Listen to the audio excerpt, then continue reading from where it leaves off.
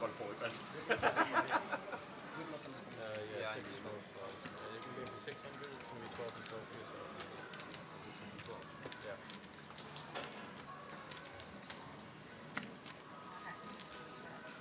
One of those on the free.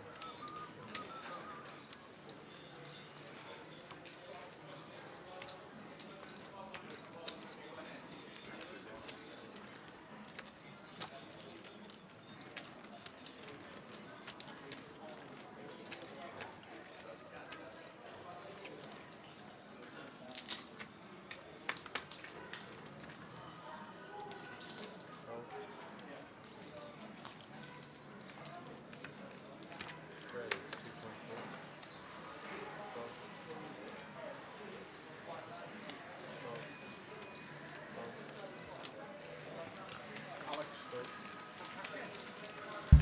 Good afternoon. How are you? Awake, believe it or not. Unbelievable. Not even done a session yet, and I'm raring to go. Came in early. Came in early. Can I ask why? I just woke up. I had an alarm set for 3:15. I was having some me time last night, playing some FIFA, so All right, set me how alarm did for you do? 3:15. Yeah, all right. Have you got an ultimate team? Yeah, building my team. Oh, Building my team Already? nicely. Yeah. And Anybody beat you? yeah, I've lost a few online. Oh, right. I've lost a few online, but this happens. And then I just woke up at 2:30. I rolled over. I'd done that thing. I panicked. You know, you're like, oh my god, my alarm's gone off. My phone might be dead, or my alarm's not gone off. So I rolled over. Where's my phone? Grabbed my phone. Oh, it's 2:30. I might as well get up. And here we are. Unbelievable. So- Boy, strolling. Yeah, He was strolling in like this. Morning. He was like that. Morning. What time do you go this? I'm early. We are changing to do the Voyage. Changing to do the Voyage today, so we're playing 15 levels of this. So this finishes around about 11:15ish. Yeah, about 11. About Sounds 11 good. o'clock.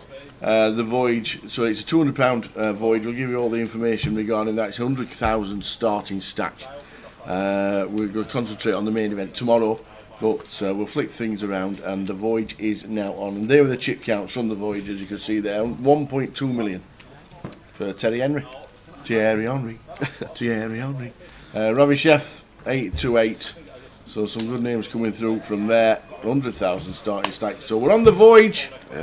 Big first hand, and something funny to as I was walking in this morning. Yep.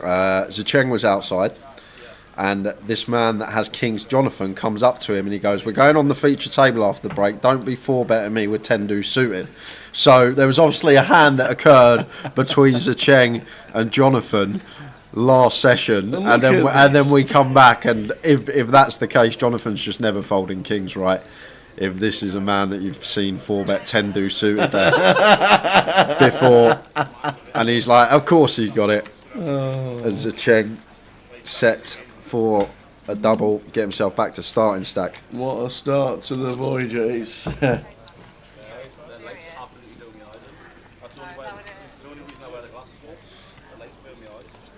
so the 5-5-7 floor was a chain.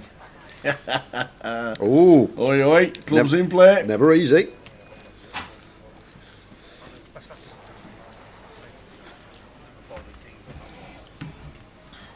That pairs the 9, so the chain is good.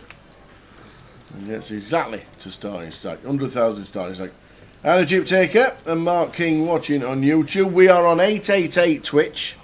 So 888 Poker TV on Twitch, and YouTube and Facebook on Grosvenor Poker.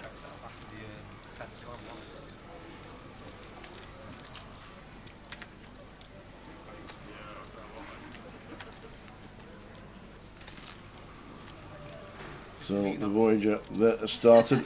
We play 15 levels. The last level will be 6,000, 12,000. We started the day with 80. 100k starting stack, £250 in total. Sorry, £230 in total. 200 plus the juice of £30. So that's what we're concentrating on today. Keep you updated with everything else that's going on. There seems to be loads going on.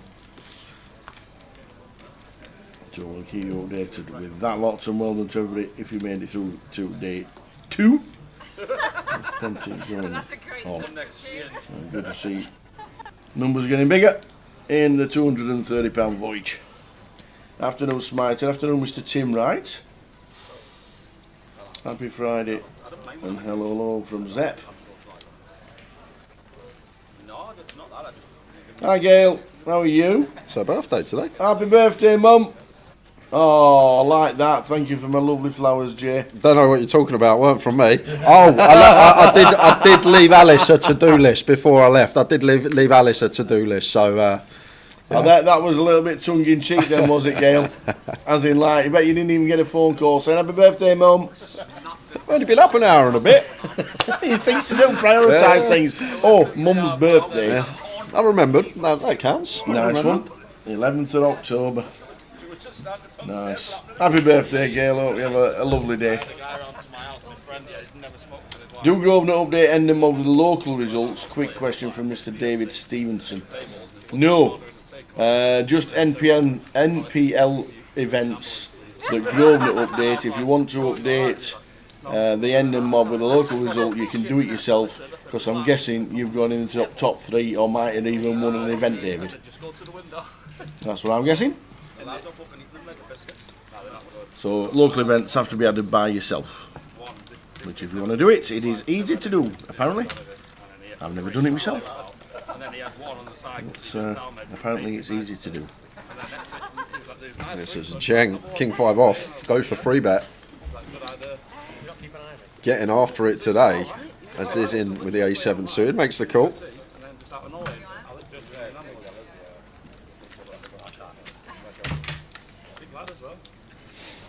Here's a flop. The Cheng will stick around. There's a Cheng actually free betting tower here. He's the aggressor, taking this one from the small. Good luck.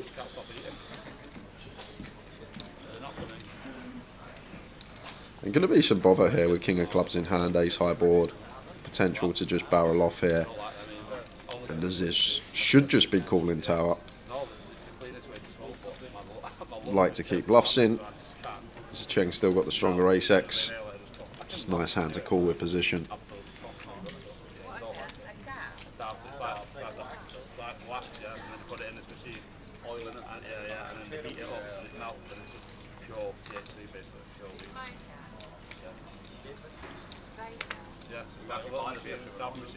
Well, hello there. Oi, oi. And this might just be a jam for the Cheng tower. Might just set us this in for like 85% pot now that we get here with the King 5 off, and the Ace 7 just going to shrivel up massively on this turn card. No. Positive vibe. Yeah, we're in a positive vibe. Yeah, we are. Is he going to put it to work?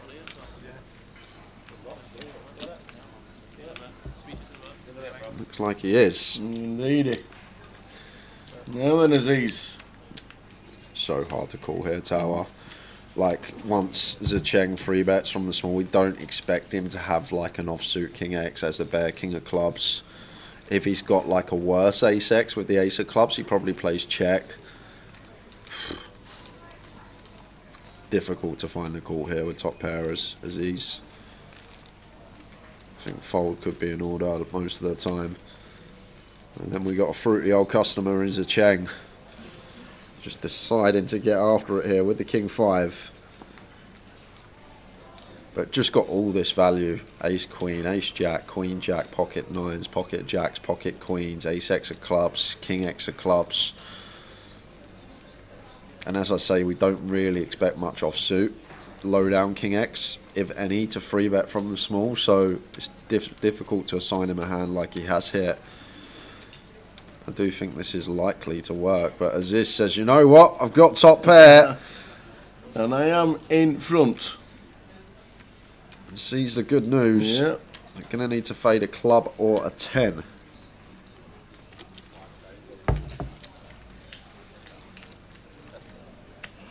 The 10 of clubs is available. The old straight flush.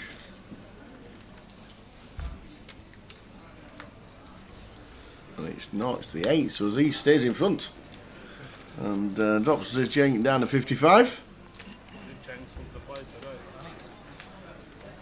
Did you come to play today? I don't do that. I would forget that. I would have told him if I had your hand.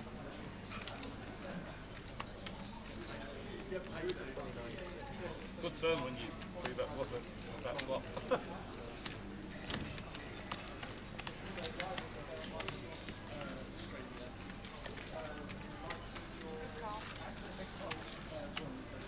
That's what happens when you start with 100k.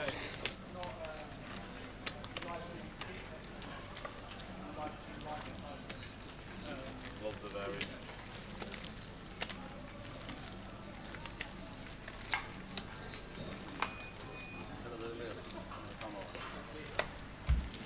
So welcome 888 streamers and watchers, 888 Poker TV, all the way through for the weekend now on Twitch and on YouTube and Facebook. It's Grosvenor Poker.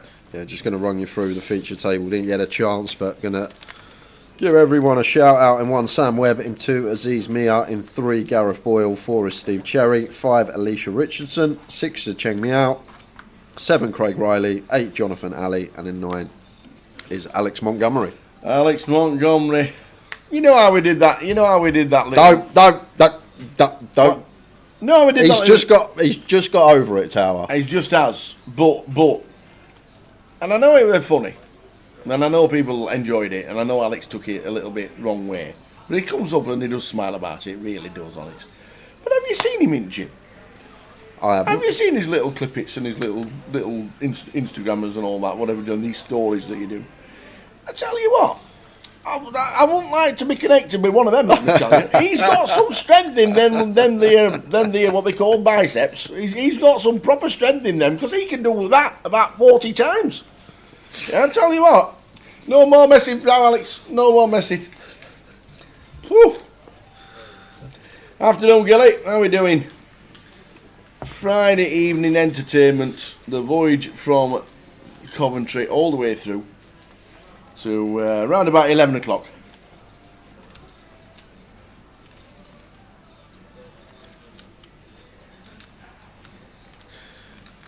A fairly loose one here for Sam, but maybe there's a Cheng factor after what we've seen just then with the King 5. Heard about the 10 deuce hand last session, so maybe just taking that into account and peeling slightly wide up. In general, King Jack off probably just goes into the muck.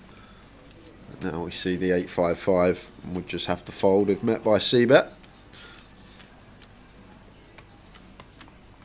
We are on Twitch over on 888 Poker TV. Yes. Welcome Mr. Lucky's TV. It says let's go Alicia. I played with Alicia and she was on my table not for very long because I busted in quick fashion, but she was on my table in Luton, day 2 for the 25.50. Believe she got a cash.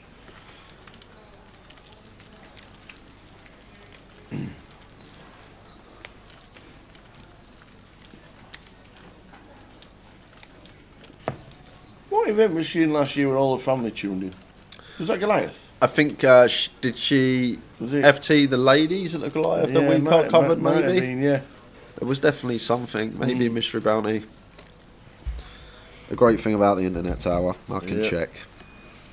But yeah, we are on Twitch and it's 888 Poker TV all the way through till Sunday. Friday, Saturday and Sunday, 888. And Lime Ricky's joining us on Sunday, which is good.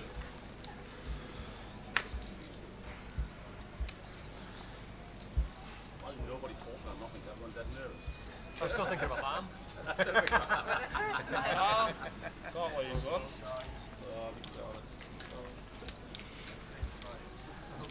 Who won the 25.50 in Birmingham last week? Mad Turk won it. Mad Turk. Did the Mad Turk win it? You played in Luton, didn't you? Yeah, I played in Luton. Unless you were down golfing. I thought I had a new career, honestly, Tower. I played the first 4 or 5 holes, and I thought it had finally all come together. I was like, oh my word, we're in everything straight, good connection, and then it just went blob, blob, blob, blob, blob. But I honestly thought I cracked it. On the 5th tee, I was like, I've cracked this game now. I finally got it, and then it just all went to pish. But there we are. I've cracked it. You do get that in your head, Tower. When you hit like 7, 8 good shots in a row, and you think, okay, I know what I'm doing now. I know what to do. I know my swing, and you think this is easy. And then top, fat, Slice. water. Yeah.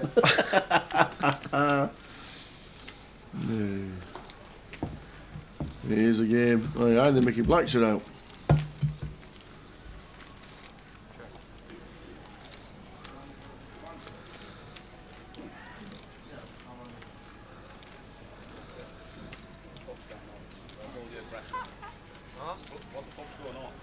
Steve Cherry showed an interest in the cash game last night. Unfortunately, it was full most of the night. And then I think he played an event, so he didn't get. But he showed an interest in the cash game.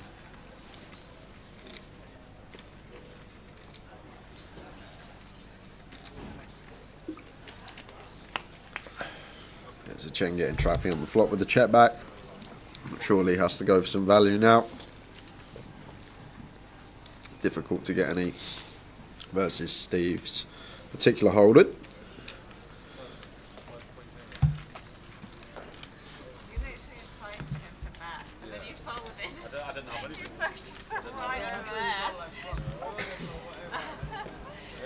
We had even the flat ball we blocked.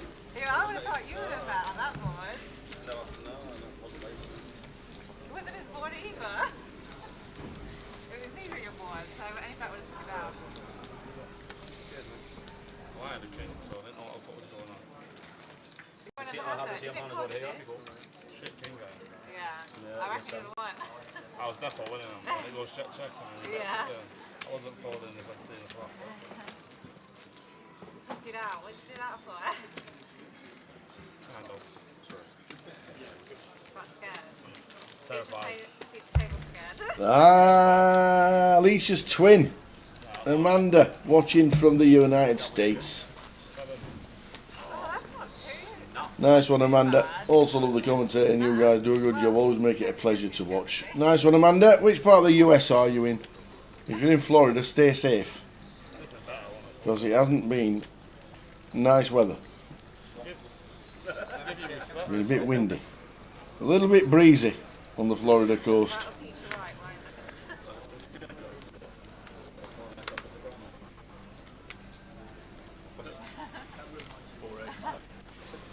And Smiter saying Stephen Cherry finished second in the Newcastle 2550 Sunday for 13k. Nice. It's on a bit of form. Stephen Cherry.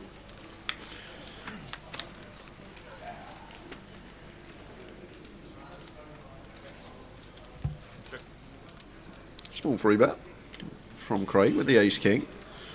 Queen 6-3-2 clubs. Check to the king of clubs turn. Beautiful sight for Craig. Turns top pair, top kicker alongside the nut flush draw. Just going to be check bet fold. You expect fives no club. Met by 3 overcards. Difficult for Gareth to continue on this turn.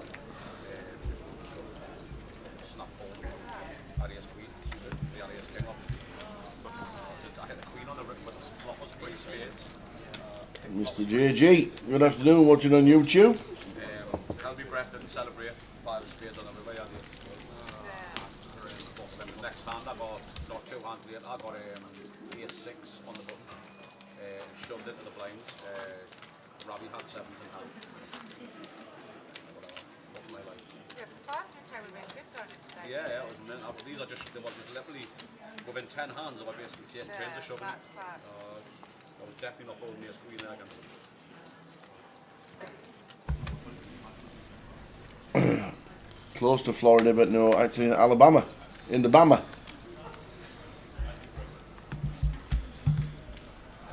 Sweet home. I'm glad you're watching while Alicia's on.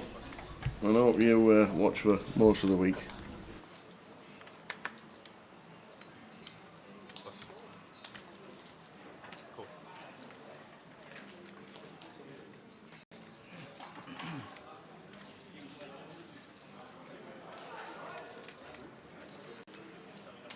King Queen for his ace, 1300 to call.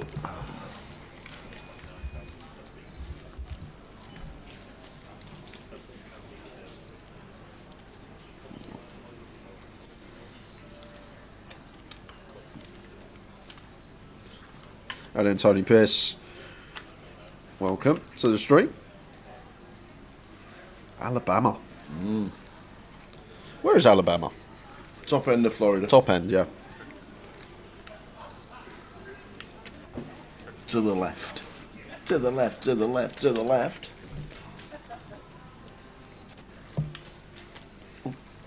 I'm guessing it's southern United States.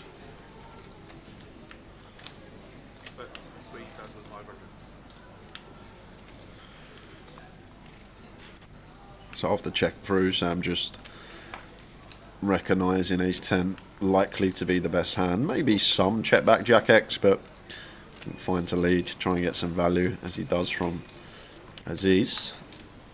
Aziz getting there on the end with the king of diamonds, so expect to see check from Sam a lot. Is going to go for a bet. So goes for a little third pot block on the end, and Aziz just got a nice easy call now with the king queen. Should be going his way.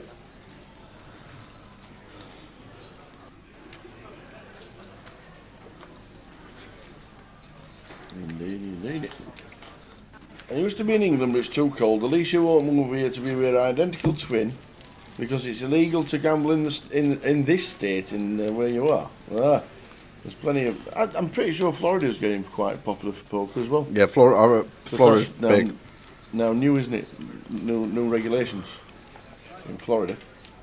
You can now play live poker. I went and played live poker in Florida 2018. 100%. Fort Myers. Fort Myers. I thought it was new. It weren't at a casino, it was at a dog track, so I don't know, maybe that's why the regulations are different. Maybe. Maybe you should both move to Vegas. You can plenty of poker then. Plenty.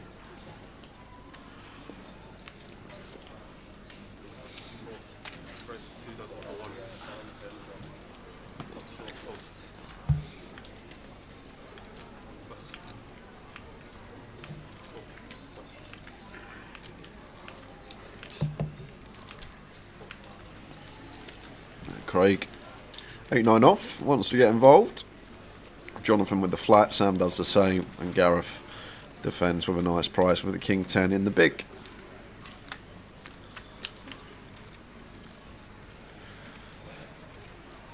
Just a gut shot for Craig, everyone else whiffs. Is the ace high board, is he going to continue? Looks like he is, into field. Should be doing the job, as it does with a 9 high, gets it through. Good afternoon, Katie Webb, watching on Facey. Who else is on? Hey Valerie. Valerie's watching on YouTube. How you doing? Mr. Lucky TV. And anybody else tuned in, wherever you may be. Richie Burners tuning in. How we doing, Richie? The crazy Scotsman.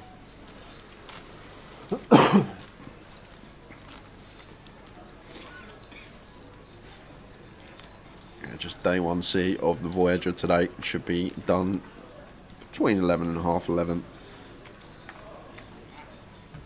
Tropicana demolished in Vegas this week. It was all over YouTube. It was on. They did it live. It's the only place in the world where they make a spectacle out of a demolition. They had fireworks. They had all these bands playing. They had the music blurting out. All of a sudden, these fireworks with Tropicana and all. The next thing, do do do do do, and fell to the ground. It went. It's going to be a baseball stadium in a couple of years' time. They beat the only indoor baseball stadium in the world, apparently. Hold on a minute. How on earth can you have an indoor baseball stadium? Because surely, if you hit it high and it hits the roof, then what happens? Well, obviously, I reckon they've gone through every permutation of the biggest hitters in the world to make sure that never happens. Because you couldn't have baseball in Vegas in June. It's 50 degrees. It'd be a bit warm. I always thought that in tennis as well. You know, like Wimbledon, they got the roof on the court now. What happens if the ball goes up and it hits the roof? Is it a replay of a point? Is it... If you're hitting a tennis ball trying to hit the roof. Well, I'm just saying, if I'm at Wimbledon and the roof's come over and I'm up against an opponent that's better than me, I'm playing every shot into the air, so he's got to deal with Plinko on the way down. Just make it as hard as possible for him, right?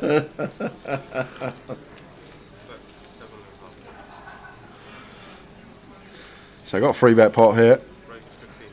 And Craig goes with the raise right off the bat, shows the top 2 pair with the king 10. Not been the best session so far for Jonathan. Yeah, it's going to look a lot different now. Las Vegas with the Tropicana on the corner. That corner used to be great. All them, you got the crossroads. You got the Tropicana, you got Excalibur, you got New York, and the MGM. All that corner, and now one corner's been demolished. And also the Mirage is shut down as well. Yeah, that's gone. What's going where the Tropicana was? The baseball stadium. Oh, and Mirage is going to be the Hard Rock. Yeah, Hard Rock Mirage. Yeah, but that's not opened for 3 years. 3 years, 2020, October 2027 is the due date, apparently. The opening date.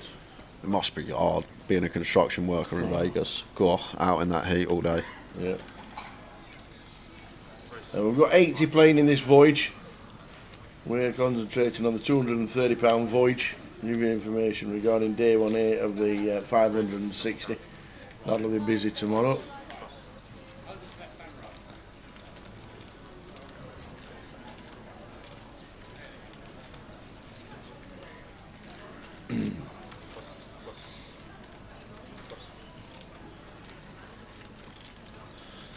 So open from Jonathan, suited ace-8. 3-bet from Alex, ace-5 suited. Nice candidate to choose. And both flop top pair. Ace-Queen 7. 3-bet pot. Board that probably just going to bet range as Alex.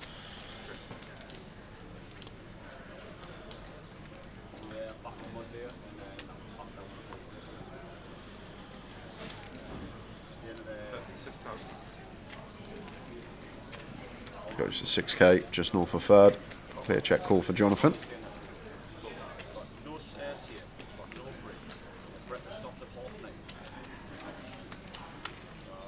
The king on the turn is going to bring the catalogue of chop outs in. Probably one that Alex will check back here now with the ace-5. Just a hand that's never going to be able to go 3 streets, especially in a 3-bet coup.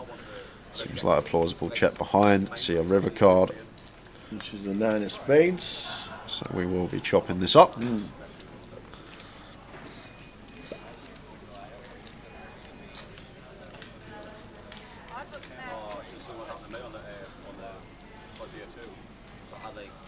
Looks like Jonathan is going to go on the value hunt with his ace-8 and tiny bet. So for this price, just going to have to one chip him as Alex. Well,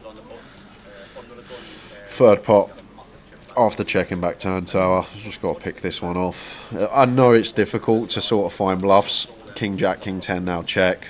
Jack 10 obviously makes a straight. It's going to let it go. Getting 4-1. Third pot on the end. Alex lets the ace-5 go. To be fair, when you think about that spot, the King Jack, King 10 should check. The Jack 10 we lose to. So we only really chop with some like ace-8 for ace-deuce suited. Same kind of hand. And then of our opponents probably not finding bluffs from anywhere else. So maybe just thinking as Alex, we don't really beat anything there. Chopping at best, let it go, although getting that 4-1 price. Did I hear that correctly? The Mirage is shut down. Yes, the 17th of July it closed. I was there. You want to see the people running about playing all the slot machines. It was bonkers. What was there like? Got to go jackpots and stuff? All the progressive jackpots had to go by law. Every single one in the building. Wow. And there was people for the last 2 weeks turning up in families of 4 and 5 and doing 4 and 5 hour stints on the same slot machine. And somebody else would leave, and then somebody else would take over. There was police in there. There was armed police in there. There was nearly riots because once somebody stood up and went to the loo, yeah, you'd think you'd come back and play the slot machine. Somebody sat on your slot machine playing away, and there was nearly riots. It was unbelievable. But every progressive jackpot had to go by law. And once the progressive jackpot went somewhere, they closed the machine down. But yeah, it all closed down, and it's going to be the Hard Rock Casino. The hotel's going to look like a guitar, and it opens in 27.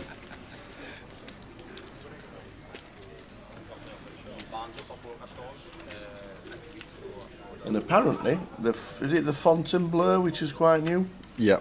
That's going to have the biggest ice skating rink in America at Christmas, apparently.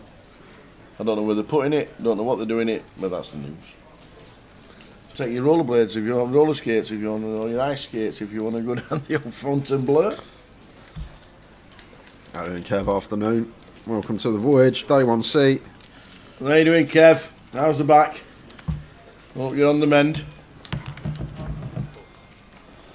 And see you soon, even if it's the start of 2025. Are you not in Blackpool, Kev? Depends on his back, I suppose. I'll show you Blackpool's schedule that's just coming up. In a couple of weeks' time, we've got the schedule through, so we'll give you that information.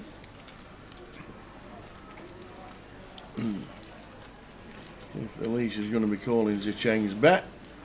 Yeah, going to be difficult on this 8 turn. Just has all the interaction with calling ranges, Zicheng on flop, stuff like Jack 10, Jack 8, 10 8, all now go in front of us. Alicia recognises that and out the way.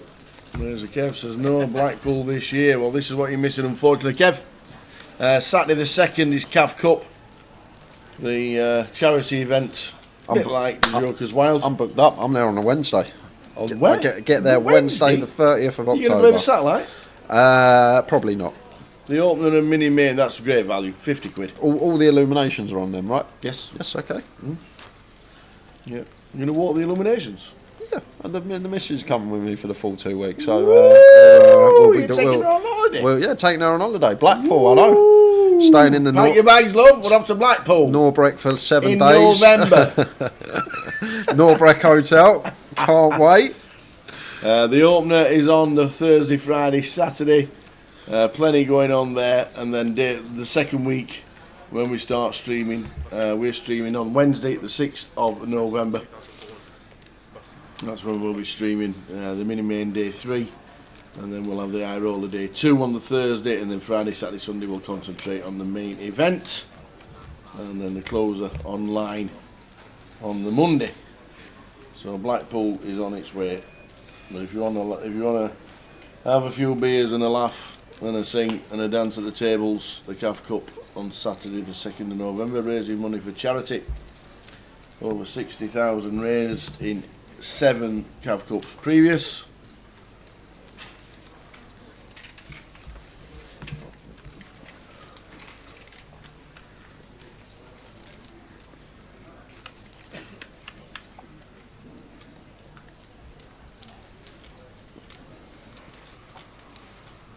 Flush draw for Zicheng, gut shot for Gareth. Not much going on for Craig, does have the ace of diamonds in hand.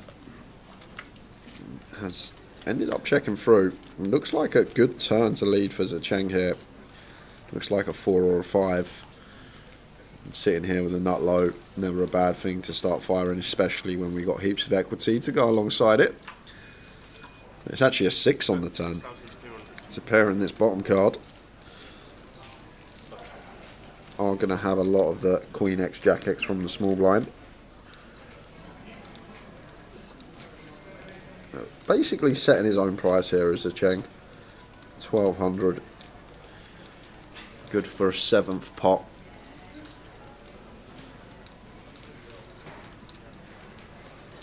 And his Gareth, I'd probably be calling versus this size tower, but is just going to let it go, although getting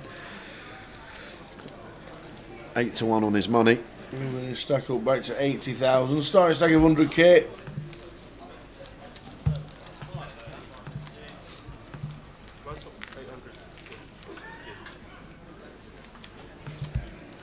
£100,000 starting stack. On a 30-minute clock all the way through. Last level of the day is level 15, which is 6,000, 12,000.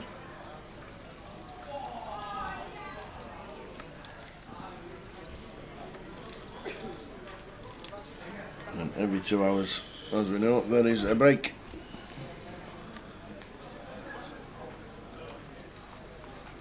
So the Voyage going on. Getting some good numbers. And then next week, and all the team turn up for the big one, the 500,000 guarantee, £888 buy-in. All the ambassadors will be here.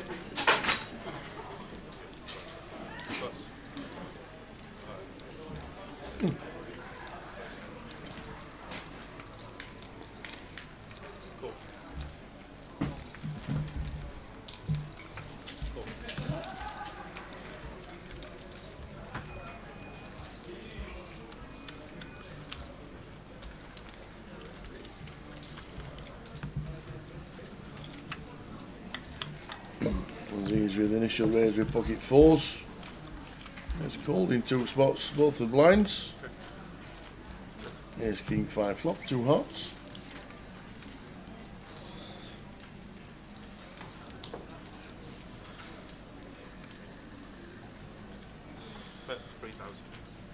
I really like this from Aziz. Some people see the overcards and just instantly check, but a board we want to probably bet range on, even 3-way. And these little underpairs to the board are the nice triple candidates to potentially get aggressive down the streets on.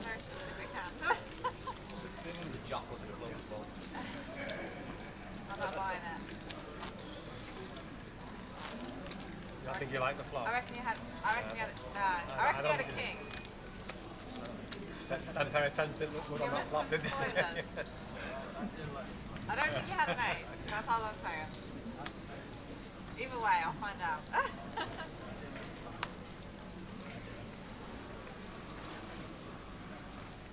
Did you have the jack of clubs?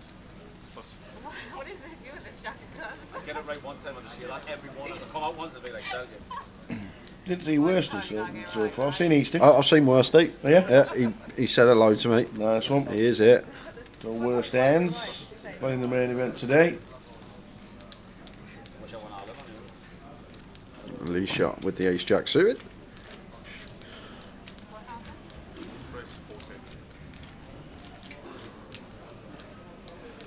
Loses to 4.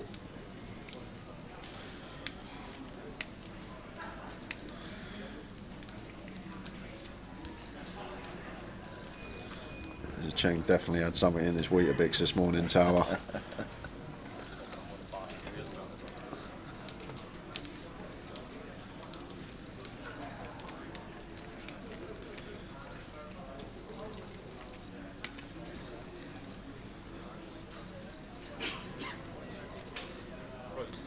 He's 11.5 with a 9-6. And ace jack suited.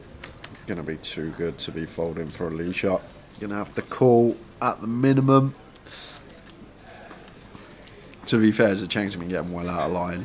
Maybe ace jack off. Better to 4-bet, not all in. This one's probably too good. The fact we're suited. Don't want to 4-bet, get shoved on. Just lands on call. King 3-7 rainbow. Yeah, and once we get here as a Cheng, just a clear C-bet. Really nice to be wrapped around that 7 as well with backdoor diamonds.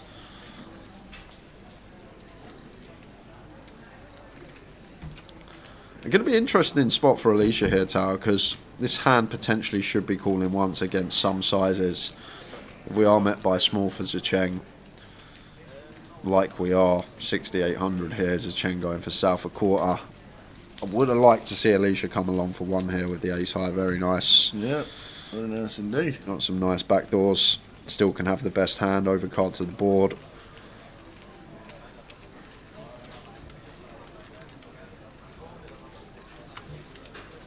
Oh, Zecheng on the turn with the 6 of hearts.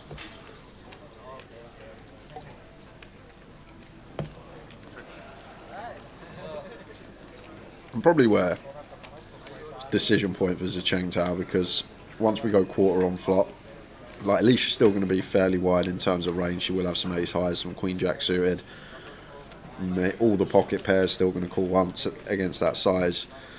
But do we dislodge a king? We do not, so we'd have to go for a triple to try and fold out a king by the river. But I guess this 6, we do block pocket sixes, a hand that would call on the flop. 6-7 suited as well. not going to be a thing. Only one combo left. 6-7 of diamonds not a thing. So it looks like Zheng does have the triple off in mind here. Tower target 8s, 9s, 10s. King X by the river. 15,000 is good as Alicia folds the ace jack. Now stack 159,000. Craig Riley 163 as chip leader.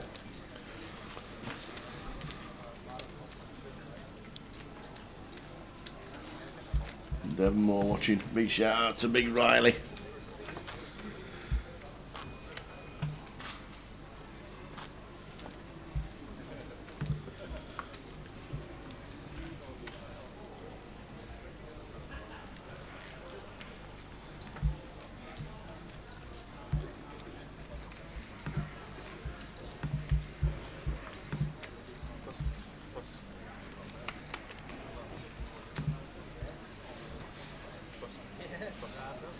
He's 8 for Zheng. Way he's playing, he won't be folding this one. Involved in a lot. Back over the starting stack after he dropped down to 50. Ah! Whoa. Just thought he'd throw a spanner in the works, Ross Tower. 3 bets, 9-6 suited. Folds to our slate position, folds ace-8 off. Alex with a jack-6 of hearts. In with a complete, and Sam going to have a nice easy raise in the big blind. Couple of tens. Should be around 3x.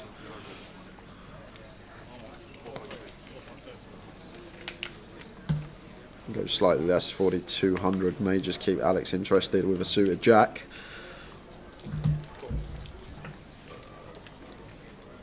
Big buzzer. Now we're doing Barry Neville and a C4 just tuning in. Hope all is good both. Always comes out this time of year, Barry Neville. People start needing their turkeys, getting ready for Christmas, Tower. Oh, what a funny story that was.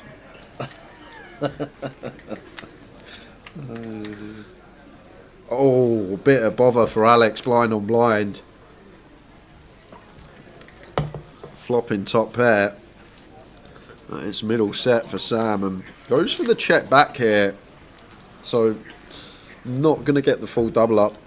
Choosing to check this one back. I think it's fine to just go bet, blind on blind, Tower. Like, we can go small on flop and still get called by so many holdings. Like, even stuff like 5-6 suited would come along. Ace highs, king highs with the backdoor flush draw. All should call small. So, potentially, as Sam could just go bet with a monster blind on blind that tries to set the trap. Now we get here just calling with position.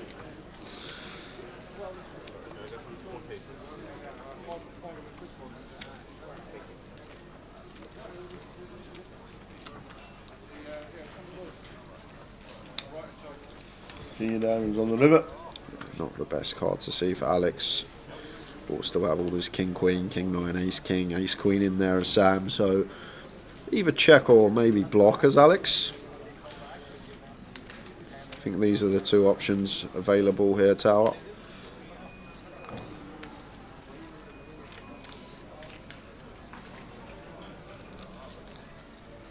Assuming that's not going to be too sizable. Alex has put chips in the middle. Yeah, just a block for just less than 10%. Now, a quick raise from Sam, giving Alex the opportunity to get away from it, especially the speed that Sam went for that raise as well there. Live tell. Didn't take too long before picking up chips and just throwing them over the line.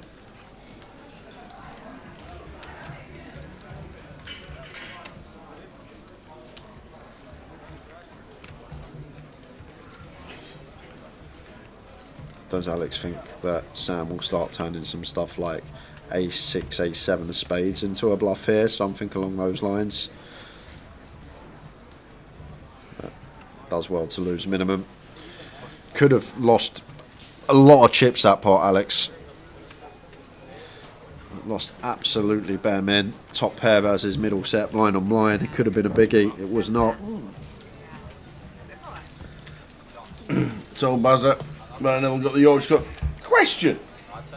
I saw the Yorkshire Cup and I thought, a great idea. And I pulled it up on the app and I thought, that's not too bad, £150 in, they've got 30,000 guarantee, day 1 A, B and C. Day 1 C today, which is Friday. Just Friday today? And it starts today. No. Oh, okay. That's day 1 C today. So it's had a day 1 B and all that. Right, okay. So, yeah. I thought you were just saying No. day 1C, we're starting with that flight. No, day 1 C's today. Yep. They've already collected 25,000. Yep. 30,000 guarantee. But there's nothing on tomorrow. And day 2's on Sunday. Why? I don't know. Ask Barry. Why? Why ain't there a day 1 D turbo? On the Saturday morning, or Saturday afternoon, or Saturday night?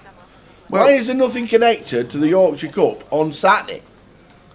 That's what I want to know. International break this weekend? Well, it might be Sheffield's big city. Big city. I don't know. I was looking, and I thought, well, why is they got the Yorkshire Cup 30,000 guarantee on? Because they got a flight in Huddersfield tomorrow. Ah, didn't tell me that bit though, did they?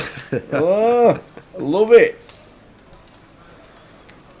We got a flight in Huddersfield, just round the corner. It's only half an hour away. Straight over A637. I see. Because the day 2's on the Sunday. Thanks for that, Barry. I knew you would be. I knew you'd be on the case.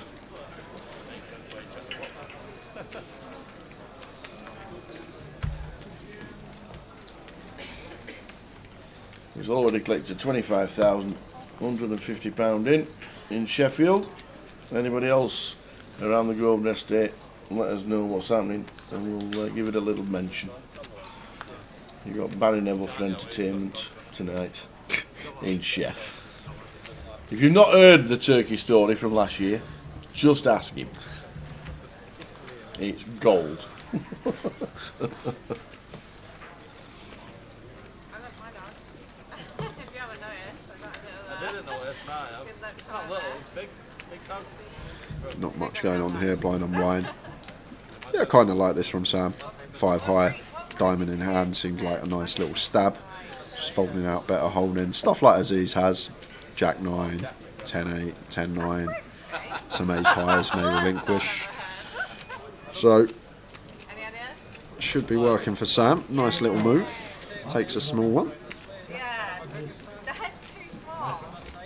Yeah, they got. Yeah, his head's a lot bigger in real I used to have life. a blue stuff. I was like, that's like zero. I did as well. I was going to go with it. Queen 9. Queen 9. I like Queen 9.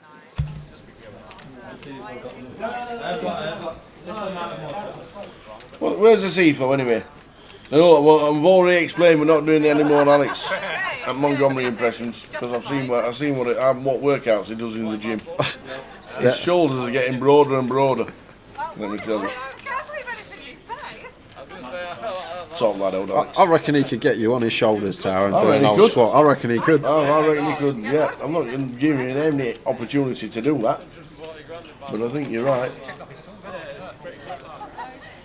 I think you could do that.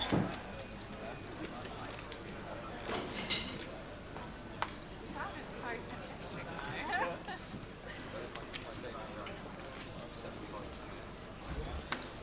though. Indeed, yes, Scotty. If I ask you why, are you going to tell me the truth?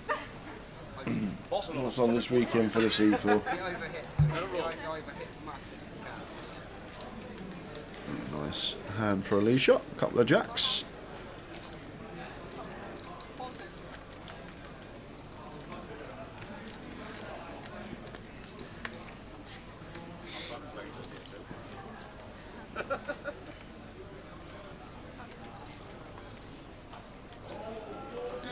And King Queen of Diamonds here for Alex. Starts the hand at around 45 effective. So probably one that just plays call at this stack depth. Maybe some free betting going on.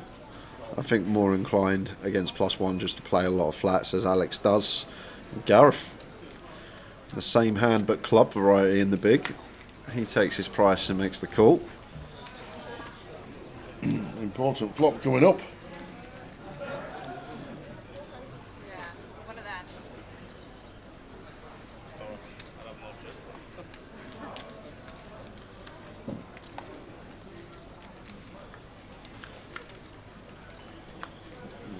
Yes, 4-7 spades and nobody's got a spade in their hand. Yeah, not really a ball we're going to see bet too much as Alicia either. Tower out of position to Alex, but we get stripped of a lot of our flushes once we open from early position, and the ace of spades is on board. So it does check it over to the 5 of clubs turn. This could be where we could potentially see a delay once flop does check through and big blind checks over to us again, but already on the hunt for showdown here. Yeah. And Alex just with the king queen. Decided against betting. And now Gareth got a lead here, Tower. We just have to. It's checked through twice. Such a beautiful spot to just lead river here. Fold out some pocket pairs, fold out some one pair stuff, but doesn't take the opportunity. And going to leave some room for Alicia to go for some thin value with the pocket jacks. That's 5k. And Alex is now like, hold on a minute. I'm pretty confident you haven't got an ace. You're going to bet flop, and if you don't bet flop, you're probably going to bet turn. So we eradicate that. I don't think you're going to go as thin as jacks through kings on this river once it brings 4-liner for the big blind. So maybe debating the hero with the king-queen height. Would have been some tidy little value if she got it. Difficult for Alex to call that with his combo. The Seafield's on his way next Friday. He's won a 2k package to the 888 main, as obviously he does. Well done, Seafield. First visit to Coventry since 2019. Very nice indeed. Well done, Seafield. These 2k packages are great on 888. Well done.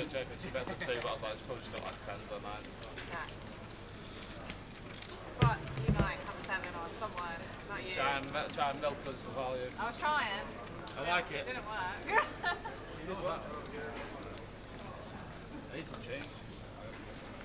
Plenty of runners next week. 888, £888 buying, 500,000 guarantee next week.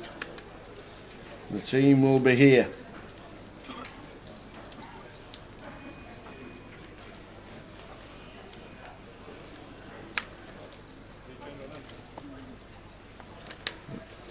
And absolutely stoneballed it last week. Kings into ace jack. Ouch. Ouch, ouch, ouch. Evening, Zoomer. That's things. How you doing, Zuma?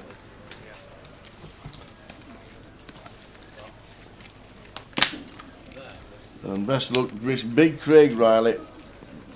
Off his back of his Irish Poker 10,000 win. What did he win, Mr. Bishton? Was that one of those at the Green Isle? Mr. Craig Riley.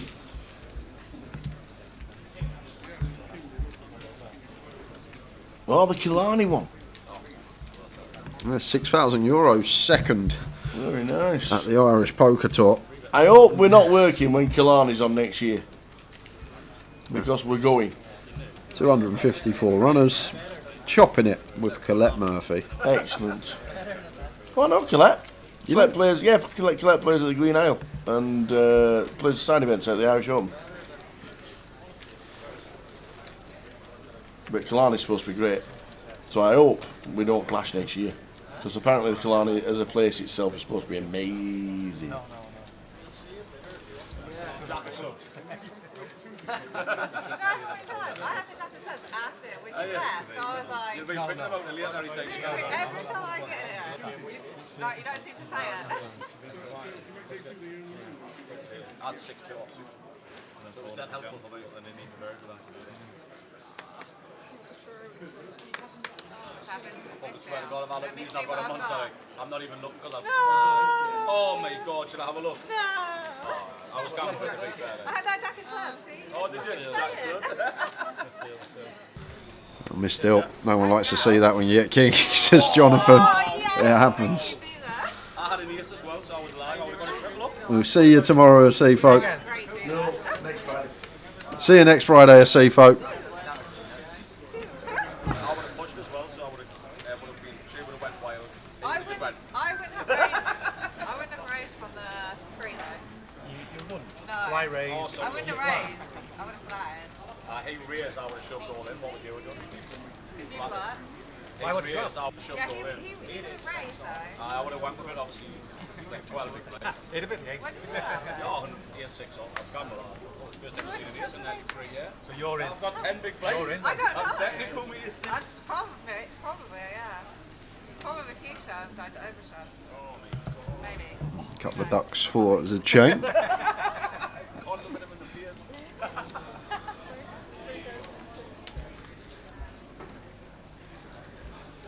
You done so well to get away from that. To be fair though, you did lose some kicks earlier, so I might have won. Oh. 10-9 of hearts for Alex. In with a call. Huh? Going to be all the way around to the blinds. Now I'm a parrot. Queen 4 off for a leash up. Like to see fold, but going to take her price here.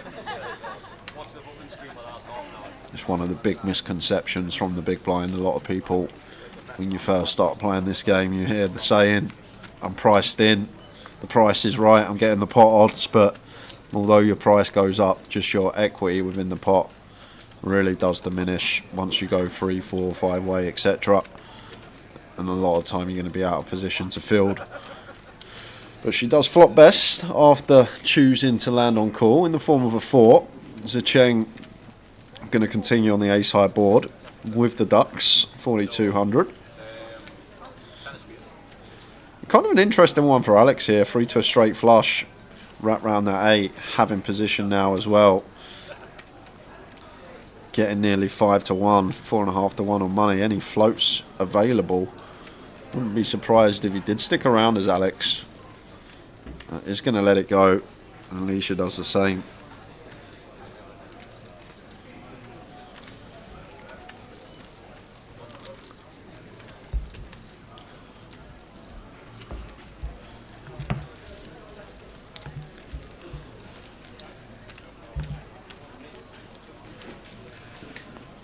How are we doing, Parabellum?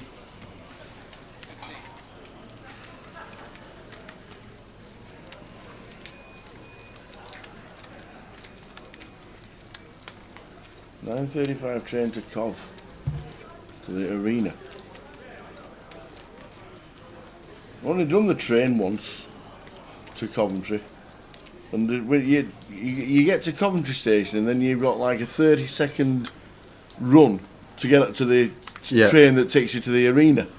Why is it so close? Why don't they give you 5 minutes? It's always 1 minute whenever you do the transfer from Coventry to Coventry Arena. It's crazy. Yeah, all good, Parabellum, thank you very much. All good. Here for the Voyage today. Main event tomorrow and Sunday. Yeah? Why don't you ever say it? I can't stop looking at that every single time. Friday afternoon. It is. Live stream on till the end of level number 15 when the blinds are 6,000, 12,000. I don't know, it's tiger shit for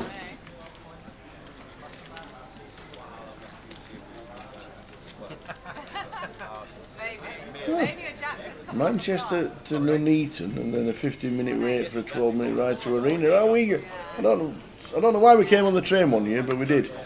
And we ended up doing, I wish we'd seen the thought now. I think it was weird because it was like Blackpool to Preston, Preston to Birmingham, Birmingham to Coventry, Coventry to the Arena. It's a right farce.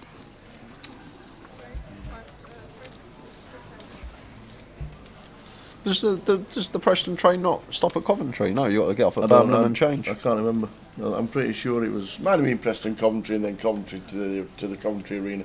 Right, I did realise that somebody says just get a taxi.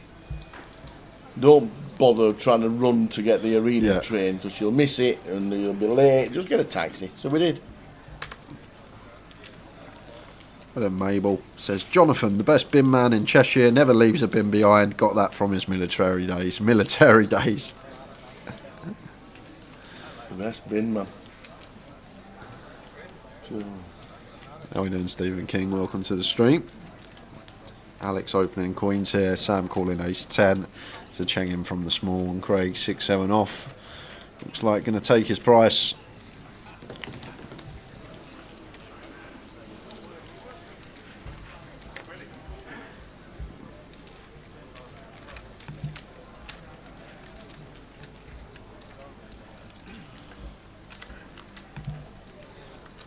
Ace high flop, ace, ace, 5.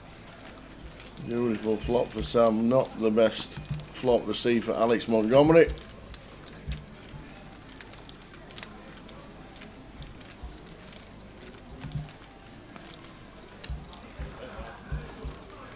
Ace 35, I do believe.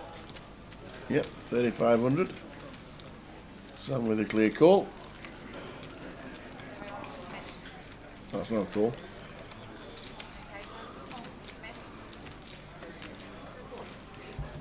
That is a call. Oh, it was. 4 Thought there whites. were a lot more chips. Yep, 4 whites. There's my eyes. Thought there were 4 yellows. Yeah, and we absolutely hate this as Alex, because now, like even stuff like 7s, 8s, 9s start folding with 2 players behind, and Alex bets into field on ace, ace 5. So difficult for us as Alex now. Maybe we're ahead of some like 9s, 8s that call once, but even these hands probably start to fold once Alex continues into 4. So I just think there's just always going to be a lot of check folding going on for Alex on almost all turns.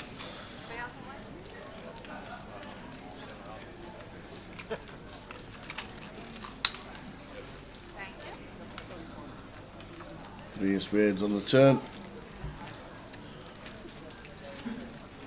Now just 100% check for Alex. So just an easy one to range opponent. Like once they call flop, 8s, 9s should start folding, therefore they're just always weighted towards this ace-x type stuff. But now we're getting this price on the turn, and it's attractive. 5-1 on a call. It's a really annoying spot tower. Yeah, so he's made it. Because of this price, maybe some 8s, 9s, 10s could still be in there.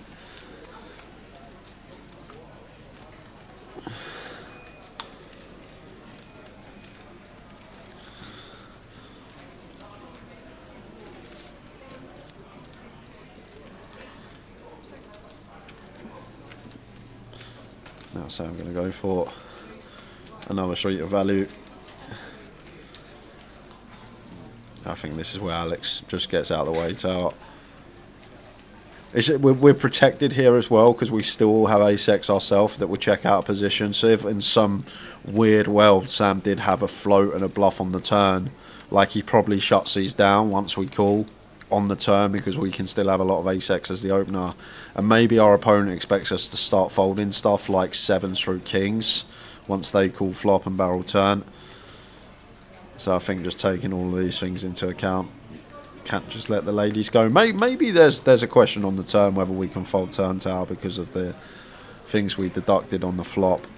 Yeah. But once we get to the river, most certainly got to go into the Mac. Obviously, turns a lot closer. Well deducted, young man.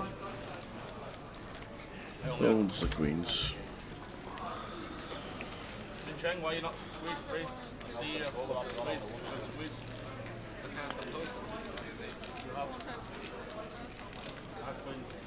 You can get a train from Edinburgh to Coventry direct. Oh. See you tomorrow, Piano Cat. No big ace flats there. That was some journey. Jack Club. I do it. I get on that train to Edinburgh What every do you year. do when we're up there? Oh, there we just walked over that. Supposed to tank that lot. So annoying. I know what it's supposed to turn, but I can't actually pass it. I know he's got an ace, that's why I've got the ball.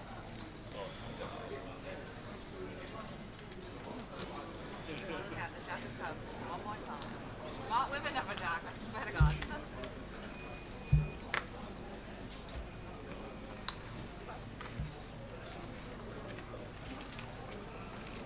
Yeah, got 3 outs and he has 2 of them.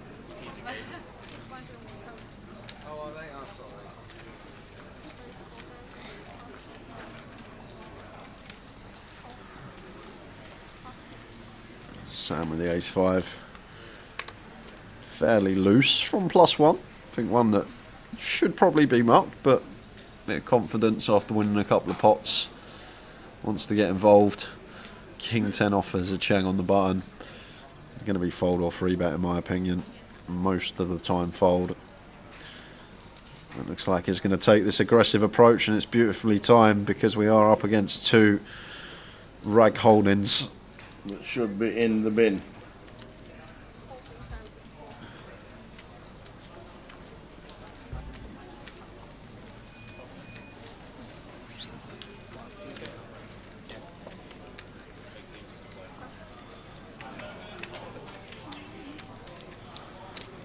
Stephen Cherry wants to have a look with the 8-9.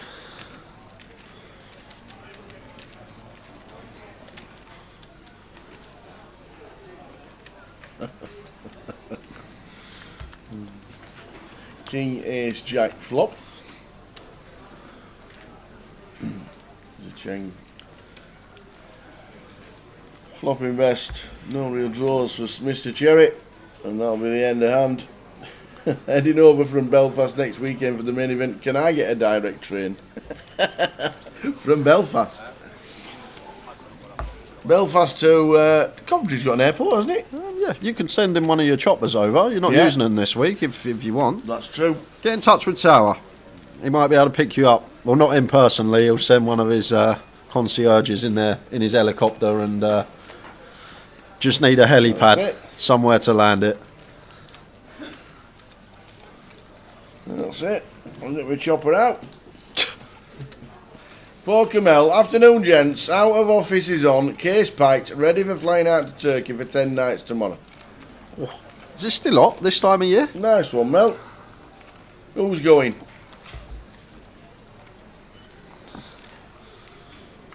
Who's on the way to Turkey?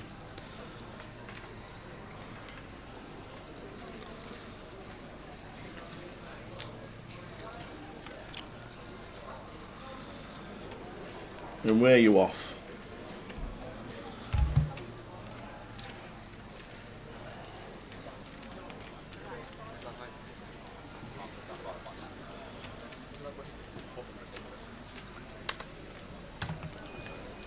Enjoy, Mel. Sure we'll see you in Blackpool. Yeah, Mel does live the dream. Unbelievable. Tell you what.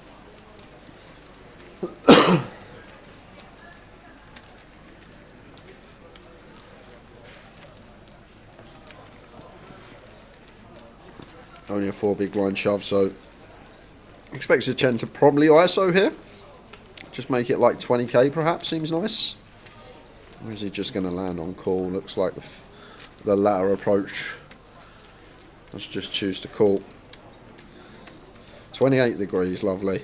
Big family holiday, 9 of us going, parents going, so babysitters as well, lovely. That's what you need. Fantastic. Jonathan with the ladies, going to get to ISO himself. And the Cheng now going to be able to fold the ace-8, and Steve Cherry going to need help with a 7-3 of diamonds to crack the queens of Jonathan. Otherwise we're going to lose one.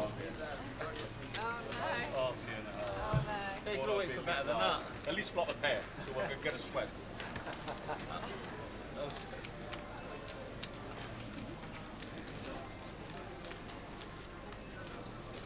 Oh, look. Round short. He has been pretty lucky to be fair.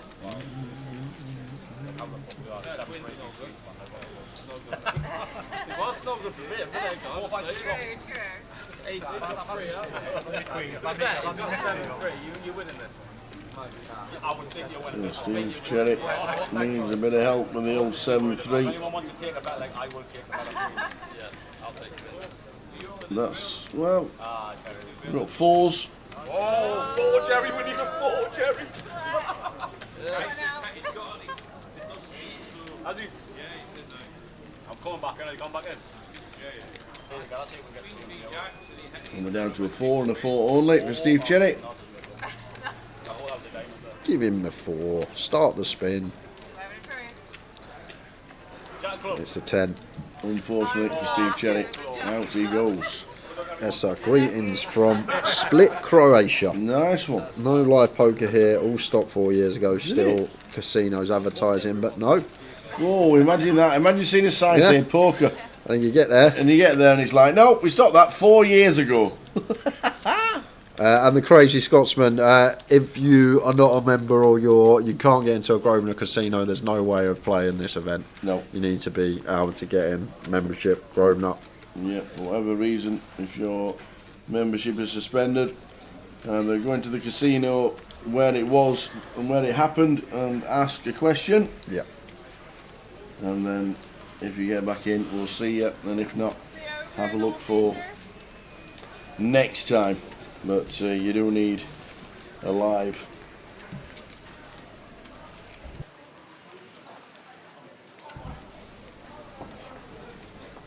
But yeah, you need to. You need a valid.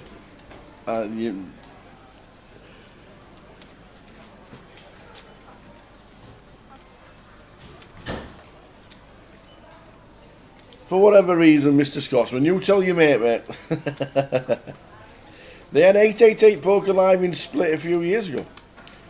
Well, definitely before 2020. Do I have to sign up before I arrive, or can I sign up there? No, sign up here, but bring photo ID. I'm guessing because you're coming over from Belfast, you'll have your passport on you.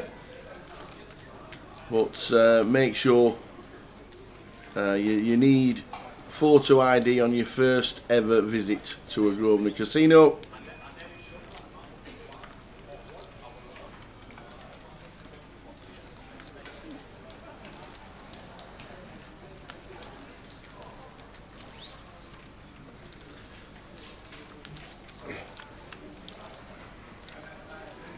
Oh, a couple of days at the weekends, no more time off. Well, hope to see you in Blackpool, Mel, if you make it. If you make it for the Cav Cup, that's on the 2nd, on the Saturday. As you know, the frivolities of the Jokers Wild and the Cav Cup, how good they are. And if not, we'll see you for the second weekend and the final weekend in Blackpool.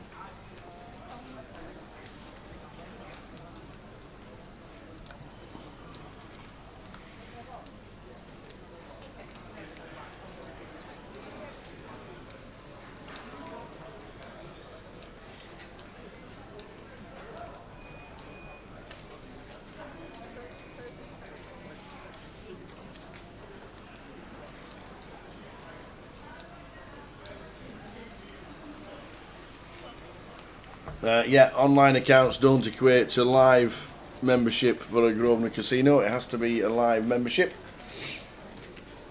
I mean, my mate does.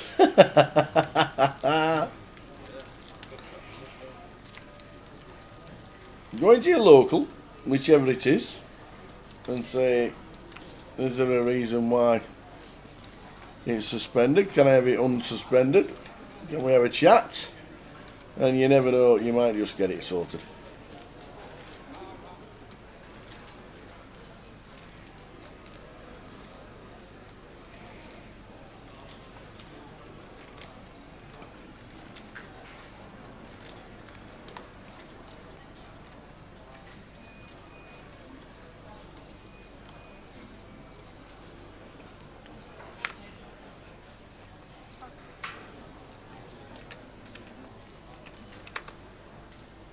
So we're playing till the end of level 15 of the Voyager. First breaking play will be around about 25 or 6:35.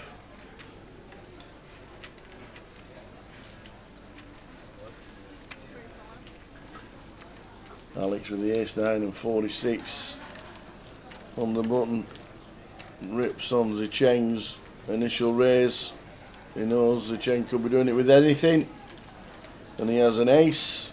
Aziz with the dilemma, not Zicheng.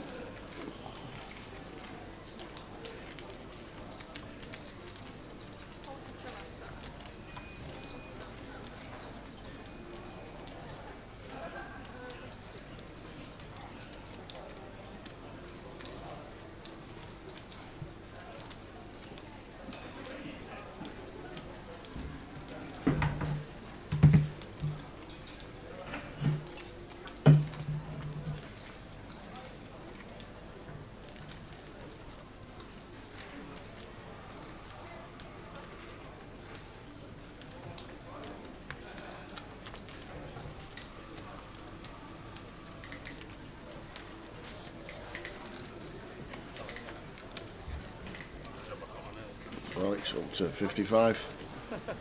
No action.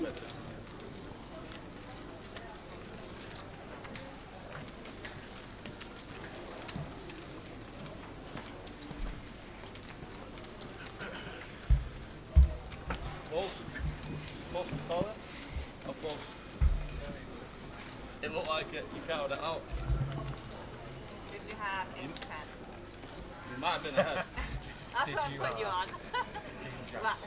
Did you have? You might have been ahead. Starting stack 100k, I see. Broadway. King Queen. 15 levels of poker to be played today. Last blinds are 6-12. Never you mind, have to wait half an hour. Ah, shit. Watch it on telly later. I was live, put it that way. I had an ace, that's about it. I can't do nothing else. It's running over.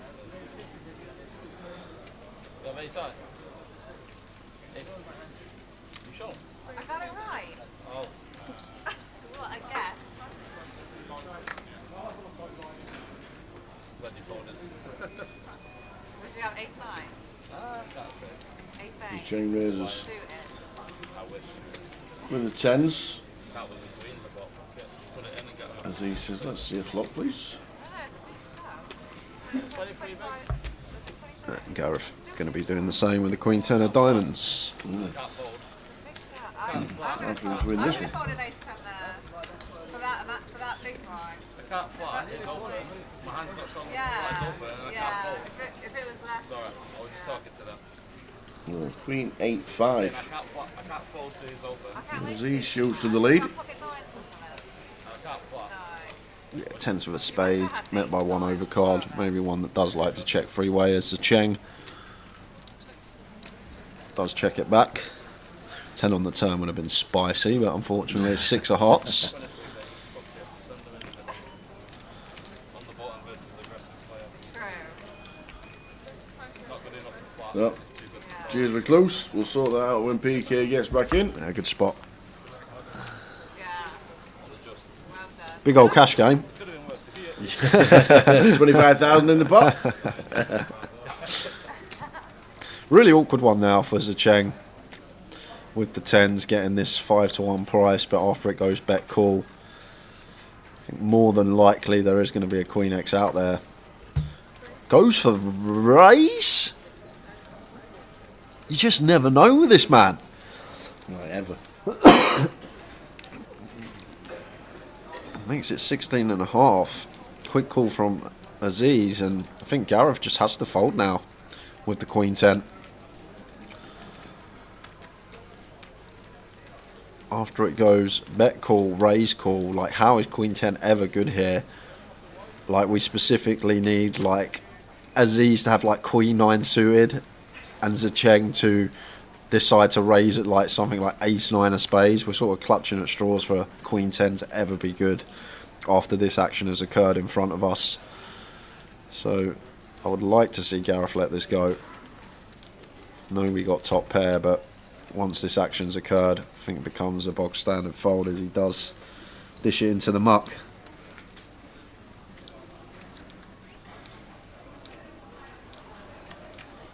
And 3 of clubs, river. And now, was it a raise on the turn from Zacheng to check back river? Or was he having some ideas of dislodging a queen by the river? That does check it back, and pocket 10's no good against the Queen Jack. Yeah. It's good, isn't it? I won't look up there.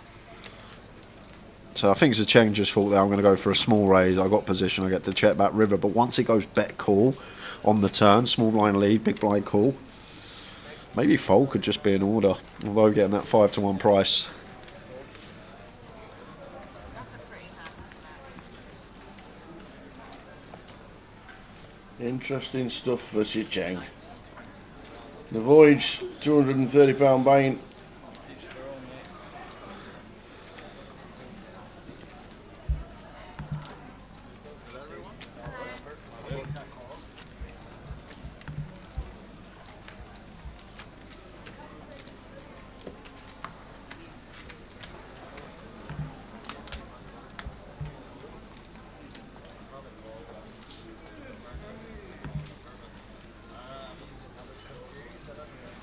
There's the live coverage for the whole of Coventry. We'll show you straight after this hand what we are doing on the schedule for the live stream. King Queen of Spades for Alex. Opening in the hijack.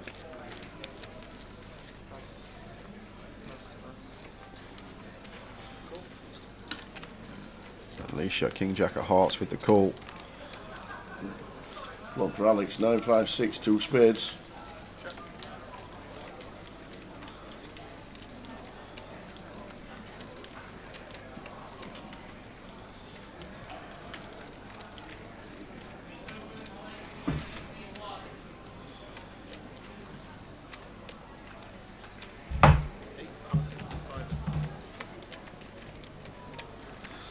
So it's a big bet from Alex. Goes for large size. Alicia just can't do anything versus the bigger sizing. Out of the way. We're here for most of it. Today is now the Voyage until around about 11:15. Tomorrow is the Voyage day 2, the final day of the Voyage, and then the main event, the final day of Sunday. Monday, Tuesday off. What would you be doing? Sleep. Sleep. Bit of golf. No golf. Bit of puzzle. Probably not. No. Couple of days, good lad. Probably not. Good lad. Look, the thing is we start early Wednesday. That's the thing. I'm not going to Early? play Tuesday night. Early, 2:20. Yeah. Early. Well, usual Wednesday start for us is between 6 and 7. Is it us include the setup?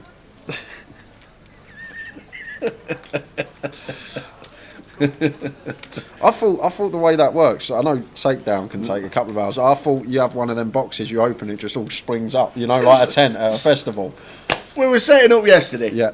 As obviously we're getting everything in position. There was me, PK, and Mikey. There was 3 of us doing the setup. We're obviously got on the floor doing all these. This guy walks up. Yeah, Tara. He says, "Getting your hands dirty." I says, "Yeah, we're setting up." We went, "Why have you not got any lackeys doing all that for you? I thought you'd above that for your station." I said, "Why have you not?" I said, "Don't work like that. There's not 100 of us. There's like 5. You know what I mean? There's no get your hands dirty." Sorry, what was that? Lackeys? Yeah. I've never heard that before. Is that like helpers? Yeah. Little helpers? Yeah, little helpers. Yeah. Yeah, you shouldn't be on your knees at your age, he says. I said, "I know that." Ace-9 for Aziz. Goes for a little fruity squeeze. Don't mind it at all. Nice little combo choice. Going to get some bad news you expect from Jonathan. Just going to be a 4-bet to 35k. And should be working. Really like this from Jonathan. Not choosing to jam. Trying to induce something. Almost clicking this back to our opponent. And now Aziz just going to have to get out of here. But really love this 4-bet not all in. It's really nice. There's still room for us to fold if jammed on, if we happen to have a bluff. Potentially induce something from Aziz. Get him to continue sometimes with a suited ace, suited king that we dominate. A lot of players would just shove this spot in this tournament, but this is a tidy little 4-bet from Jonathan. Credit where it's due, and it will be working. You think it will be working.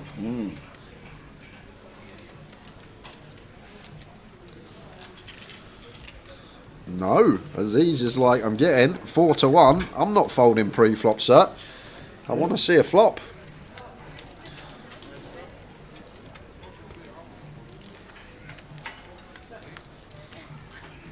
Eight, 3, Jack. 2 clubs.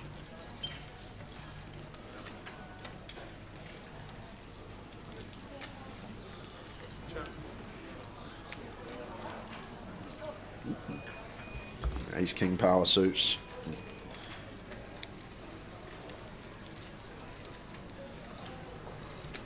But there may be some jamming going on, even in a 4-bet part of this SPR. I think it's more like on the Jack 9, Jack 10 boards. I'm not actually sure about the Jack 8, but when you have like one SPR, 3-bet, 4-bet pots, and you are out of position for like stuff like on Jack 10, Jack 9, King Queen, Ace King, Ace Queen. Some of this stuff does like to just shove for over pot, just over north of one SPR. But Deuce of Hearts on the turn, and now Jonathan thinks he's got the best of it.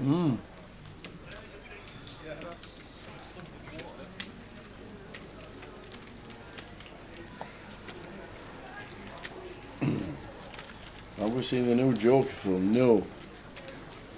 Weirdly, the last Joker film was on ITV last night after the football. I think they did it on purpose for the England manager. I've never even The Joker. I've never even heard of the first film, let alone the second. Batman, I'm guessing. A prequel, sequel, a Black Batman. Well, yeah, he's obviously the Joker's part of the Batman movies. Well, they're giving him his own film. Yes. There's been about 5. What? Joker films. Easy. Being 5. Heath Ledger was like the most famous. I remember that picture of the Joker walking away from a burning building years and years ago. I thought that was from a Batman film, though. Oh, it was from a Batman film. But I never realised he had his own. Yes. Evening the Finbar Saunders. Best thing about the international break? Man U can't lose this weekend. Correct. That's exactly right. But they will get the same amount of points they usually do. They'll stay in 14th.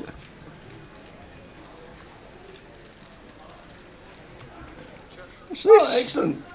Whoa, what's happening here? Yes, please.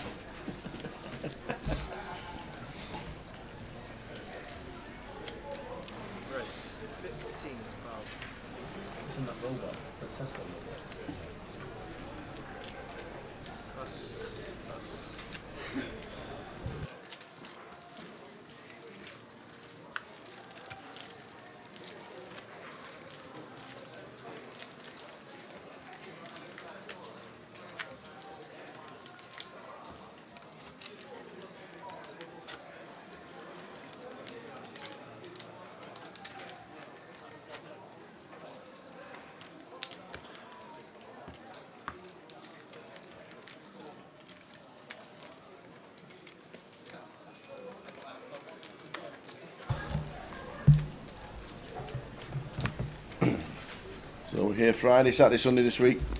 2 days, no stream, Monday, Tuesday, and then Wednesday, Thursday, Friday, Saturday, Sunday. Sam with the ace queen, raised 5.2. Maybe she's folding the 2s, the chain. What we're doing names here with these. 5-3. Looks like the ace queen. Well, Jonathan may want to see a flop. And indeed he does. I have an ace.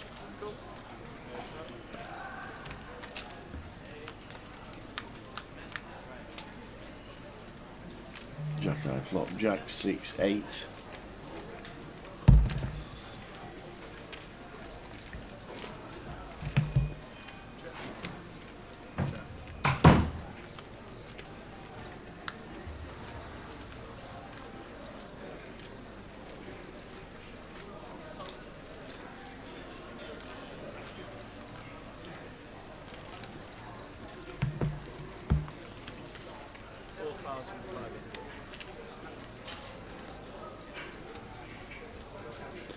A little lead here from Jonathan. Does get the better hand to fold with the ace-5, getting a better ace-high out of there. Nice indeed from Jonathan.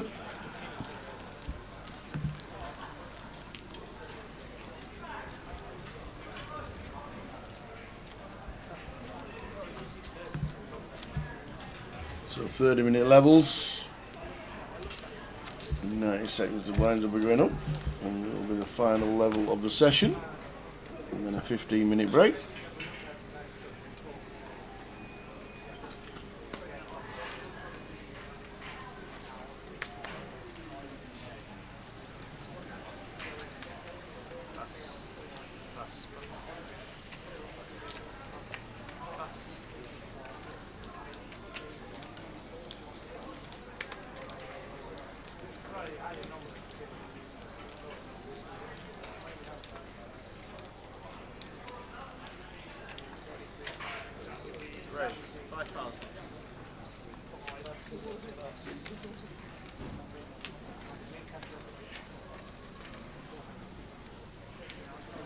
Alex knows that your Cheng does a lot of raising.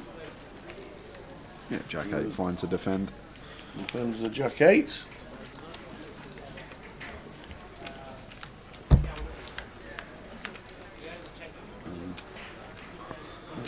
himself in a bit of trouble. Kicker problems. 8-6-5 flop. Well, flopping top. Yeah, potential bother here for Alex. Turn that's just going to have to be led, especially with our hand.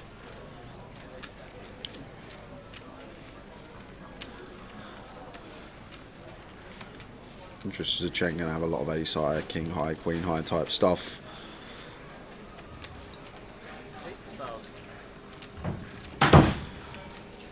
Goes for the bigger bet, just shy of 2/3. Zheng, a nice clear call with position after opting to check back flop.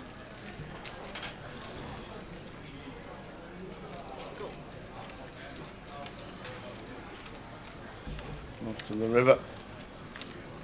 And the 10 of spades. Yeah, some of Alex's bluffs getting there. 10-7, 10-9, both now make top pair. Backdoor spade draws also completing.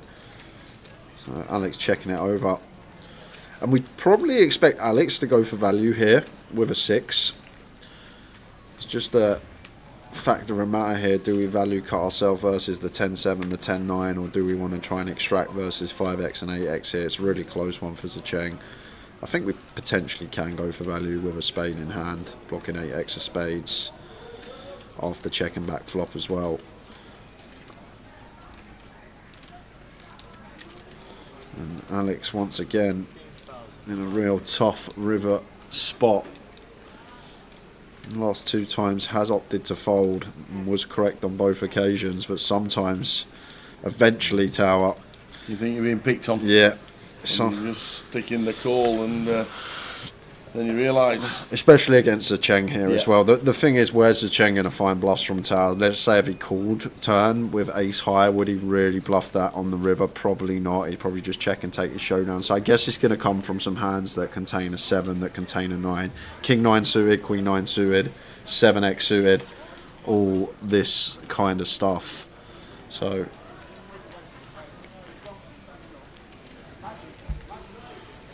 it does eventually pay, as predicted. I did think eventually he'd get suspicious, and it happens, especially in a live setting tower, when you have 2 river decisions and you go with fold that are really close, and then you have another decision not long after. Eventually, you do flick that chip in. You just say to yourself, I can't just keep folding all the time, these close ones. I'm going to have to call eventually, make a stand. And that was his decision that time. And like you said, against that opponent as well, Zheng could have anything. Time to spin for Alex. Any nice food available in Cov. Yeah, the menu's alright. The menu for the little restaurant is pretty good. We've got the anecdote upstairs. That's very good for chicken and watching footy and playing beer pong and what have you. That's alright. And if you don't mind going out of town, they've got a little complex of Nando's and everything over the Near road. Tesco's. We have. Off the train, turn left instead of coming to the casino. Yeah, there's plenty around. Superb curry house, about 5 minutes away. In a taxi called Nashar. Very nice. Not been for years, to be fair. Not one. That's the first time I've seen it. 5-3 up. That is fair.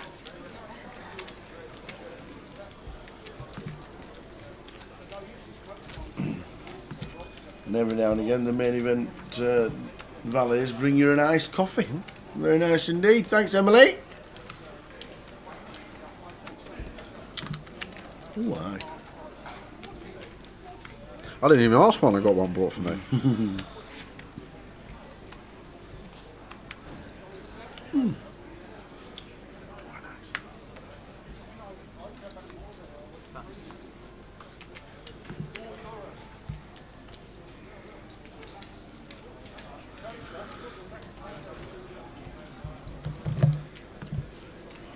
Race. 6,000. Alicia with the 3s, raises to 6.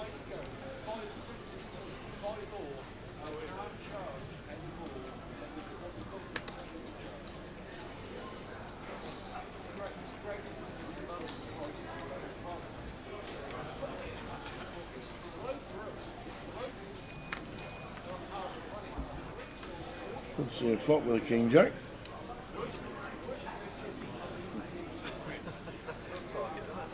Good pile.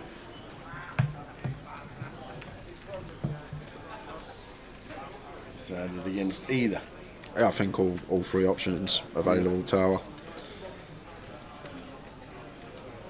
Offer 13 there for Alex. Maybe not flat, maybe flat in the one. We don't choose, but all in could be an approach to take. We're just going to give Alicia credit for a strong hand. And Aziz in with the king six from the big. And Alicia flopping will draw to go alongside her pair. But ace high board, I'd like to just see continue just flushing out stuff like 8-9, 7-8. Go. It just works. Scoops in a few more. 170k just shy of. Amanda just set out a big yeehaw when she takes the pot. Just because she lives in Alabama, I doubt she sounds like that, Tower. I don't think it works like that. I don't sound. I moved to Birmingham. I still sound the same.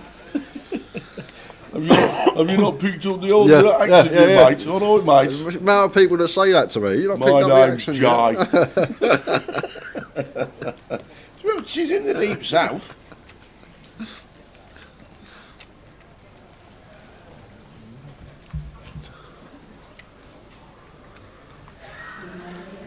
Big month coming up for the deep south. It's election month next month. Big decision coming up.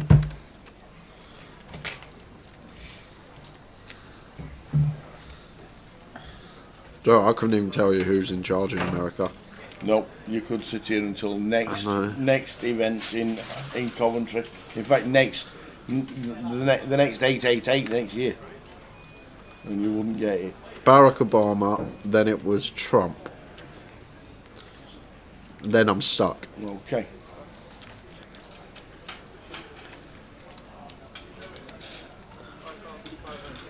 You're not done too bad.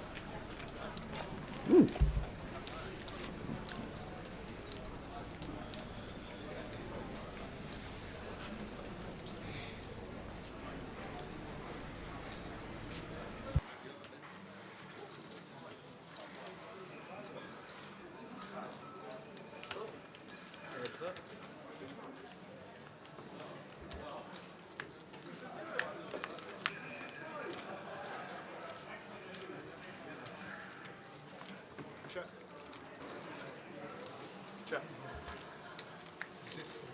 4-4-7 flop. Gareth deciding not to bet. Yeah, I'll just check into the aggressor as Gareth. And then I can do the same because Sam's picked up top pair.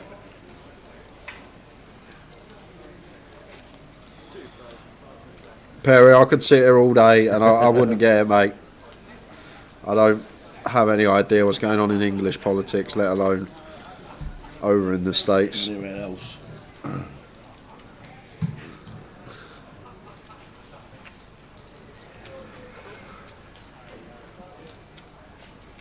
Oh, stick the line. And then 5 rolling the river. Go for the check mark. Check, check, lead. Is it ever the bluff? He's nice to check again. Who's Gareth? Yeah, it's just playing. Check over to the aggressor tower. Now we can go for the check raise with a 7-4. I'm going to be in a tough spot as Sam.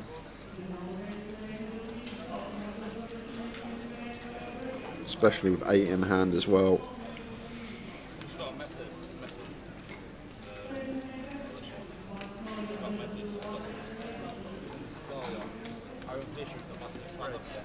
Wants to 25 minutes. Say you are on the day. See your response.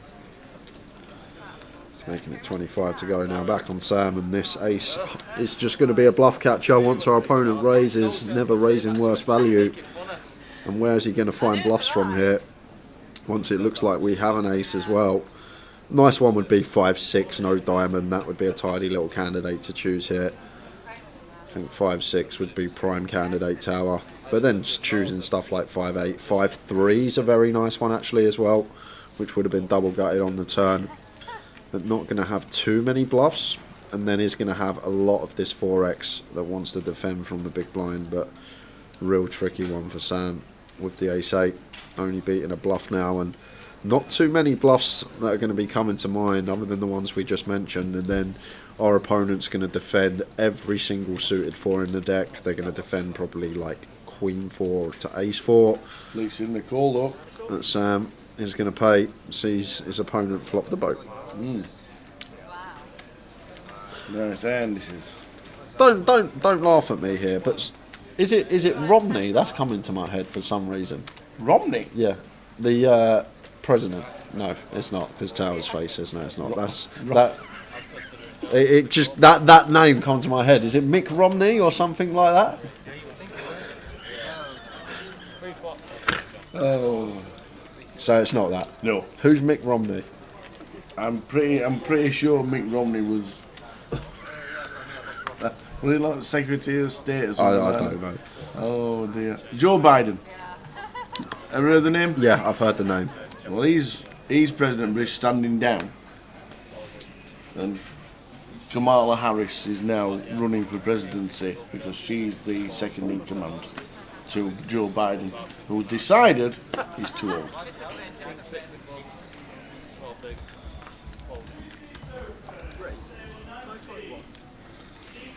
Maybe if you want the button. Maybe if you want the button.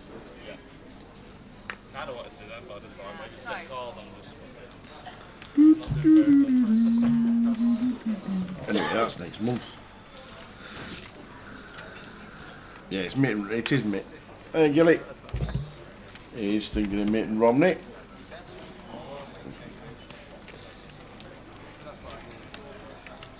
To be fair, pulling that name out of that is pretty good. I don't even know. Where you, because you don't watch the news ever. That's the only that it just comes to me. I don't know why. I was thinking Mick Romney. Where's that come from? I don't even know where you've even got Mitt Romney's name from, because you never watch the news, and he's not as if he's like headline news. I don't know. That's just brilliant. It just come to my head, Tower. Come to my head.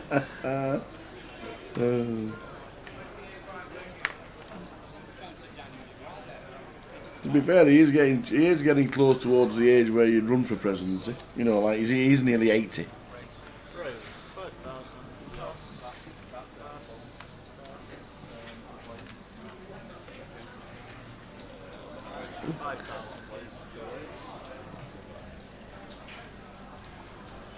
They've never had a. I could be wrong again. Woman president, have they? In the Female president, no. But back to the poker. No one wants to hear my politics knowledge. And to be fair, I don't know where it's come to from, be fair, Tower. you pulled Mitt Romney out of the air, and that's just like impressive. Streaming the Voyage all the way through to around about 11:15 tonight. Break on its way in about 15 minutes. Final few hands of the first session of the Voyage. £230 in, 100,000 starting stack. Yeah, Alicia just had a perfect chance to pick up 25k here. Ace King. Would have loved to see Cold 4. It's not really the avenue we like to take. Cold call and free bets. So much better to put the aggressive line in ourselves. Now we're going to have to play this one out of position.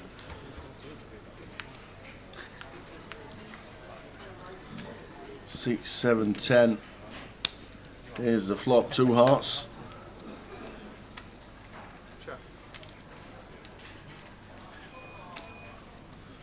Now what do we do when Gareth bets? This is the problem, Tower. Like just under 3 to 1 it is to flop an ace or a king. So most of the time we are going to be in this situation, just out of position with an unpaired hand and kind of in no man's land. But if we just call 4 pre, we get the betting lead ourselves, we pick it up some of the time. Unfortunately getting bluffed off that one by the ace 5. 122 in the Voyage today. Turbo tomorrow. Turbo tonight at 8 PM. I feel like we had Queen. And then tomorrow's I reckon he did. day 2 starting at 12 in the club. We'll be live at 12:20. with the final day of the Voyage. Guess the bigger ones. And day 1B of the main event as well. Said that. No, Oh, it's pretty sure. aces. What the fuck? That is cool. Nine? You're lying. Ace queen. Suited. What the fuck? Ace 5. Pocket two. You had ace five. That's very upsetting.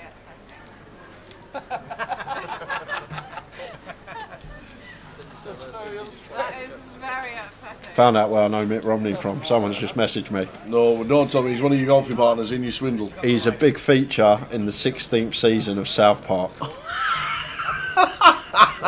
And that in that season, it's all about Barack Obama running for president, I believe, and that's where I know him from. I've just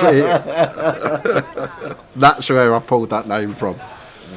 To be fair, most of your political knowledge does come from South Park or Family from Guy. Family Guy. I just didn't like it. I thought about it. Steph Dory.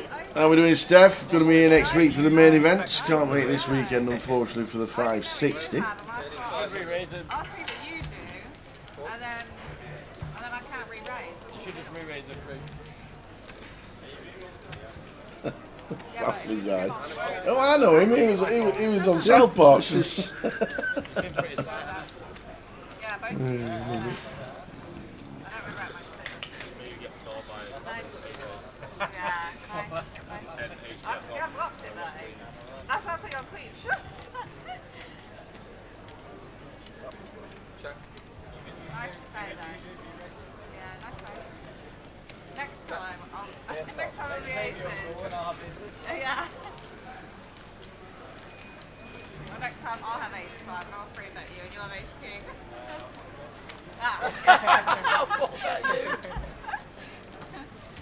Oh, this is mental. Give me a spin.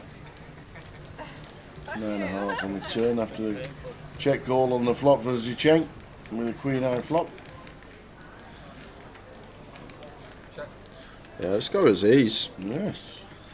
Going for the second barrel here, and 10's going to really struggle to come along now, especially this combo, 10s with 10 of hearts. Like some of Aziz's bluffs should be stuff like King 10, Jack 10, Ace 10 of hearts. That's a Cheng. Instincts tuned in. Oh, wowzers. 10 of spades, Zicheng. Probably 15 minutes now. Going fast enough. Now maybe thinking about leading tower, thinking that this is a river Aziz may check back his King Queen, Ace Queen over pairs.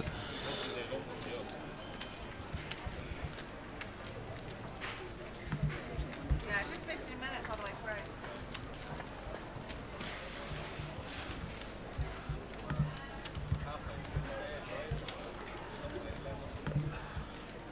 Yeah. Yeah.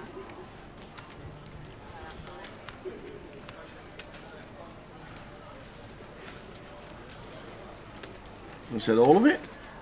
He has. He said all of it.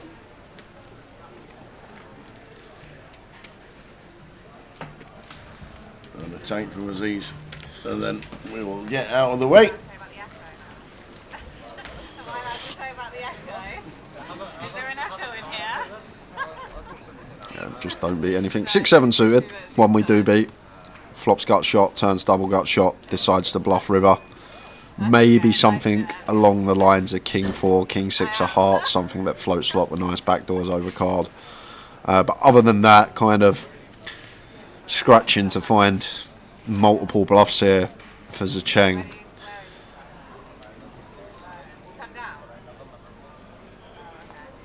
And let's say like Zicheng did float like an Ace 6 of hearts here and decides to bluff that, the 6 would even play and we'd even lose to that as Aziz.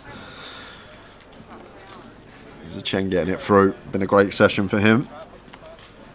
Coming with 46k, up to 167 now. Top of the shop next to Jonathan. How are we doing, Kesari? Welcome. We are about to go on break in 10 minutes.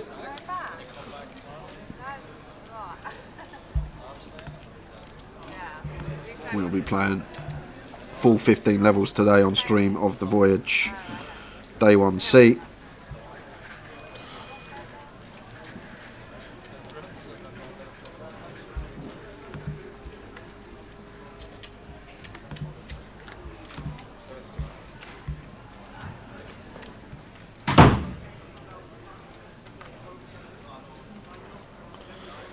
Ace Jack for Alex under the gun. Going to open off at just shy of 13.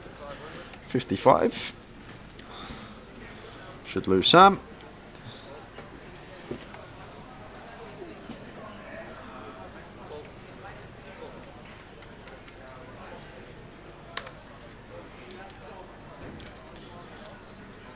Yeah. And obviously switch out, right? That's the also connectors go. Jonathan won't be. I'll be like, twice. 3 times.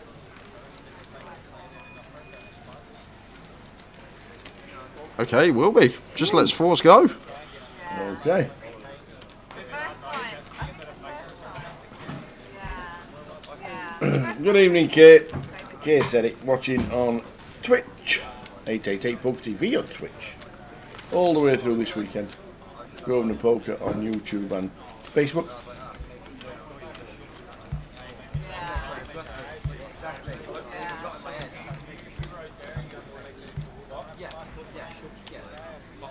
I'm the other way around. I'm more likely to call. Right, in the other way. You would have called if you were not on. Oh.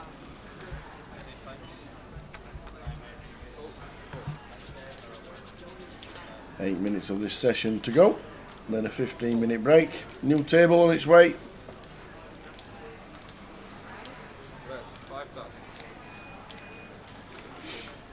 King 10 for Lee Sharp raises the 5k.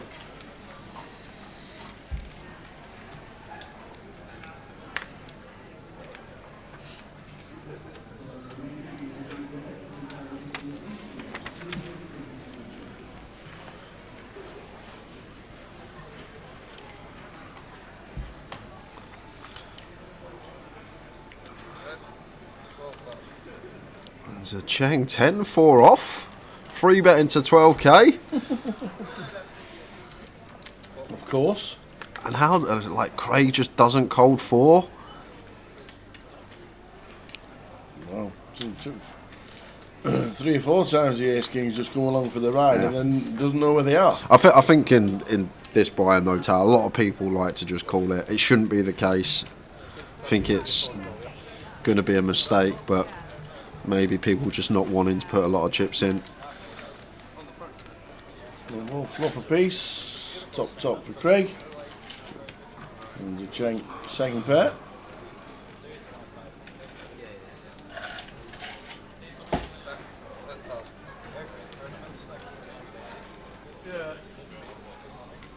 Oh, and now he's raised it. And there's the 25. Customer gone.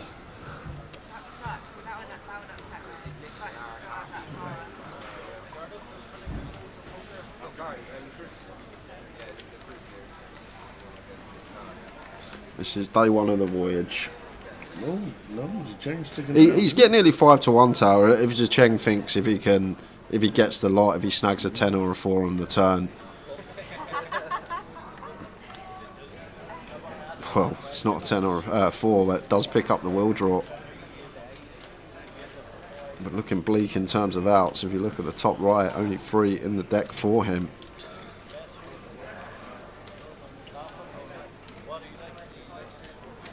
Great morning, Jay. Great morning, Tower. Good morning, Noob Frost March. Where are you? Must be Canada. No, it can't be. 1 PM in Canada. That's crack of dawn. That's not morning.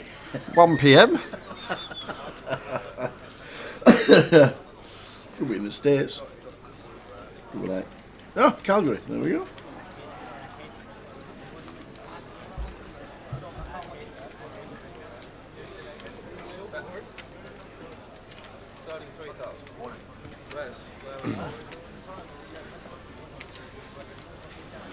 Okay, just sends it.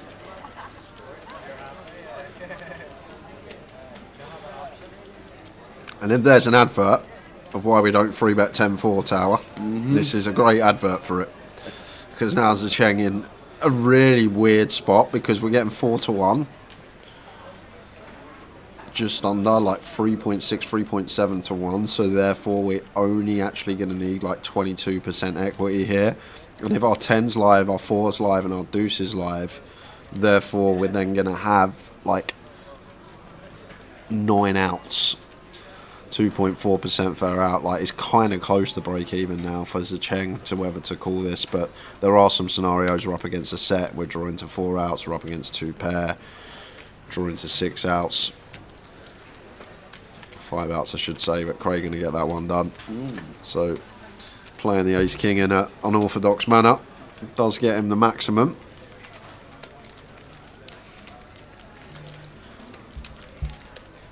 So good morning to Calgary in Canada. Hope things are well. Oh, we're getting towards winter down here. Ooh, get them snow boots out in Calgary. Oh, they have some snow.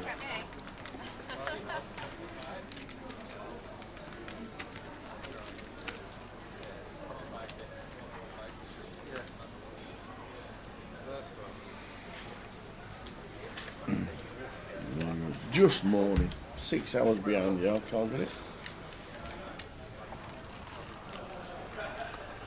Crack a dawn. It is for me.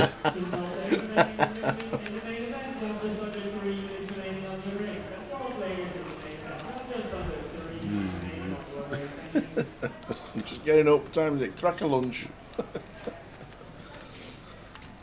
Alicia raises to 6 with ace jack, and Zecheng now looks down at a genuine hand of ace king off.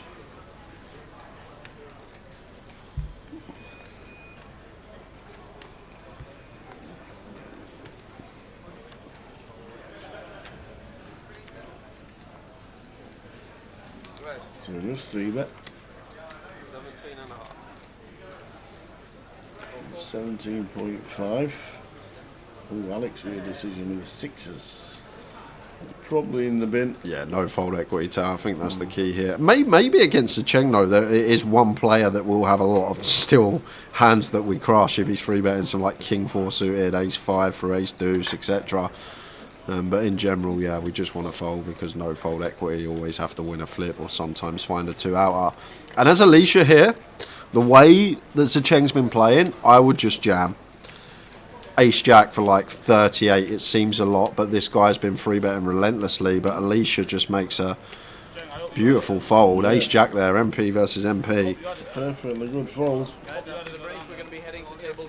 Yeah, I'd be out the door tower because the way Zecheng's been playing and how much he's been free betting Ace Jack, I would have just sent there for 37, 38 and ran right into it.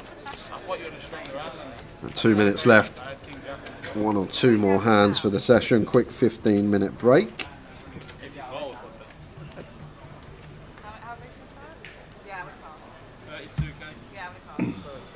Could well be last hand. Might just squeeze one more in.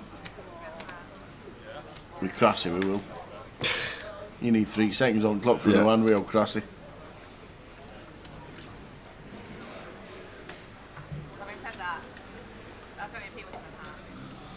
Yeah, I mean, if he opens, or one opens and a jump. Yeah, going to be a jam for Alex. Nice, clear one. 13 bigs, just shy of. Ace Deuce suited into the middle. Just as easy to get through, and get through he will. Ooh, slams them down. Don't like folding that. So, going to be On to the last. definite loss. And then 15 minutes.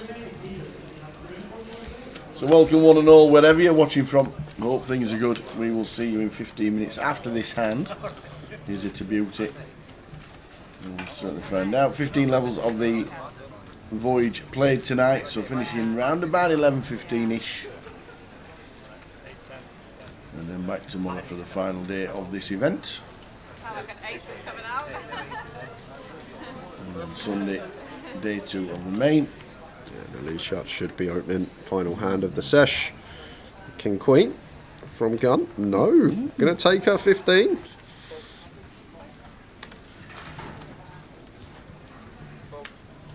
Slow down. Crossy's got 5 seconds. Slow it down. Jonathan going to open Ace King from the hijack. This will be the final hand with 20 seconds remaining. Let's get to 5.5. Alex out of the way. He'll take his full 15. And there we go. See you. In 15 minutes. See you in 15. Yeah. Last days. I got to be in LA like the 6th or 7th. Maybe I could come Do you back. just not have I the don't know. patience to do that many days, grinding that many players? I mean, if you knew you're going to run deep enough, obviously I'm Right. happy to. But the reality is a lot of times it's like a few days set aside. Do you want to go Do you want to go 4 days and win $16,000? Yeah, that doesn't sound that great. You know? But it sounds Like, good to me. I mean, there's a lot of cash games going. Right. No, I get it. Plus, there's the days off in between and shit too, right? Right. Like, Cash game scene right now. The landscape has changed. It's a lot of private games now. How have you found that? What do you think of it? Is it? I know some of the professional poker players are kind of against it and think it's it's not right. You got to like know the right people and massage the right people to get in. What's your opinion of that? I mean, they might be against it, but that's like the old man shouts at cloud kind of shit, right? Right. Like, this is happening, it's there, and part of why it's there is because a lot of the power structures for a long time listened to the most vocal people, which was often the pros, because the pros, are going to spend more effort and time trying to push rules in their favor, push structure in a way that's better for them. And imagine, for example, someone like Santos, right? When Santos first came last summer. How awesome is that, by the way? Santos, 5.4 million. He Santos won a is bracelet. awesome. That's true. When he first came last summer, everyone was trying to pill him 100 different directions, and he's really nice, so he just said yes to a lot of people, right? And then sure enough, at a certain point, he started getting a bit annoyed, right? And I think I don't even know if he said this, that's at least my read, Right. right? But like, that kind of stuff happens, and then what you get is more and more private games, right? And I don't really like that, but that's kind of a consequence of, I don't think Predatory world that poker is sometimes. Is that what it is? I mean, I would put that, on the online sites and the World Series more than anyone. I think even Triton has some blame in that, and I think Triton is better than almost every other organization in poker with that. That we cater more to the VIPs, to the businessmen. We try to not let their voices get drowned out by the pros that are louder because they're, they care more about it or whatever. But if you don't spend a bunch of time trying to think of what the businessmen want, what the recreationals want, then the people that do will set up a game or a tournament or whatever that they like more, and all of a sudden the pros will be like, oh wait, I want to go play that one because that's the best game. So I kind of think it's more of like an inevitability that this stuff will happen. I wish the organization spent more time on it. I think the only one that spends even a little bit of time on it is Triton, and that's part of where our success comes from. So.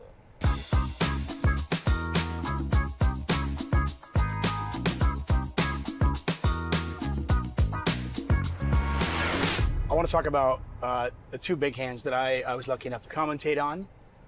The commission that you have yet to pay me. No, but This is the commission, buddy. This is it. Wow.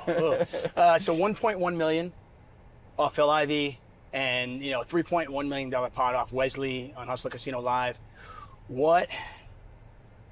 Take us through those moments, and not just at the time of your career, at the time of your life, what it was like to win a 7-figure pot.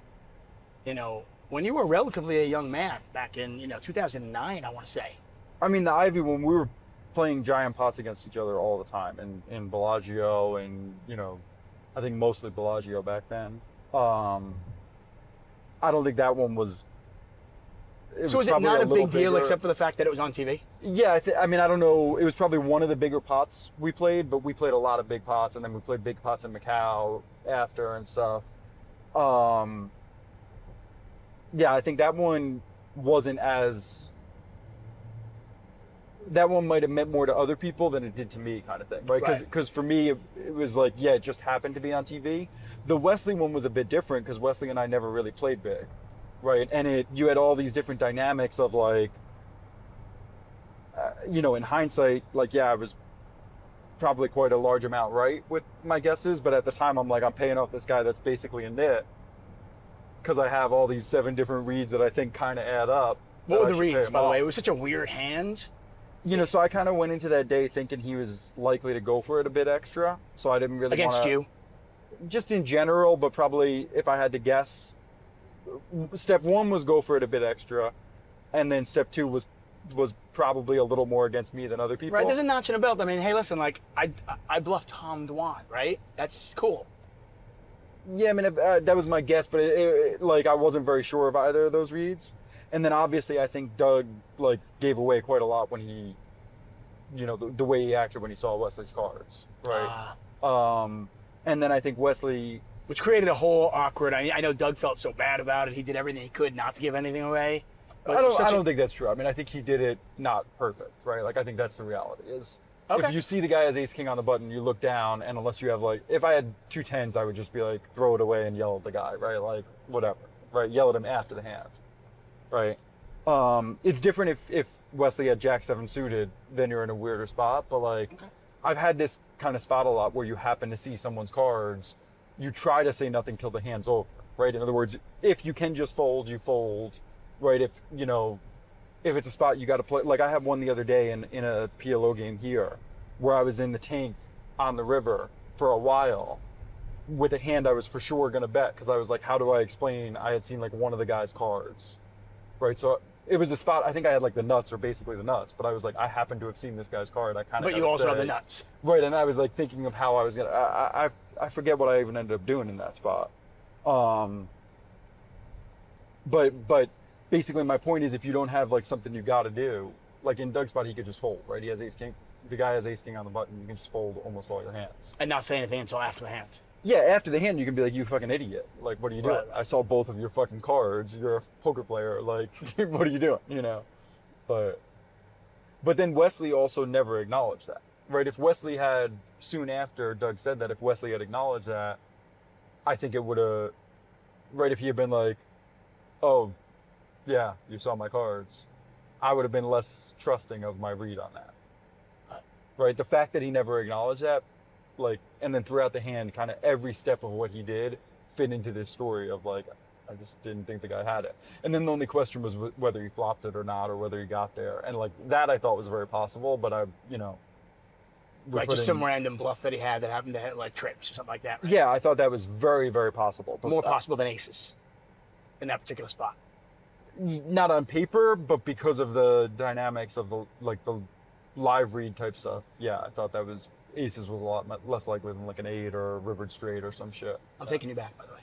Really? I'm taking you back. See, All right. we're good. Hey, so you just mentioned that, you know, if I told you in 2009 that you'd be playing more live poker today, you'd never believed it. What's next for you? Like, what do the next 10 years look like? If I were to bump into you 15 years from now and convince you somehow to give me 9 minutes and do another one of these, what would you be doing? I mean, We're would down you from be, 20 to 9. All right. Yeah. I like this progress. what would you be doing? Would you still be playing poker? Are you Yeah, you I a mean, businessman? What are you doing? I like poker. I think a lot of people say they love poker. I'm not sure whether all of them do or not. I definitely don't love poker. No. Did you used to? No, I don't know that I ever really did. Right. I think there's some really interesting things about it. If I haven't played for a month, like, yeah, it's fun to go play for a few days. If I'm sitting there grinding, 12, 15 hours a day, every day for a week, I'm not looking forward to playing the 16th hour. I'm like, not to say I won't if the game's good or whatever, I will, but. But is it more work for you? Well, like I I think I'm gotta put kind the of hours in? describing, there was, like in the last year, there were, I think, 2 different times I didn't play for a month or two. The first few days I played, it didn't feel like work at all, right? It's like fun, especially I'm around, like both of those games were around like people I liked, good games, fun games, like everyone's splashy. It didn't feel like work, right? Now, yeah, 3 weeks in, if I've been playing every day, it starts feeling a little bit like work again, right? And I think in time, I would like to have more and more of my time spent playing only when I enjoy it and less of the work type. What do you do? What does Tom Dwan do when you're not playing poker? Well, so I've done a bunch of shit throughout the years, some random business stuff, whatever. But the last 2 or 3 years, I've spent a bunch more time on crypto, and I think there's a good chance that continues. I just think the opportunity there is pretty strong, and it's. Are you giving crypto advice right now? We're not at that point yet, but Okay. But I think it's like. There's definitely some stuff I find a bit more rewarding with that, right? It's not zero sum. And it happens, there's a lot of overlap between poker and crypto. So you know, if I could have the same level of kind of access to AI deal flow that I did crypto, maybe I would spend time there, but I don't. It happens. A bunch of the people in crypto love poker, so you know, it's a little easier to open doors and stuff there. And those are two of the industries I think are going to have the better returns in the next decade or so. So.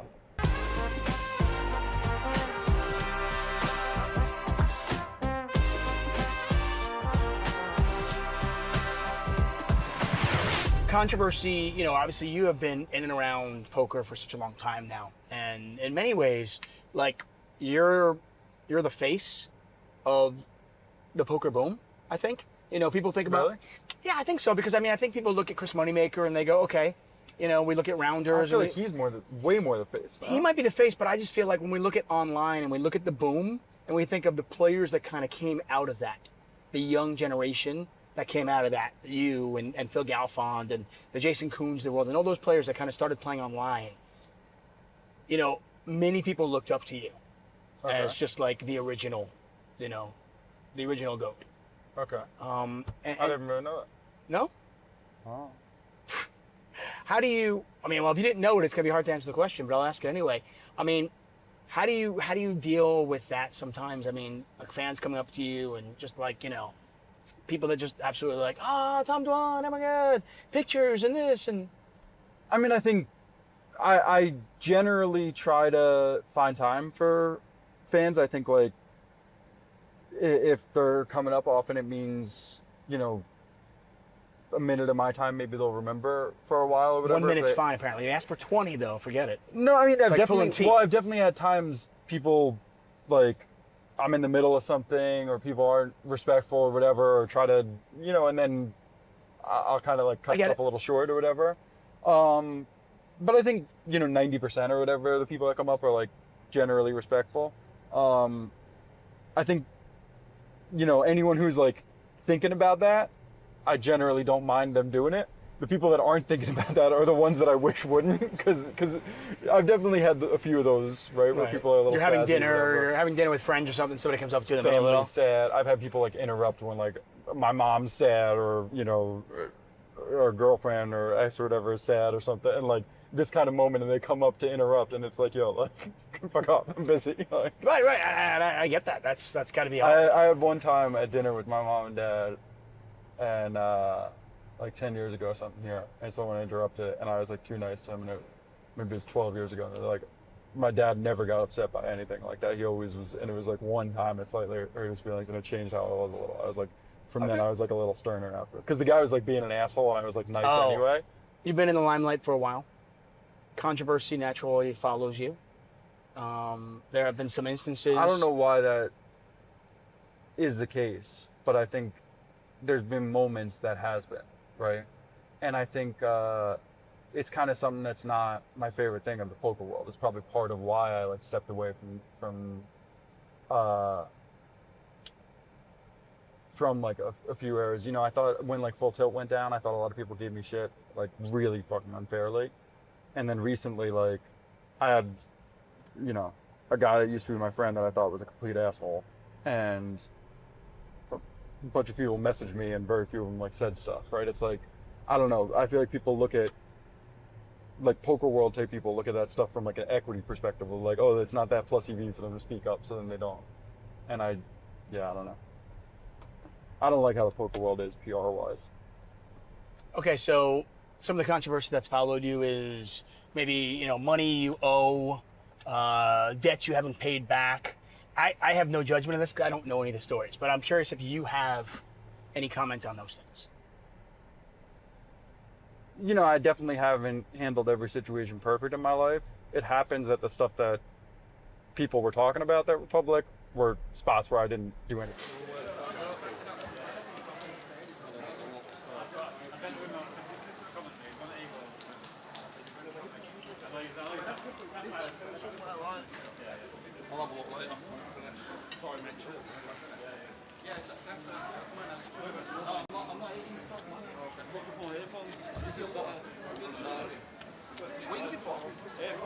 Which one? The plug? He's dropped one of these. Select one, yeah? Yeah, black one. Okay. Okay, blinds and goes. Blinds going to be 15, 3, 3.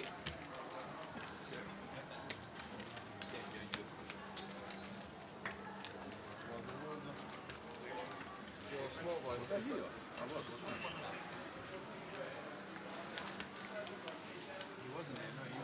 No, I was in the middle, wasn't I? He was in the middle, yeah. Right in the middle. Select line.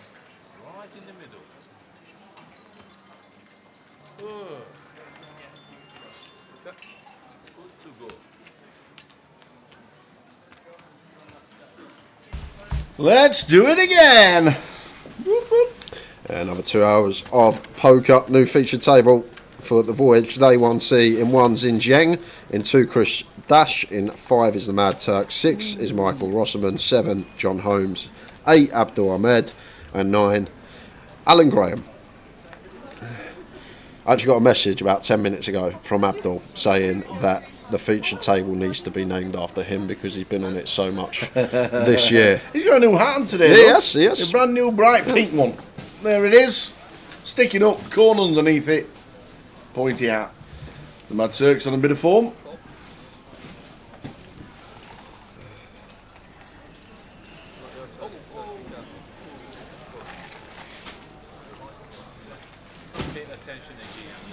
Things you'd love to see is Chris. First hand back.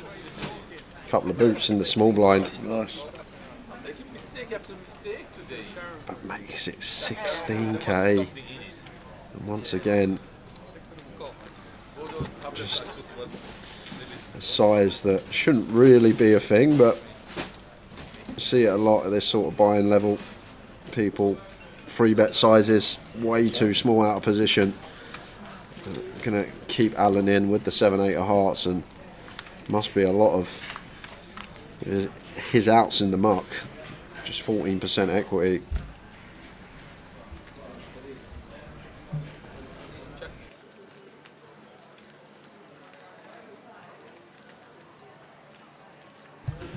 Ace 10-3. Things you like to see. Don't raise, Chris. Yes, just a call. Like it. 9 of hearts, anybody? Well, 9 of hearts on the river would be pretty grim.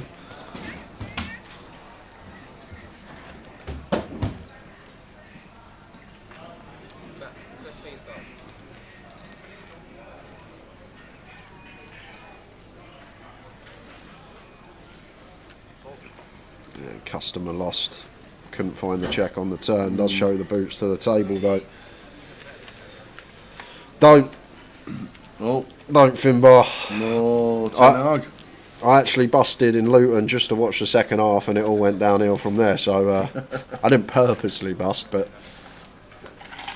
He got a message from Big Ange. The only thing is the only confidence I have. There's been 3 games this season we haven't won where we should have had the game done at half time. That's the only sort of confidence we can take from You mean it. one of these games you'll be 5-0 up at half time? Yeah. We should. Newcastle, we should have been 5 up at half time. Brighton, we should have been 5 up at half time. Leicester, we should have been 5 up at half time. The thing I can performance see in is this there. situation is the bet is half time Tottenham, full time somebody else. Yeah. He's probably about 33s. Yeah. But it's in there, which is good to see. Unlike your mob, Man U, you can't even put a performance in for 5 minutes. But the fact that we've got the quality there, although it's not for the full 90, I'm not disheartened yet. Ask me in a few months, nearer Christmas, when the league's shaping up. I didn't even know that McTominay fella's gone to Italy to play in Napoli. Yeah, I didn't even know that. Yep.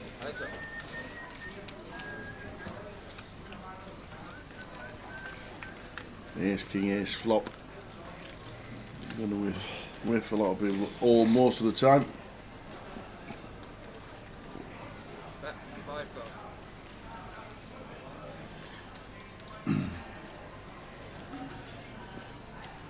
Chris calls the 5k from Shin.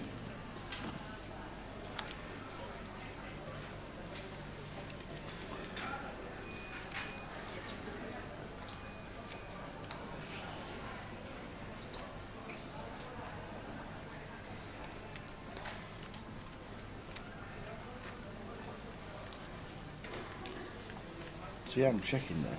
Right, 16,000. He bets 30,000 and it's just good. To be fair to, I should check on the floppers, Ian.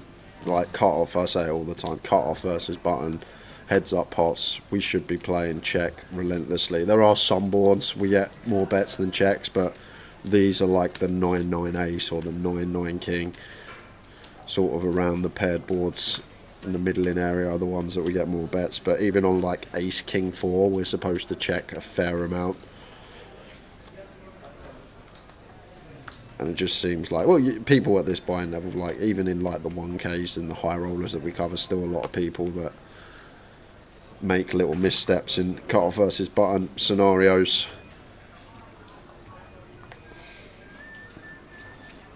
Good evening, the Pesky. Sean Lewis watching on Facey. Friday night's entertainment setting.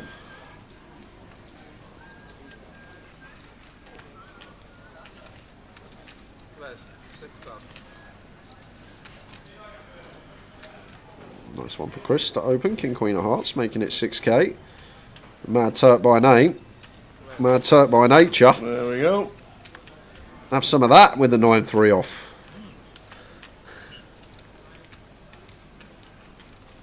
See, that's the 26.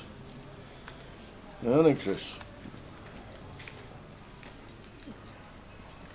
Yeah, I would have been continuing as Chris. It was kind of a large size, but King Queen of Hearts, LP versus LP, probably does want to get in.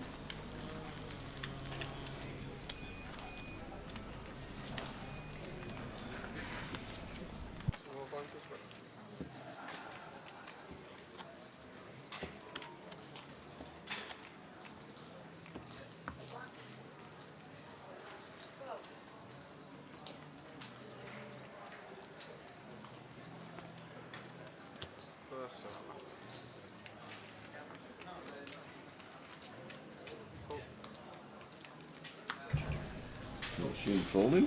Oh, now Chris looks down at the jacks. Getting some hands to start the session. Where's 8,000?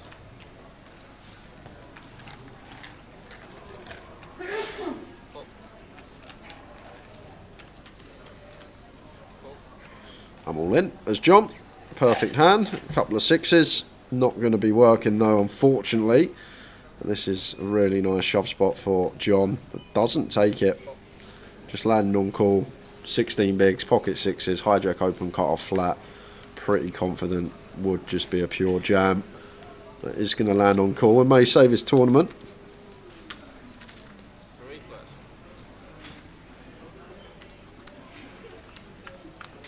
plus. Five deuce flop.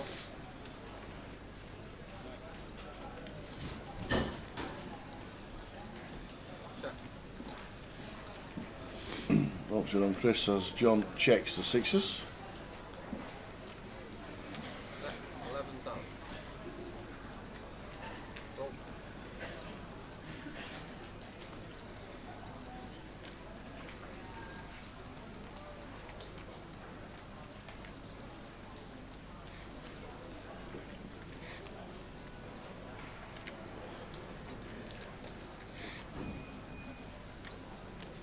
Go.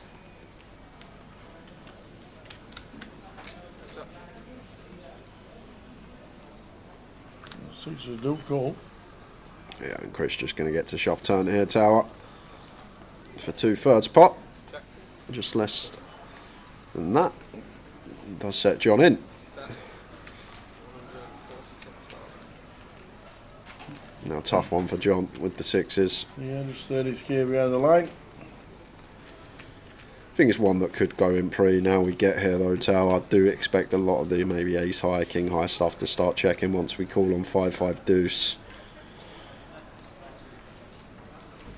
52k in the middle. We've only got 31k, so we're going to be getting close to 3-1. But a bit of discipline. Let's it go.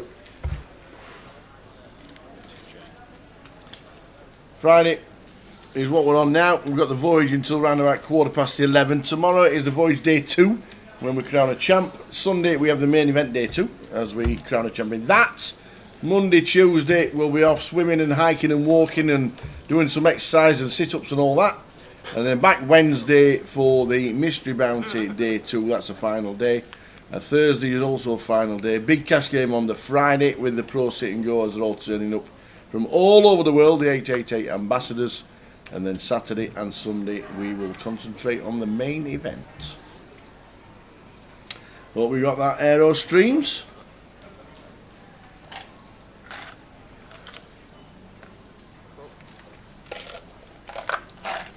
A lot of ice in this coffee. Yep.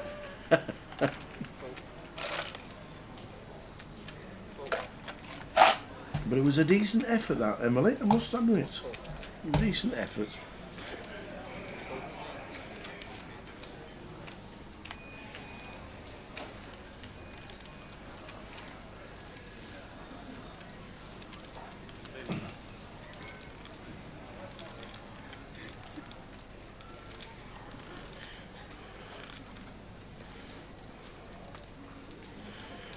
You know, if I was colourblind, I'd think he was a chef. The height he's got on that hat, I think he was about to whip me up something in the kitchen tower. Good old Abdul. He's a great lad. A nice little free bet there from Alan, ace 9 off, blind on blind, takes it down. He's a great lad, Abdul. Only really got to speak to him over the last sort of 3-4 months, but top-notch guy. And I believe it that he is battling it out at the top. He is, he's in 5th. There are 10,000 packages at the moment. Probably finish. What do you reckon? I reckon there'll be 12 potentially. 12, 13? Yeah, around that. And then the rest will be playing the live playoff for a £5,000 package for next year, and that will be during leg number 1 of the UKPT next year, which is back here in Cov. I've got a question. Has Bousey ever had a year since we started doing the MPL when he's not won a guaranteed package? Nope. He hasn't? Nope. He's always there? Yep, always. Mr. Consistent. He is the most consistent.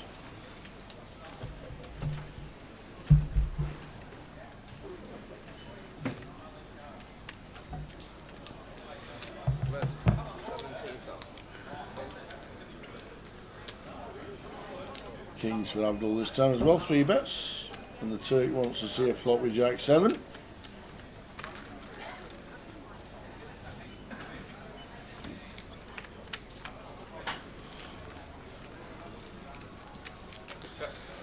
Bet. And that'll be end of hand.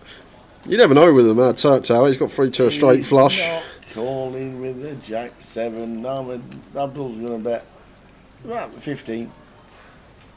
And the Turk's just going to say, no thanks.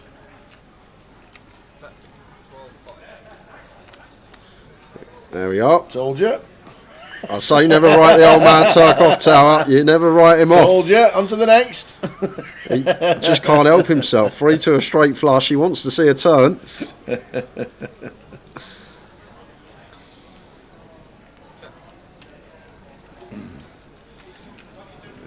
Abdul with a check mark on the turn. 6 of clubs rolling off, and just going to want to go bet here as Abdul now. Turk's still going to have like all 7-9 suited up to ace-9 suited to target. Even something like 10s or jacks that didn't opt to 4-bet. Potential to get another street from 7s and 8s. This should be end of hand now.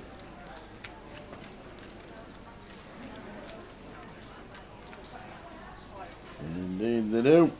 The Turk, after his success last week at Birmingham Hill Street, a bit of form. Coming second yesterday as well in the side event here. They did. They did indeed.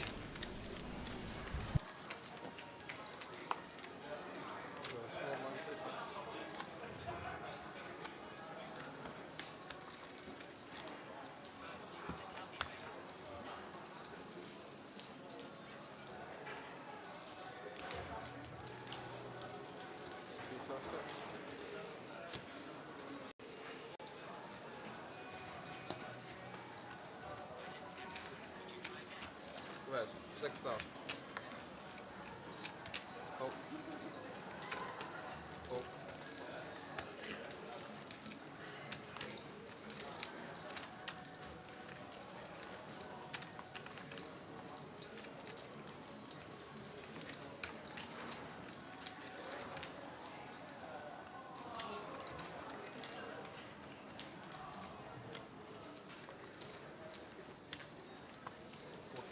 Where's 14,000? Oh.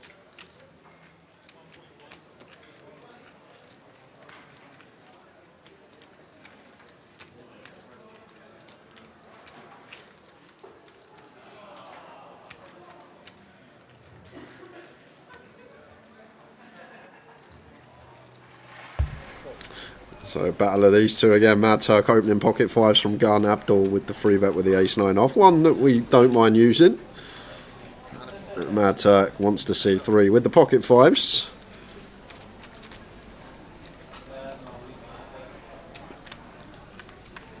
Ace 4, 7 flop. Abdul shoots to the lead. Yeah, just the board. Probably just going to bet range tower. Between quarter and third seems nice. Goes for a little sneaky check back. Trying to protect this check back range.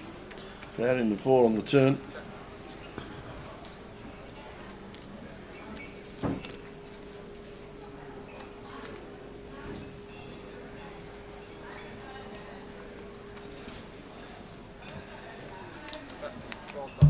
And now with the delay is Abdul. And it's a tough one for Turks. I always say in these spots, like if Abdul free bet King Queen, King Jack, Jack 10 suited, he's just always c betting this board. So when they check back, a lot of the time, weighted towards a hand that would have showdown. Even if it's like 8s through kings, we're still behind those. It's a bit of discipline there from UCL. Does let the 5s go correctly.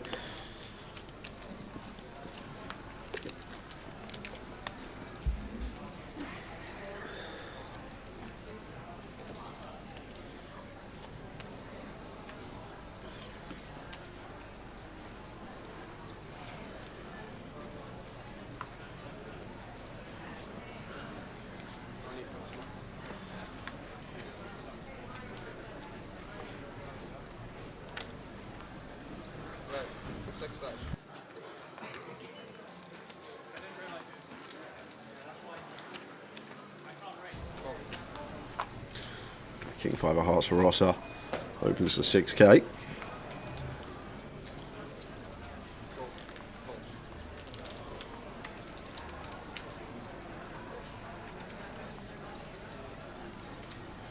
Ace 8 offers you in. Letting it go. And over to the Mad Turk. Ace King in the big blind. Just with a sneaky little call here. Thought we were going to see free bet almost always, but at times it comes king high or ace high. Oh, the Mad Turk's going to get in bottom. Yes, he is. Bottom bother. Top and bottom for Rossa on the king 9-5, and UCL with top pair, top kicker under repped. Went for the cheeky little flat, and it's going to get him in a lot of trouble here. 6k continue from Rossa. All of it. And Snap all in call from the Mad Turk. Snap Turk's call gonna from not- Rossa. Not going to like what he sees.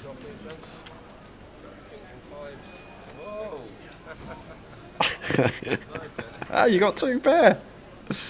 You trap me. So 9s and aces working at the moment. Likely to have some backdoor counterfeit going on as well. Well, just the king now to chop it up. King for a chop, he's not. Mad Turk eliminated. Ace King, King 5. Rosa flopping 2. And out goes the Turk.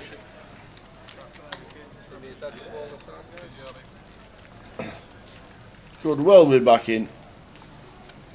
Late entry all day and also day 2 buy-ins as well.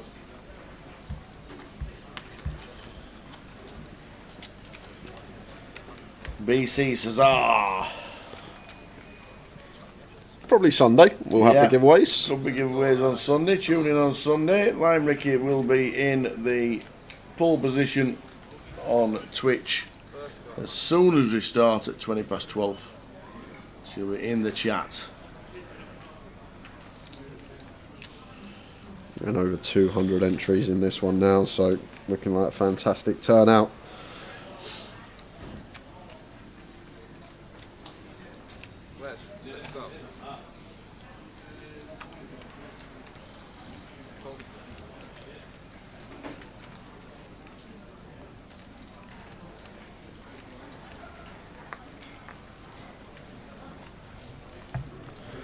Jack 8 of spades for Abdul, raises to 6. Jin with the free bet here. Jack 9 of clubs. I think may just get in at 50. I know like at 70, 80 definitely would be viable. 50 seems kind of close. It does make it 15k. And Jack 8 of spades for Abdul here. Suited and gapped, out of position. Fairly close one, faced with 2.5x, now getting 3-1 exactly. Really could see him go either way here.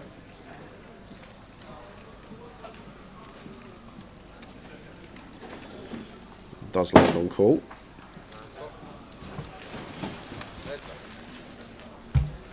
Ends up to the flop. King, Jack, 8, 2 diamonds. Bottom 2 for Abdul. Takes the lead over Shin. And aboard that, I think we are just going to bet relentlessly tower as the free better. Maybe just continue range.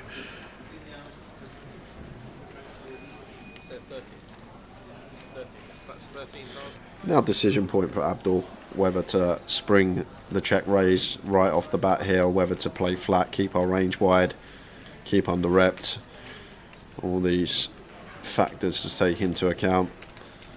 It depends what we think of Jin as well. If we think Jin's just a solid player, not going to get out of line too much, then maybe we could go for the raise right off the bat. If we think he's one that is a bit fruity and we'll have some bluffs in here, then we're just going to land on call more often. Sometimes decision is going to be swayed by player in question. Does find call. 6 of clubs turn. A turn that I think will always go check now. Tower. Abdul shouldn't play any leads, and Jin, after getting called on this flop, probably wants to check back. Are ahead of some stuff. Some stuff like 8-9 suited, some stuff like Queen 10, Ace 10. Would have to be of the suited variety though. Abdul probably just wants to fold the offsuit pre-flop. But no. No, there's about 25k. Not sure what this is from Jin Tower. What does it achieve? Something always ask yourself when betting, what does this bet achieve? So for one, we're probably not getting called by worse. 8x probably now folds. Worse Jack X fold and shouldn't even be in there.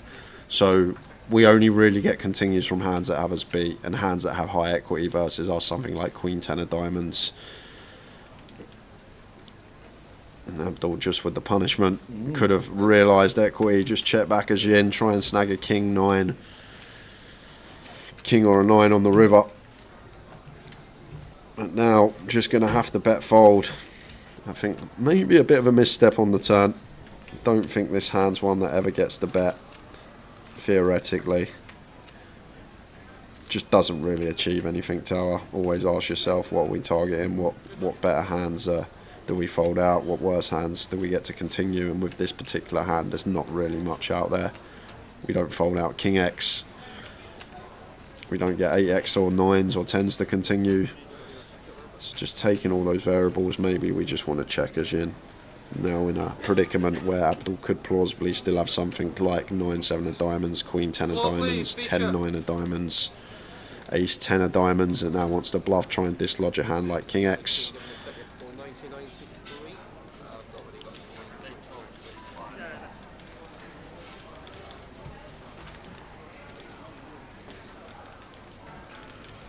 Now is he going to potentially talk himself into a call? No.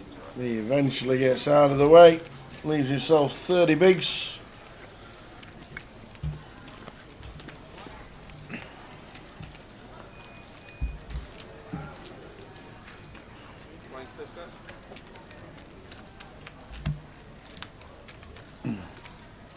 Sometimes we can shut down.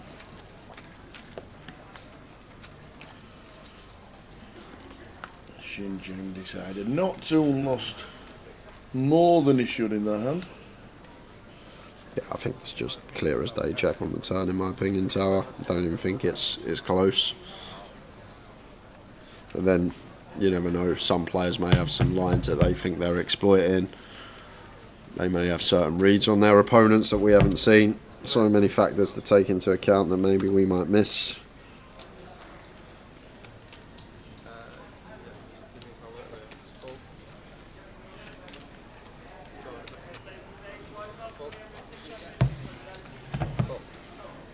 turned it.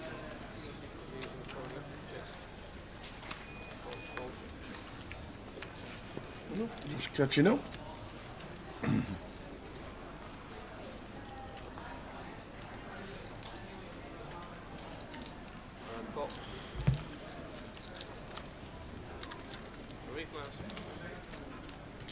Three players see a flop. 10-9 flop. 10-9-3. Two spades keeps John involved. With the open ender and a flush draw. It's top pair from 2.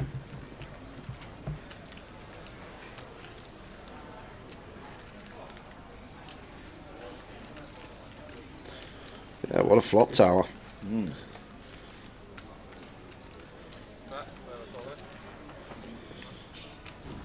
So 22 into 22, pot size jam for John here. And Alan with the King Jack of clubs. Real tricky one, because even against something like 10x here tower, assuming our king, our queen, our jack and our backdoor clubs are live, like we're still going to have a nice healthy 40 odd %. So Alan making the call, and now 2 just shoving it in with his top pair, trying to get this one heads up. ISOs for 94k. Now Alan gonna have to let it go, you expect. He will fold. Or is he gonna spin the king jack? He's got the chips in hand. Tell you, I've nailed it every time this time.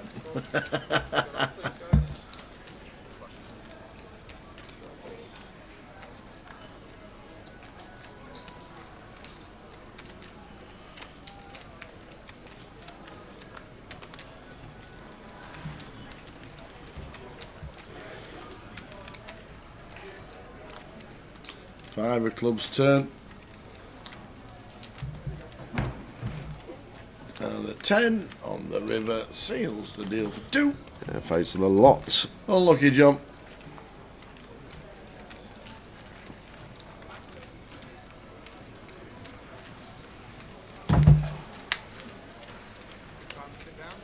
Dead small.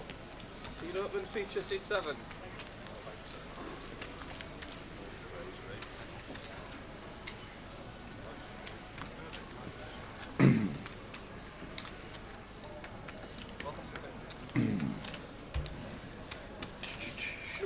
Robolt says, do we give tickets away? Yes, we do, but normally on a Sunday.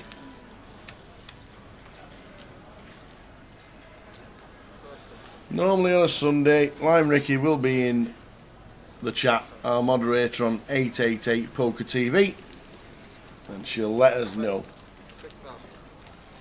So if you tune in on Sunday, Robolt, tune in all week, but Sunday should be giveaway tickets. And hello.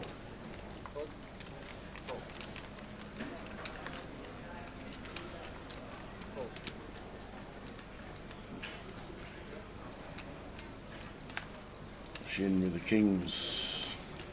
2 just with a flat. Yeah, in general, tell like the suited ace queen, like fine to flat, we'll do a lot of flatting, like 3-bet at some frequency probably in there, but it is one that likes the flat because it just has the function of dominating so many holdings that open, like king, queen, queen, jack, queen 10 we dominate, ace x suited we dominate, ace jack, ace 10 that would open from +1 we dominate. It just has that function of dominating so many holdings, and the times that we get like a board like this, we're kind of under-repped, and it's a board that our opponent may fire the barrels in on the times it comes ace high, and we can just comfortably cool down with position. We'll let a 5 and a call. 9 of hearts turn.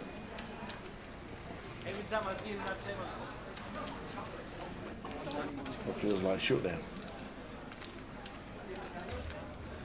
Getting called pre, getting called on the flop. You're going to have to call versus this small bet low tower. You're going to have to stick around for 1, facing 20% here.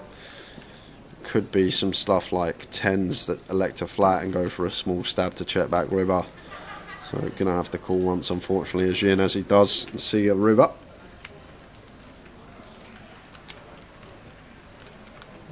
Queen of hearts.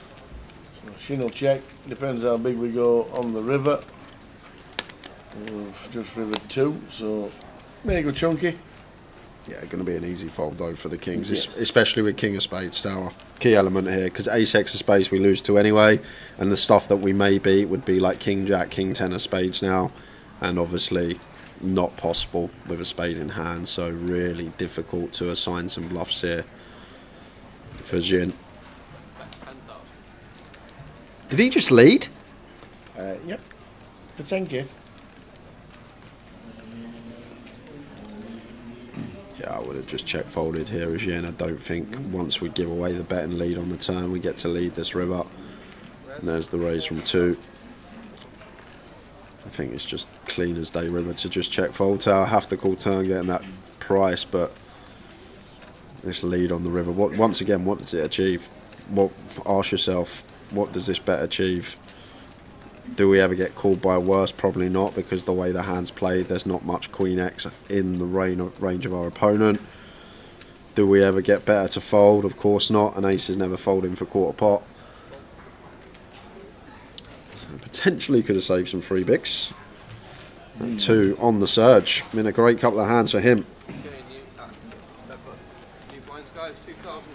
Finbar's on us. That will mean absolutely nothing at all.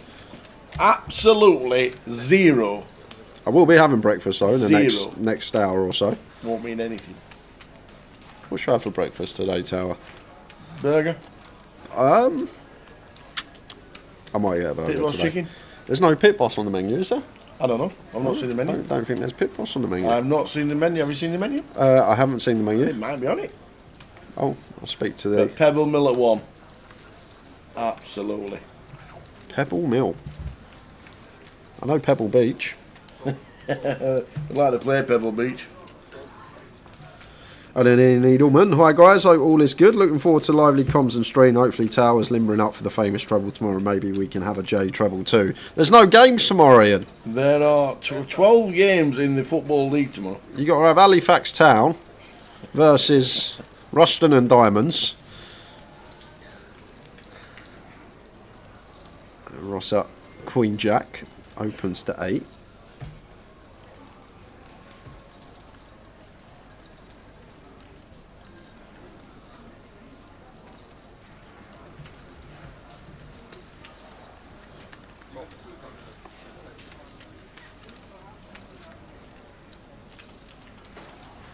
Abdul seems kind of loose, facing the cut-off open, maybe thinking dead button, so effective button open here, and just having a little stab.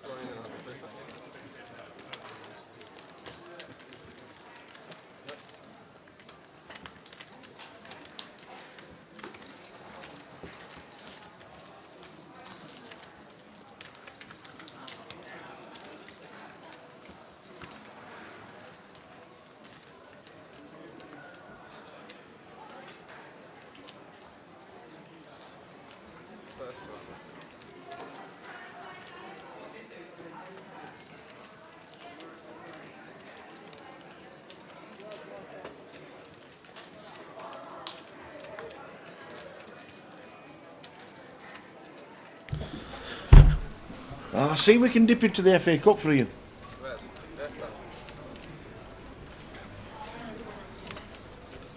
Fourth qualifying round of FA Cup football.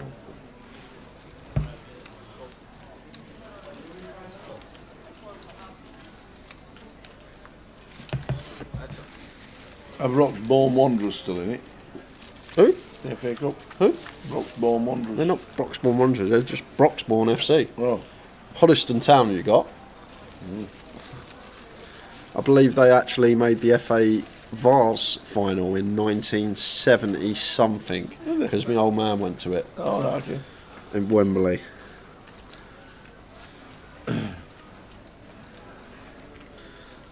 Rosser in the cut-off, open the 8-9, flops and up and down, gets the better hand to fold with a continue.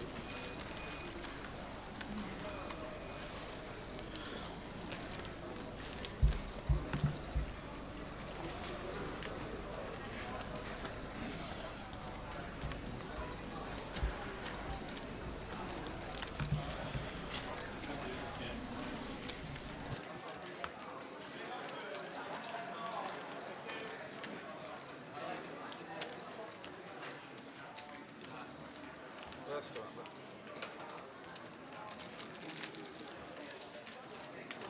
Oh.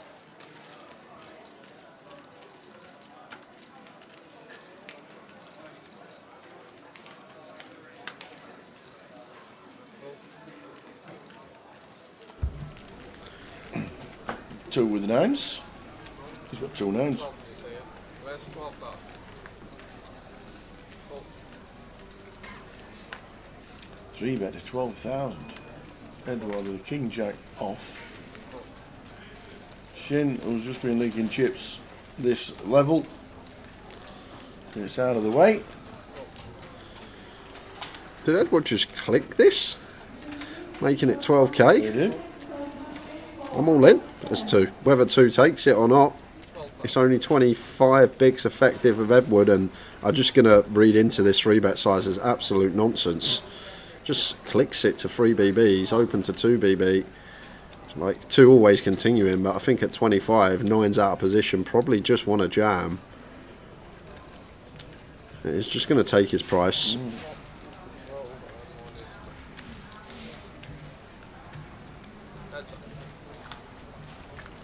8, 10, 4 flop.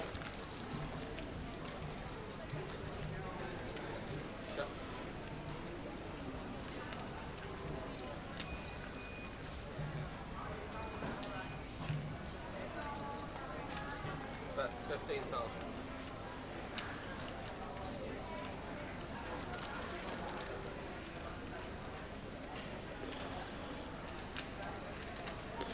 So Edward with the continue.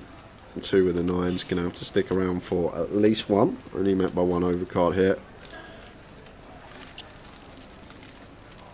Where's 30,000? Well, I say stick around, it goes for raise.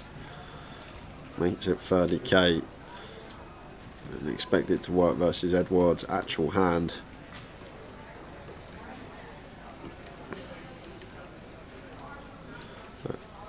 The King Jack high, no draw, is going to float one off, getting the 5-1 price. Wants to have a look at the turn. Which is the 3 of hearts. Option on to seat number 3 and 2. That's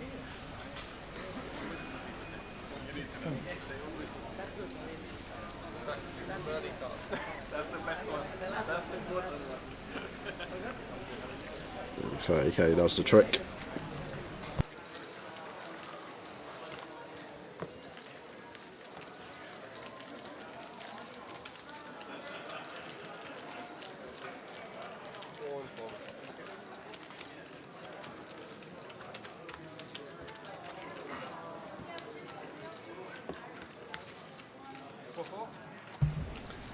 So into the next level. 30-minute levels, 100k starting stack. Re-rise and re-entries until the, well, all day, and then buy-ins for day 2 as well. With the Voyage, £230 in. Over 200 runners in the comp.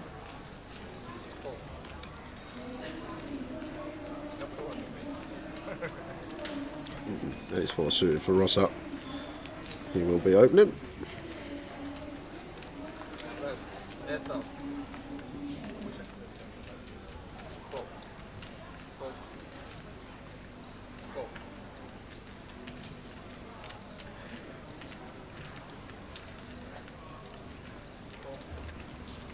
Good evening, Mr. Andy Wilson in the chat.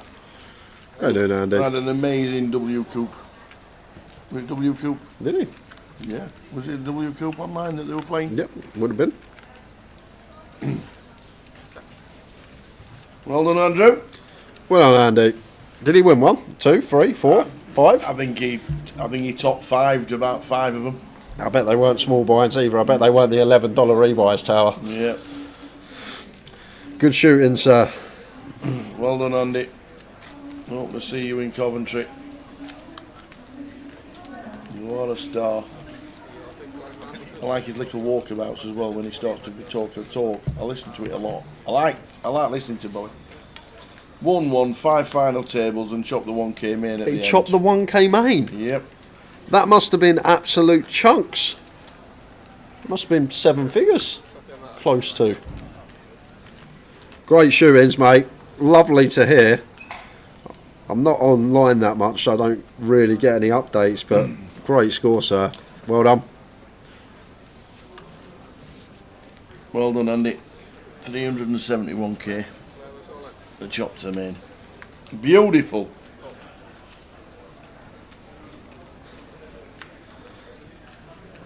Edward here. Just going to open shove for 14 under the gun with 8s. Potentially could have opened to eke out a little bit more.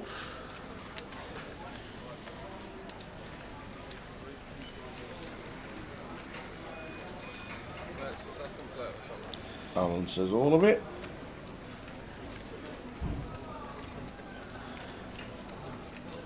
So Edward going to be up against Alan in seat number 9. 2 will get out of the way of the king. 3. Here we go. Who flips best?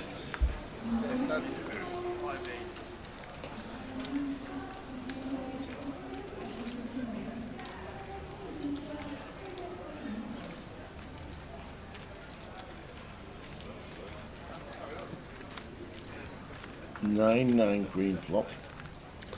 Yeah, a lot of back doors and some counterfeit for the ace-10 to get there. Edward holding at the moment, not anymore. The 10 on the turn. So Jackson 8s needed to survive. Does not find it. Going to lose Edward from the tournament. 8s, unfortunately no good. Taps the table. You know.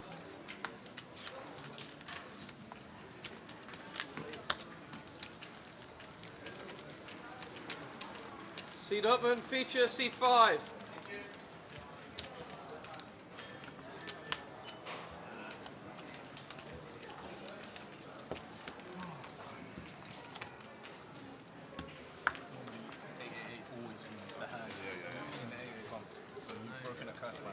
Just to let you know.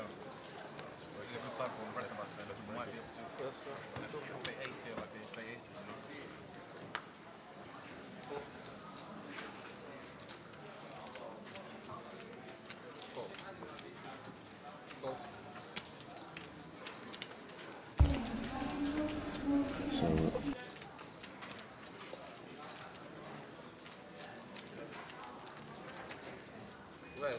So well done, Andy. We had efforts in the online W Cup. Fantastic results. Not sure if we do see you in Coventry. I hope we do. Especially next week for the 888 main. 500,000 guarantee.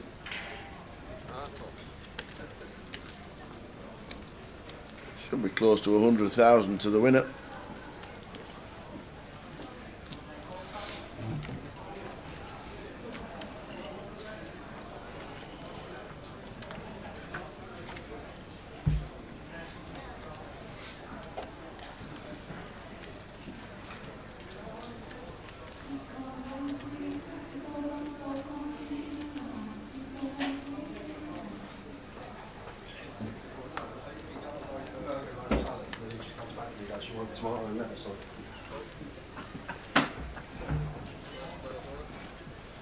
Shin's all in for it with ace jack, 56,000, 15 bigs from early position. Yeah, once again, Tower, maybe one that just ekes out a little bit more, going for an open. I guess we are, what are we, 7 max here. It's just difficult when we shove for 14.5 to get called by worse. Like ace 10 off, is that really going to call us off?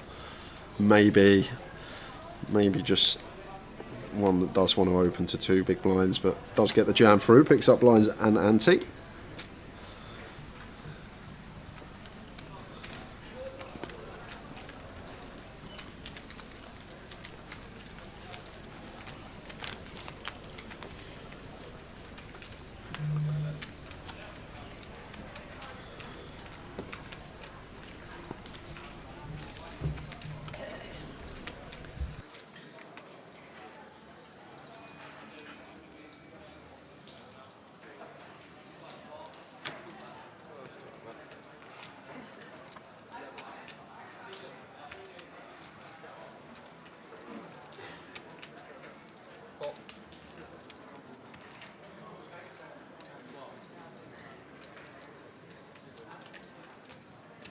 Where's all?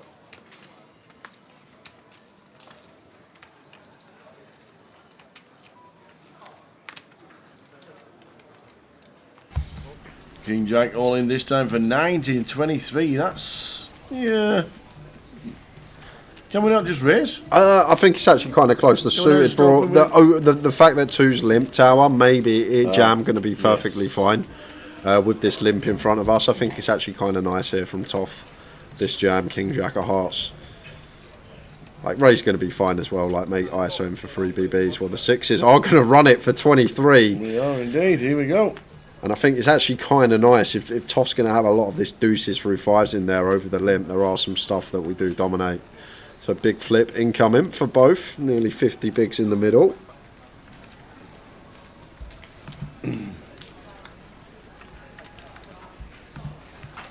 An open under. A heap of outs. Any ace, 9, king, and a jack. And there is That's the jack. one of them. So Toff looking like doubling. Just fade in one of the 2 remaining 6s. And does hit the lot.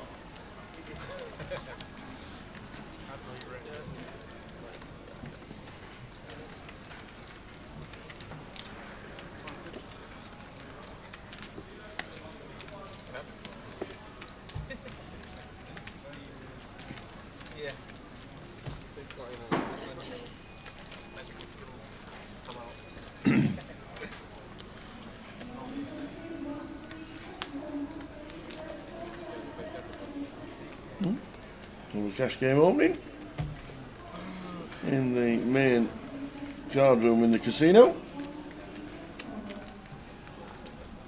What's the fundamental difference between 1-2 and 1-3? Is it the pull-up?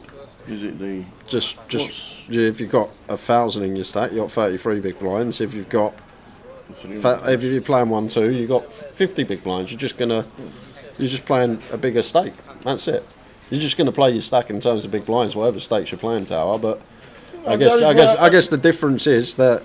So why do the casinos run 1-2 and 1-3? Why aren't they all 1-3? I don't know. But there is only a slight and only smidge strategy change, small blind versus big blind, when folded round to the small, because now we're playing a third of what the big blind is. Now we're going to have to be tighter, potentially, with our continues, blind on blind. But other than that, it's not really too much in it. Always wondered.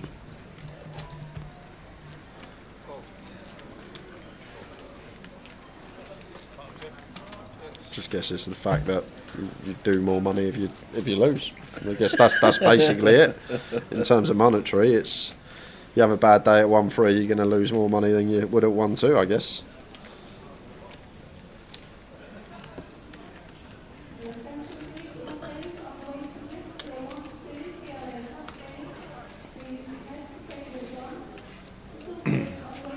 Yeah, sorry, Ben. 330 big blinds at 1-3. Yeah. I took it on 100. I took it on 150 bigs and 33 bigs, not 1,000. 2 with ace king. Just calling this time from gun. Waiting for the race. Abdul's been pretty snug.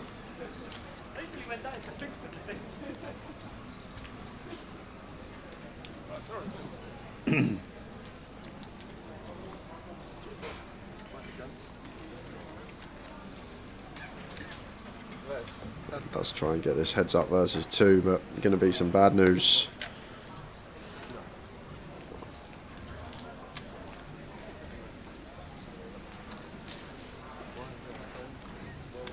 Going to be a limb raise from 2. All of it. Sends a lot in. Snap fold from Abdul.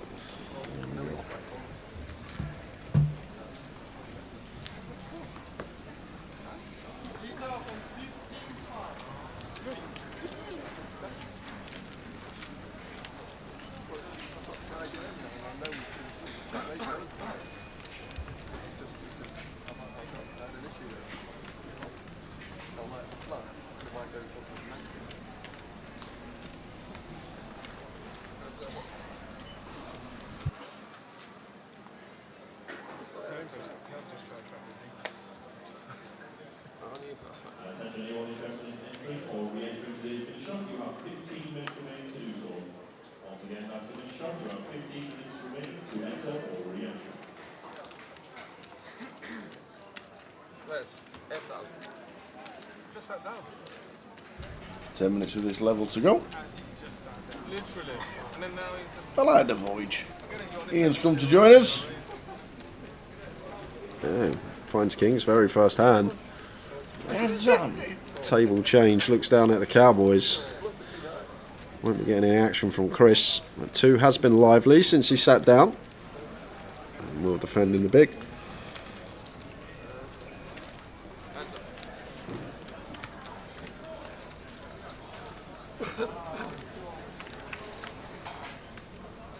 Ace 5 Queen, always needs.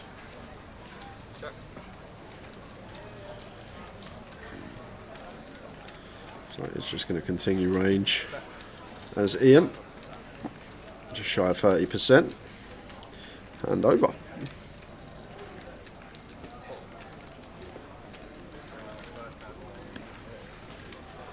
Ian Morris sits down. Kings. He's like, cool, I like this table.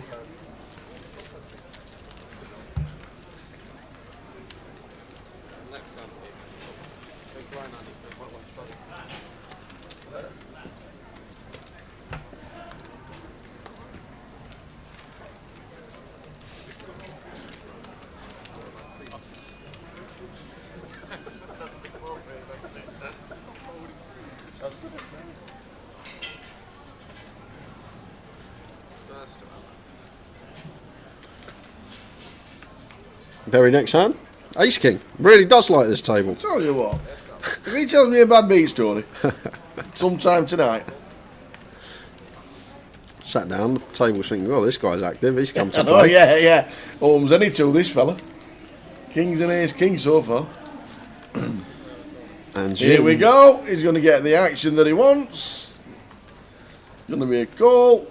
Yeah, what's Jin up to here, Tao? I guess it's just what we've said. He's seen him just sat down, maybe thinks he's got a bit of itchy feet and just using the ace blocker, but ace 3 off should just be folded for 14, you'd expect. So the Ace King. And sees he's in bad shape, going to need to find a 3 as Jin. Yeah, we saw him just leaking chips in the early parts of this session, and now he's going to need to get a little bit fortunate to survive. We've got some chop outs. Deuce the chop 3 to win outright. Now queen to chop, deuce to chop 3 to win outright. And it's a 5, so we are going to be losing Jin. Aces and Ace King. Set up if he gets queens right. Any good hand. You've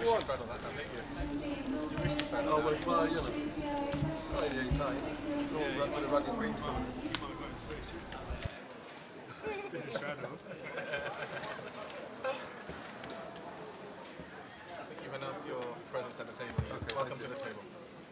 Belated, but it's a pleasure to be back. I've missed you all. yeah. Rose has been getting out of line ever since you left, you know that? Puffing his chest out, 3 betting, 4 betting. But now you're back there, I think he's been doing a lot of stuff. 6-4 for Abdul. Not done too much this session.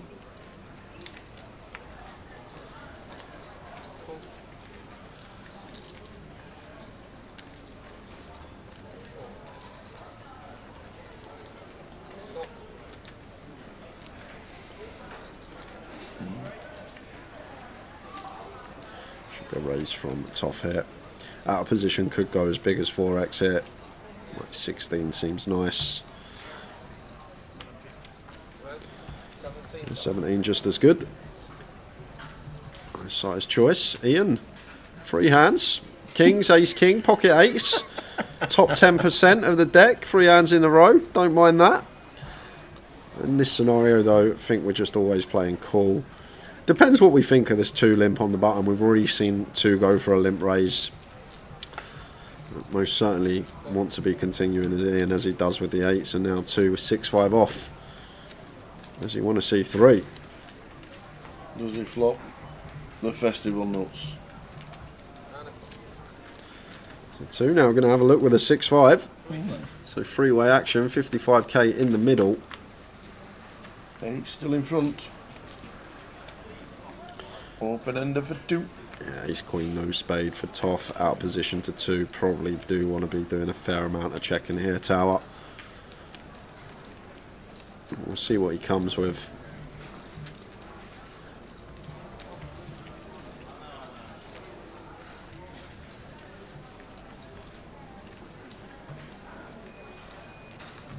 Just check. So checks round. Oh no. That's 2. That's 30. Yep, that's 30k.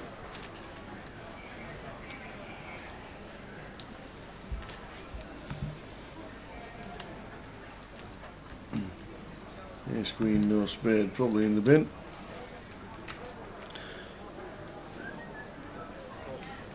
Ian gonna have to call once here. Gonna have some really dicey turn decisions. Just met by 1 overcard here. Have to strap him for 1 more street. See what occurs on the turn.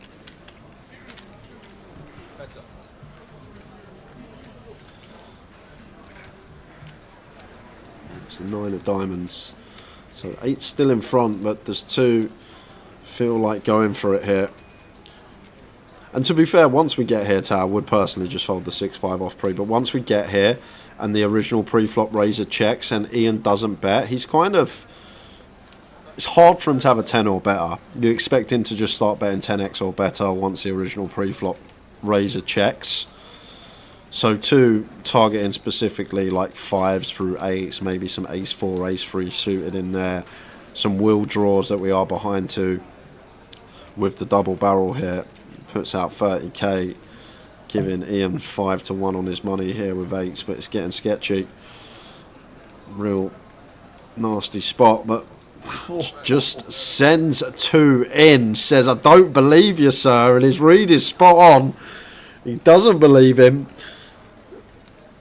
and just sends a lot into the middle. And now 2 with just 6 high.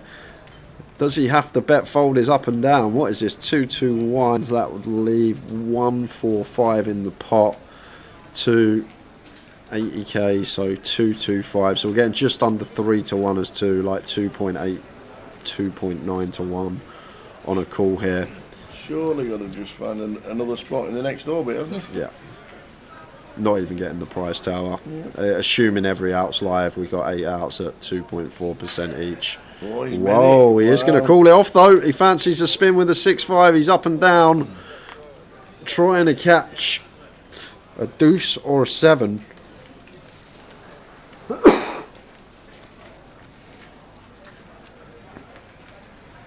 Does he find it? Oh, yes, he does. Wow, he's only gone and found it. Oh, Ian played it, called it spot on. And the deuce on the river. 2 for 2. Wow. Unlucky Mr. Morris.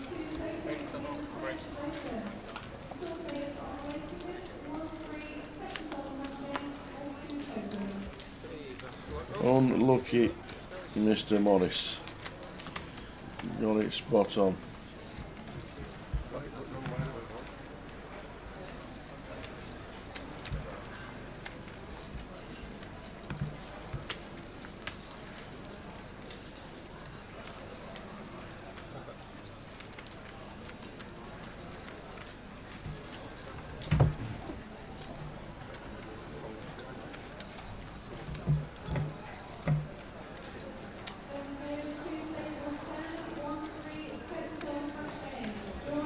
Gets there on the river. Got it spot on as well, did Ian?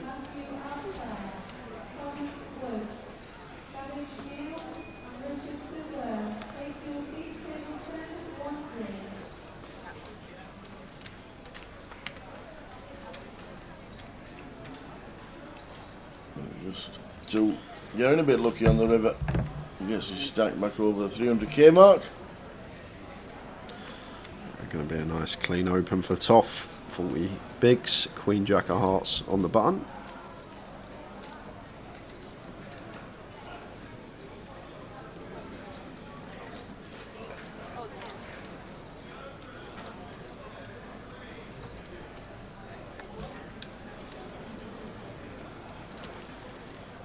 Just raise and take.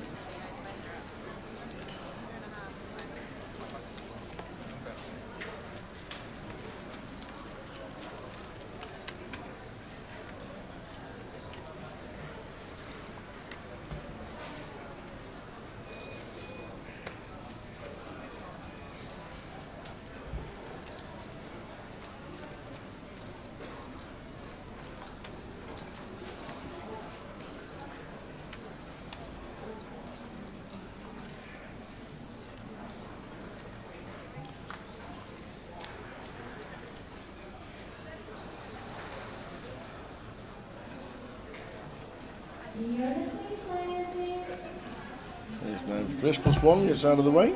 2 snap folding now. He's got 330k. Sitting pretty. And 70 bigs.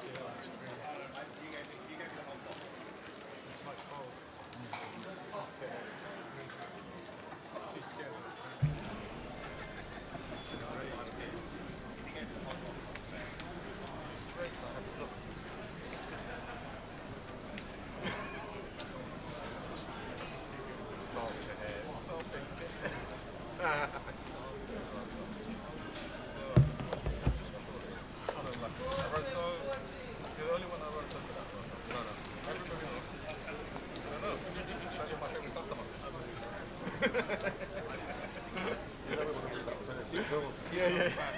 Especially to me, so I'm gonna keep on saying it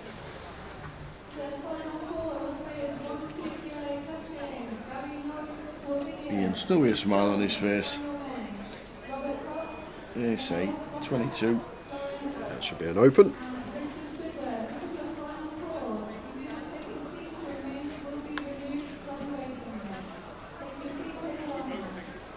Uh, 2.8 to 1 he had Ian on the call on the turn with the 6-5 as 2.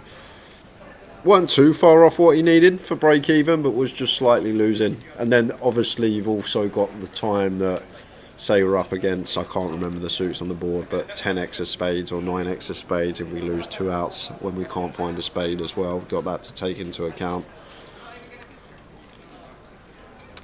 Yeah, but just wanted to have a spin. And it worked out on this occasion. Healthy stack now, with 5 levels left to play today.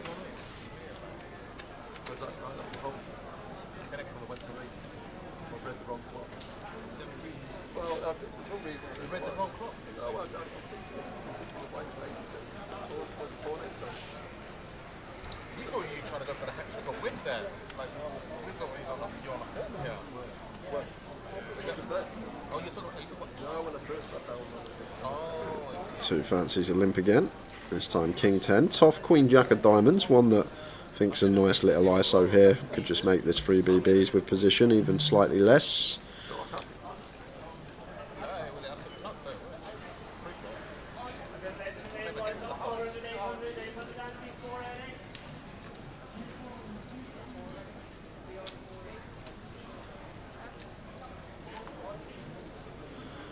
Let's go just north of 3 BBs, 16k.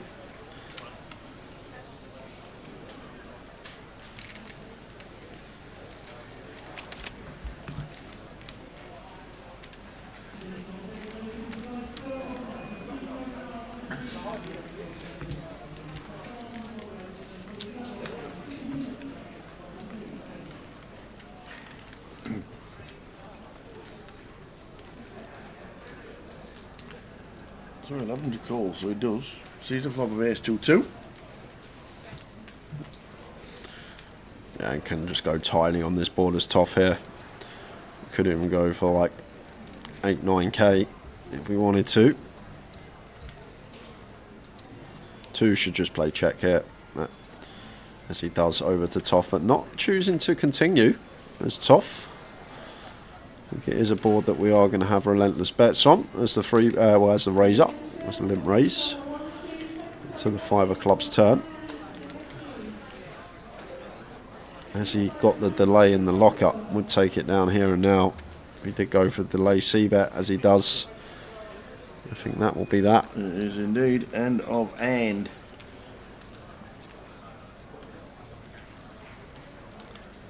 So the live Yorkshire Poker Tour that Barry Neville's playing has smashed the guarantee. 34,000 in the prize pool already.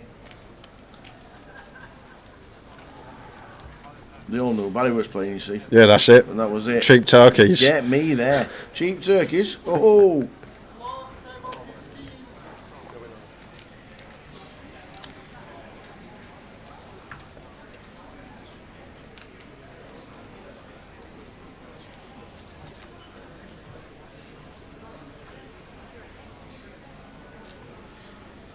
Jess Pilkington's playing it.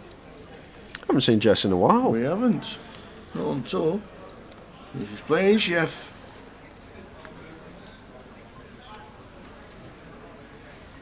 Queen 6 of hearts for Ross are going to open from hijack.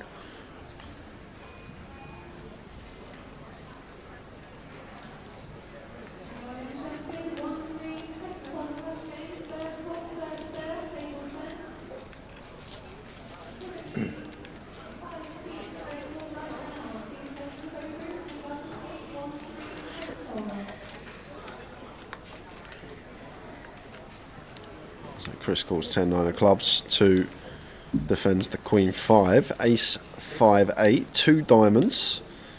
Not much going on here for Rosser. It's a board that will favour us as the opener though. Can just have some give ups though. Don't necessarily have to continue every ace high board. Doesn't seem like the most appetising combo, but is just going to try and represent. That will lose Chris, and 2 does have bottom pair here. Just going to stick around for 1 street.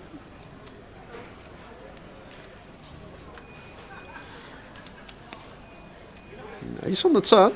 Don't mind seeing that as 2. Making it less likely Rosser does have one of these ace-x holdings opening from hijack.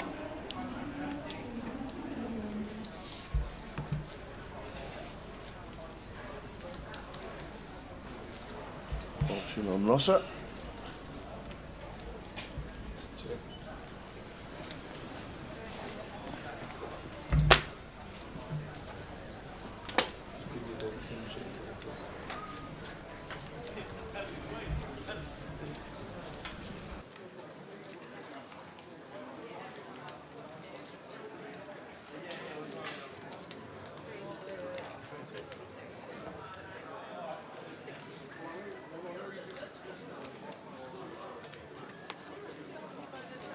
Two getting active on Rosser, and Rosser just nods.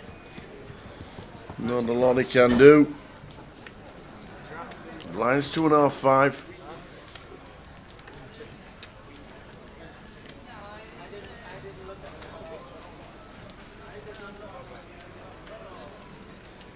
Playing 15 levels today.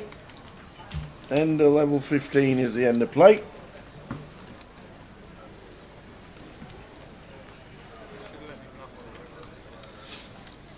And then day 2 of this tomorrow, and day 2 of the main event on Sunday.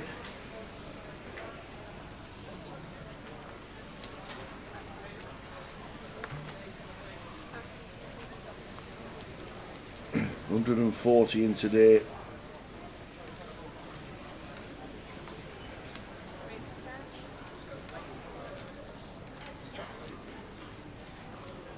Very nice indeed.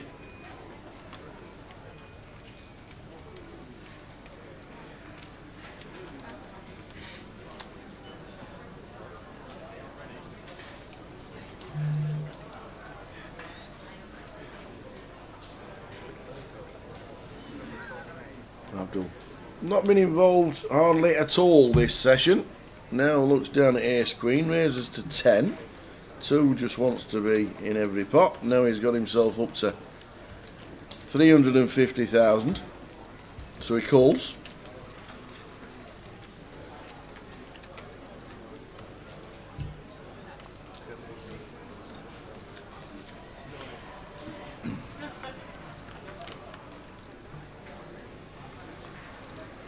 B9 flop, Queen A3, top pair, top kicking for Abdul, absolutely nothing for 2.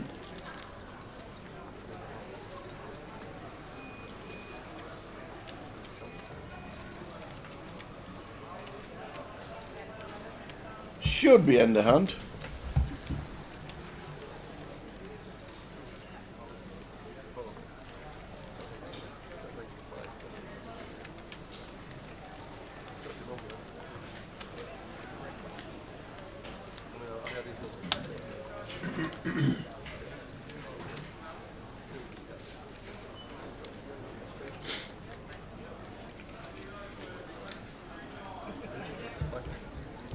So Coventry looking like this. Jay's just nipped out for a quick cup of tea and his salad sandwich.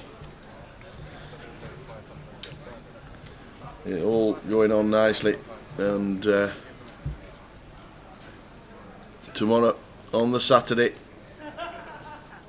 UKPL main event day 1B. There's the cash out satellites. The Voyage Day 2, which we will be concentrating on. And the cash out satellite at 4 PM is 30 seats guaranteed. 30 seats guaranteed. The 4 PM satellite. As the turbo carries on, and then the cash out satellite at the evening. Plenty going on. If you want to get involved, there is loads and loads going on all the way through. Take a screenshot, have a look, see what you fancy. Don't forget it's on the app as well. Everything is on the app. We're back after this weekend. We're back on Wednesday, but plenty going on. Check out all the details on the Grosvenor Live app.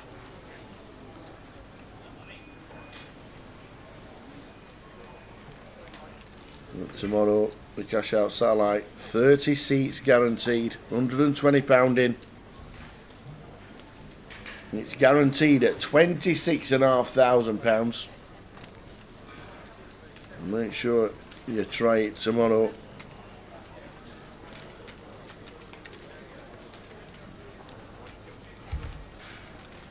£30 seats guaranteed to get into the main event next week, which will be a biggie.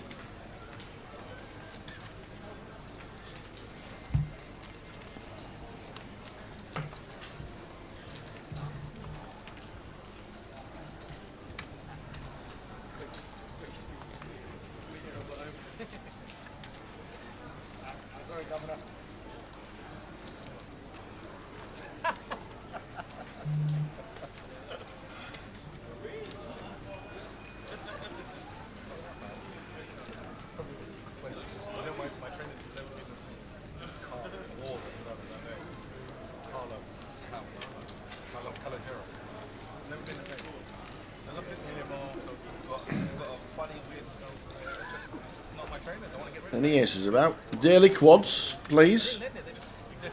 House for Chris. Toth with the A6. Just calling pre. And then check calling on the turn. Checking the check calling the flop. Checking the turn. Now then, how chunky do we go?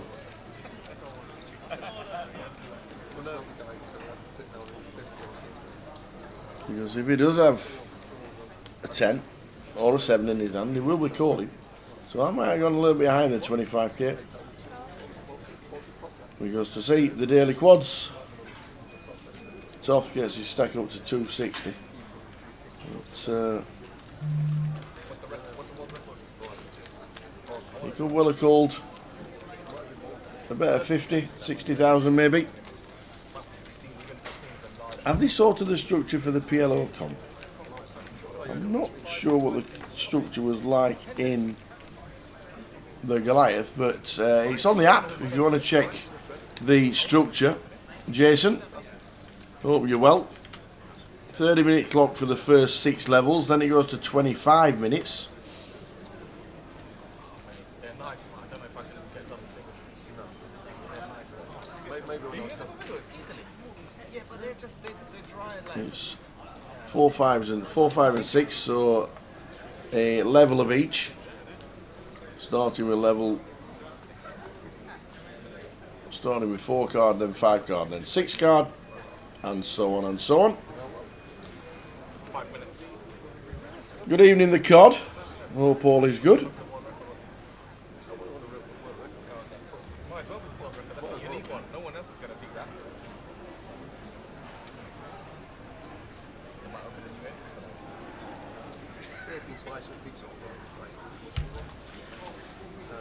that. And just going back to the 30 seats guaranteed, it's 8x your stack and not 10x like a normal UKPT will be on a cash out satellite. It's 8x your stack. So good luck if you're playing the massive satellite tomorrow. 30 seats guaranteed. Looking around at Mr. Morris, he's all in with ace queen. Doesn't get any action because Toff won't be calling with a queen 3. We know he's open, but it's a standard button open. This should be a fold.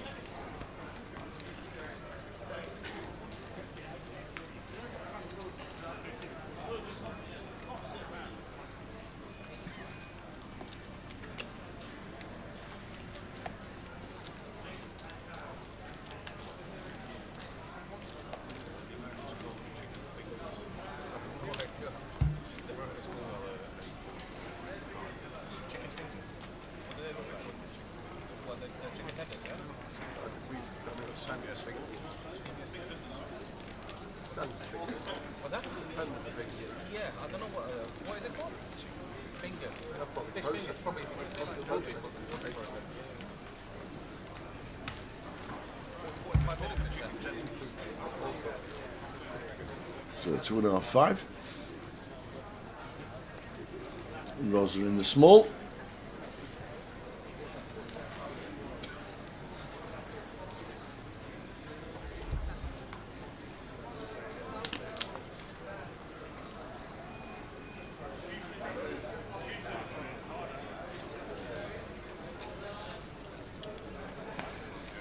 When's the APAT in Blackpool, COD?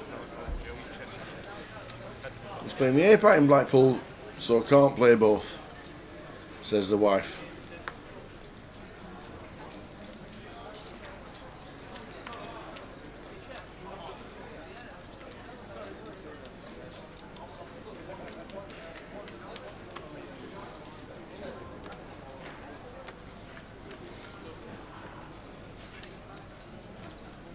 Ace 6 deuce.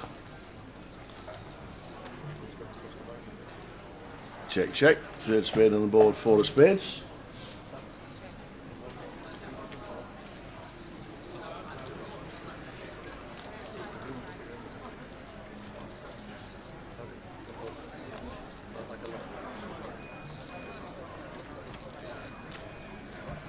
Two.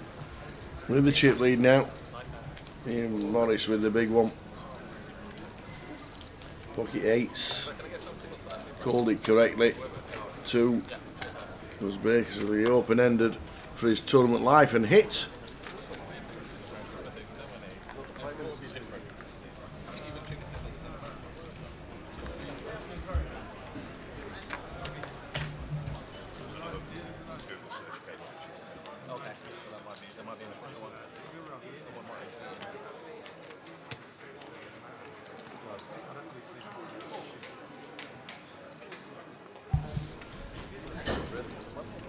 Oh, the APAT's next weekend. Why is it never on a weekend where we're not working? Why? I'd love to get back involved with the APAT lads. I want to see Mr. Wiltshire again and Tom Brady. I'd love to see them. They always put them on. They need to check our diary. That's what they need to do.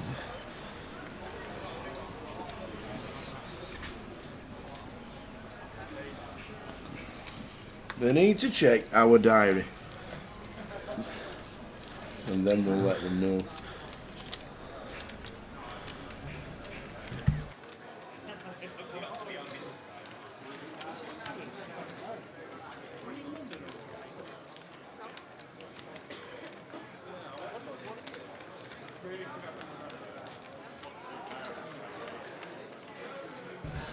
Ace King. That's off, making it 12. Alan with the defend with the Jack 8.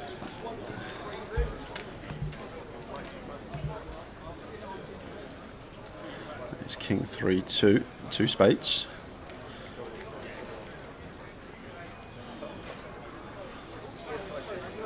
That should be that.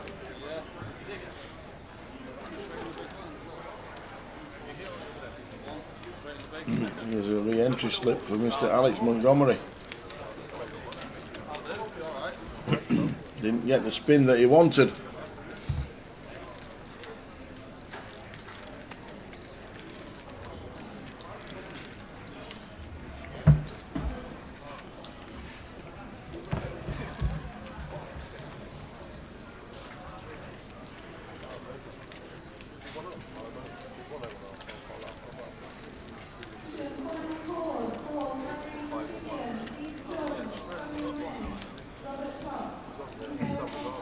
And also forgot to mention last night as well, the cash game was on. Yep. Obviously instantly included into the Radbeat jackpot, Yes. which is down at quad twos. Quad 2s now, is that it? The lowest it's been. That must be big. Quad twos, 150k, £155,000 in the prize pool. Get involved. The Radbeat jackpot, 155,000.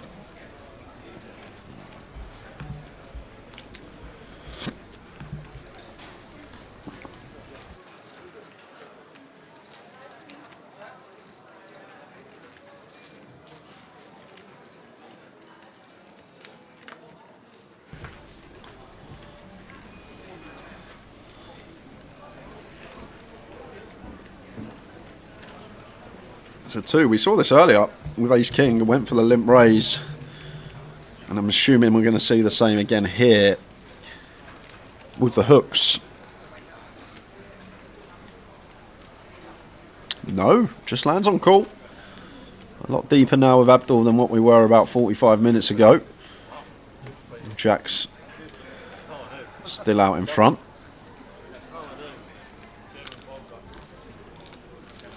Really nice jacks to have as well. The fact that we block the both Jack 10 suited, Jack 10 suited not actually a thing now, and at 70 effective to start the hand. Sorry, 60 plus effective to start the hand.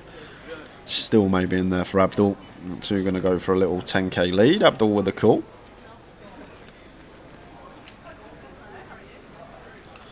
Four of clubs turn.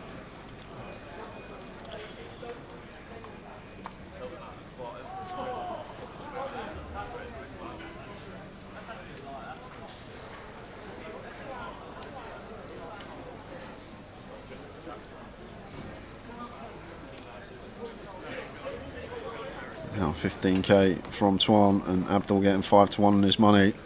Sees it as too good a price to be folding just yet. And it's a clean run out for the Jacks. 9 of hearts on the river. And now 2 choosing to check.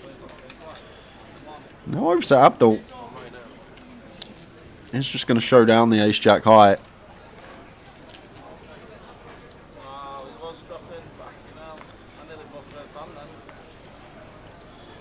Jack's good for 2. You nearly cost me 230 quid. You say slippery customer this one. No, because I'll just check back versus I nearly give you 100,000 straight away. That's why this fucking limit. But he's never got a strong hand. Oh, mate. It's a mix. So I believe blind's going to be going up after this hand. And then final 30 minutes of this session, which will take us to the final break of the day. Should just be 15 minutes. Welcome to the stream, Empire on Twitch.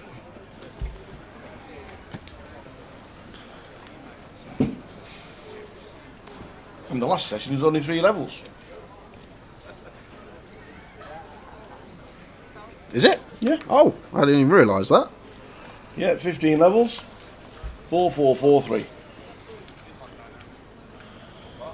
To continuing with his limp strat. King 10 of hearts for Toff. Gonna ISO. Making it 18.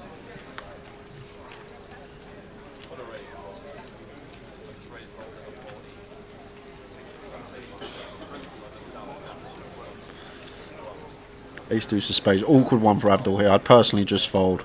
Like we've seen that 2 has had some limps in there that want to re-raise. And once Toff, ISO's here, strong range from +1, but we are fairly deep, 50 effective, so does want to have a look with a suited ace with position on the opener.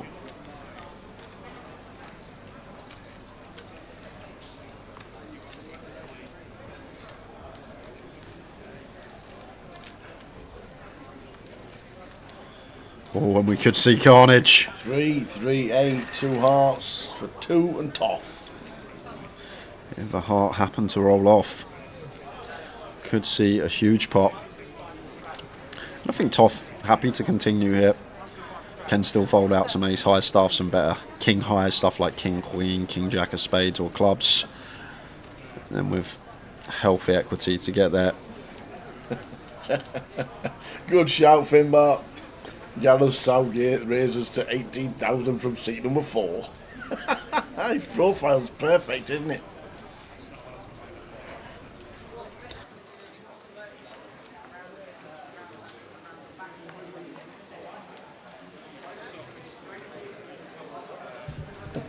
That's a great shout from profile, isn't it?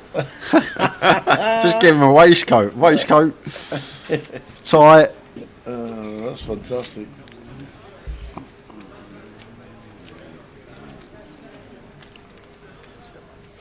No heart for carnage. However, Toff probably wants to barrel this card. Like 2's going to have a lot of like 4s through 7s, 8, 9 suited, 7, 8 suited. Potential to barrel all these off by the river. Not going to be much 3x in there, especially with the ace of clubs rolling off. Ace 3 of spades, the only combo of ace 3 suited. It's a really nice opportunity to barrel for Toff. I like it a lot.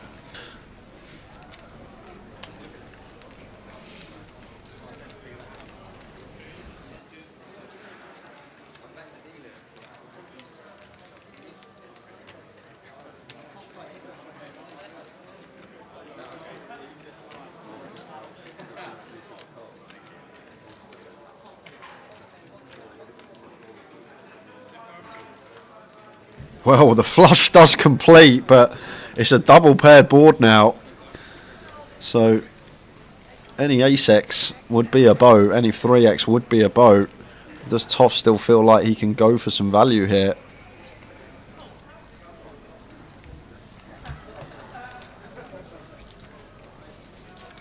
Weld in motion on the headset.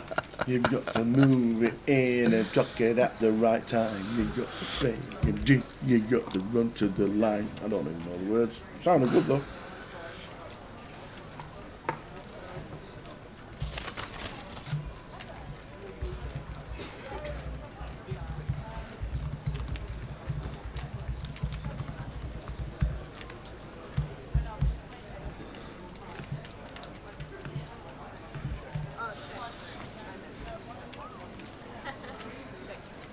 Just go check, check, king 10 of hearts, good.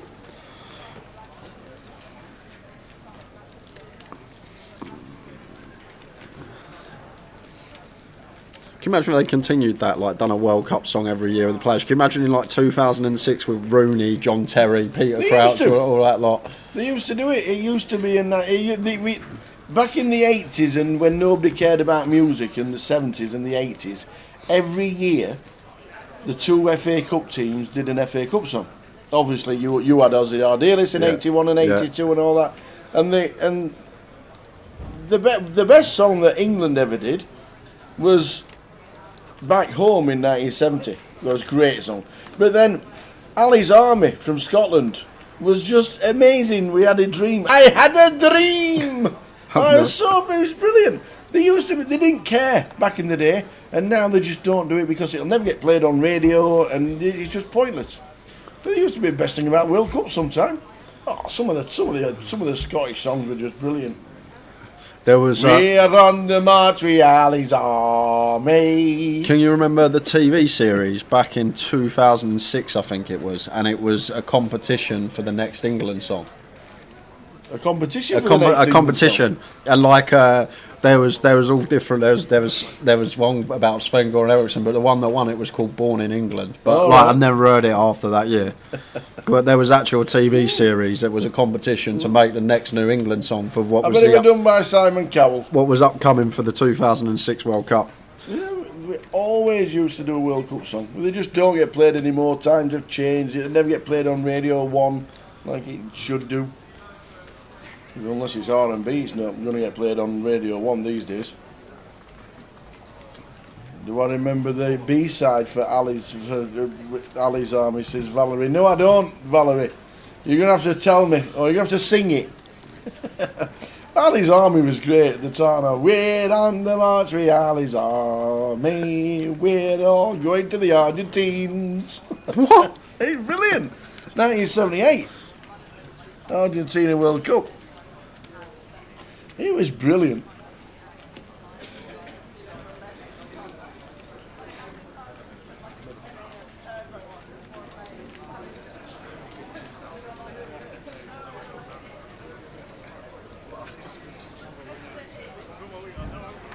Do you remember A-sides and B-sides?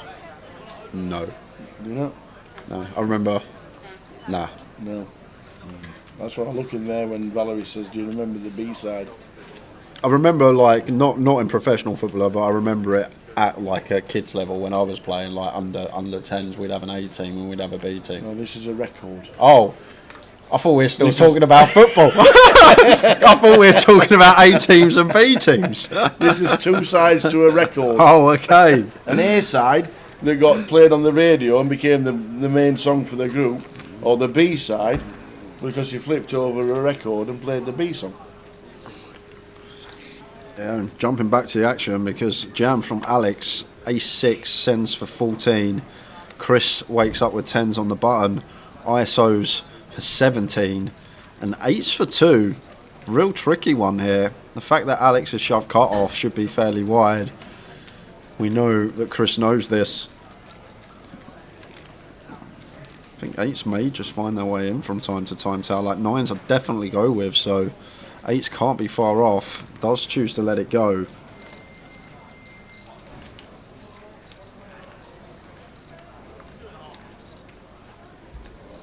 So off we go. Alex Montgomery spinning with A6 against pocket 10s.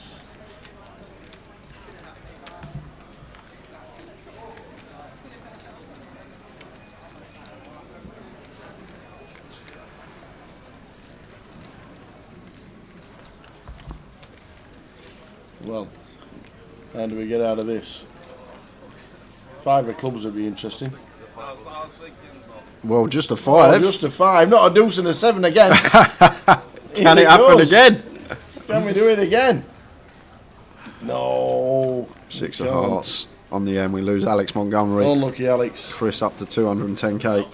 It was called I Want to Be a Punk Rocker. I remember that one. But Mama Will Near Let Me. In 77 and 69, Revolution was in the air. No, that I don't think in 1978 that song was out. Oh. But I do like it. I know the punk rocker Yeah. song. Yeah. I haven't heard that in years.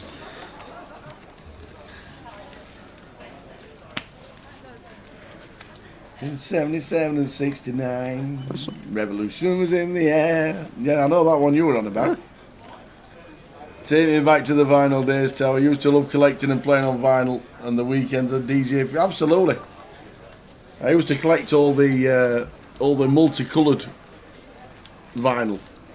If there was a song, I don't even care what it was. If there was a song and it was yellow vinyl, I'd go and buy it. Or the picture discs. I have no idea. That was great. Sandy Tom, 2006. Is it that long ago? Yeah, I remember Wow. because I used to blare it out on my Sony Ericsson Walkman, the little orange phone that used to flip. That was the song.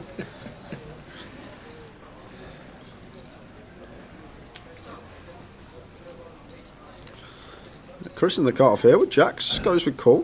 Facing gun, I think, going to be okay, but will be some free betting going on as well.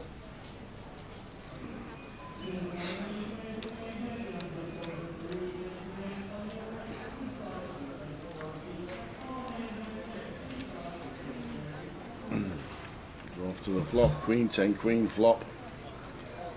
Also with the threes. Won't be doing too much with that.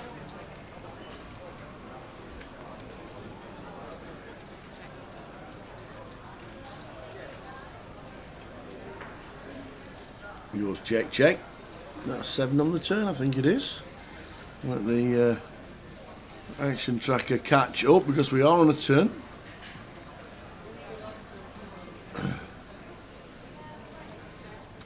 I'm checking it now by the looks of this. Yeah, the picture discs were great. They're about 30p extra as well for the picture discs. So sometimes you didn't buy them. Sometimes they were up to £1 more. I need to hear I want to be a punk rocker, but my mum will only let me. We're on a break in 25 minutes, so I'm just sticking on my old YouTube. After checking our way down, Chris going to go for some value with the jacks. 10k.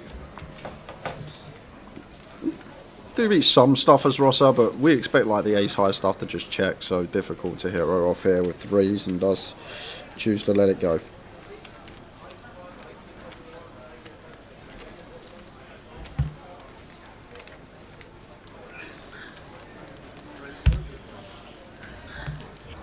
The best lyrics for a football song is Dave Henson, "I'll Be Watching You," 2010 World Cup. That's my rap. Is that your rapping That's song? the rap that I can do. That is the best lyrics ever for a football song. What have we kicked? You can keep your Kaká and Lionel Messi because we've got Michael Carrick and Emil Heskey. Back on the plane, Mikey Dawson required with Jamie Carragher. Yo, I thought he retired. Aaron Lennon unleashed down the wing. Sean Wright Phillips and Ledley King with that knee injury he can never shift. You find him on the hotel stair lift. Captain Stephen Gerrard flying the flag. Can somebody get John Terry away from that wag? And my boy Peter Crouch given half a chance. It's back of the net, and then the robot dance. Joe Cole with his close control. Then it's all about Rue bearing down on goal. Finally, Frank Lampard. You can show him who's boss. Just stop taking all your penalties like Diana Ross. The J. Harwood Rap 2024. I've got other verses as well, believe it or not, but we'll save them for another day.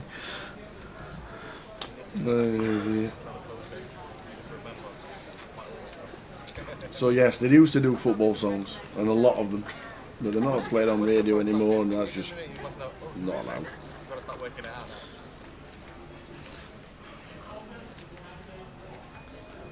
If you're lucky enough ever to have me a few pints deep down and we're in a karaoke bar and I'll request the police, I'll be watching you, or that would come out. The rap would come out rather than the actual lyrics.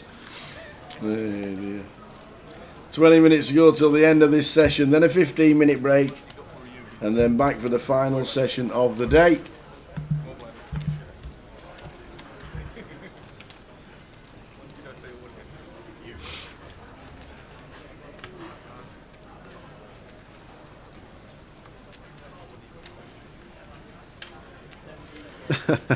And all this because I said he looked like Southgate. Wasn't he in a football song? Gareth Southgate, did he sing in one of the England maybe things?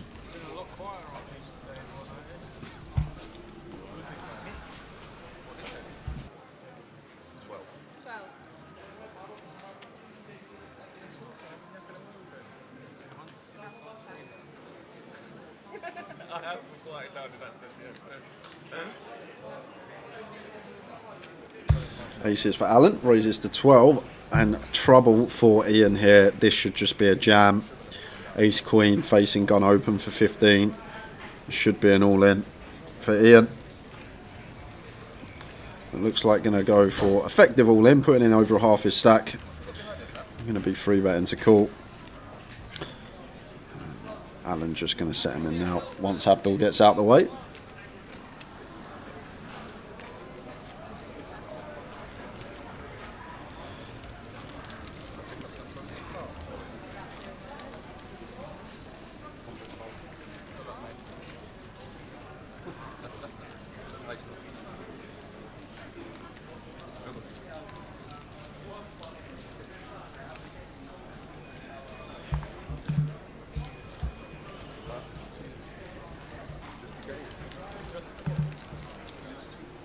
That is probably going to be that. Ian will be out on the turn most of the time. Can only wiggle out of this one with running queens, and that will seal the deal. Obviously 6-8 running chop would have done it as well. There's a bit of rubs on the river for the ace queen of Ian. Alan takes him out.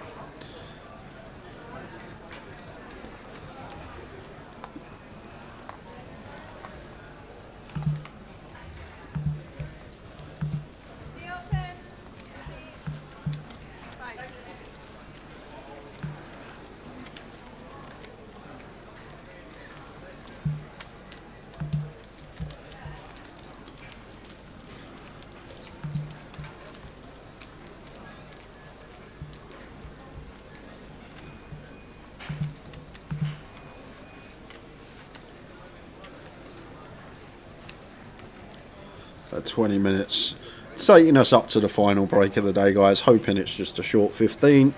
Should be finishing up around 11 PM this evening, but back for a full day's coverage tomorrow at midday for the Voyage up day 2. Looking like a terrific turnout in terms of numbers. I think with the turbo still with entries, and this one available to buy in at this break, could go close to 300.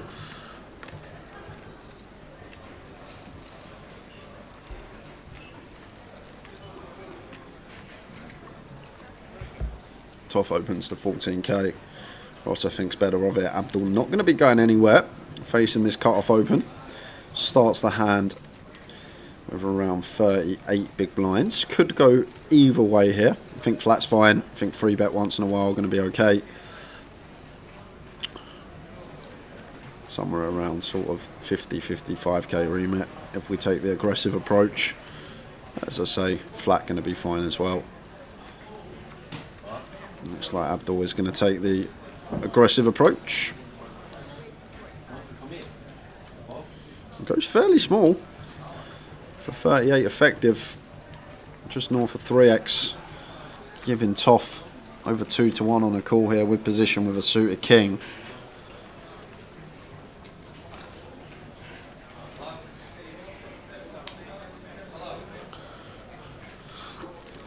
Awkward one for Toff. Like king 9 suited, I'd probably continue with that possibility of some straight opportunities, but king 7 suited just seems slightly too disconnected. Toff gets out of there.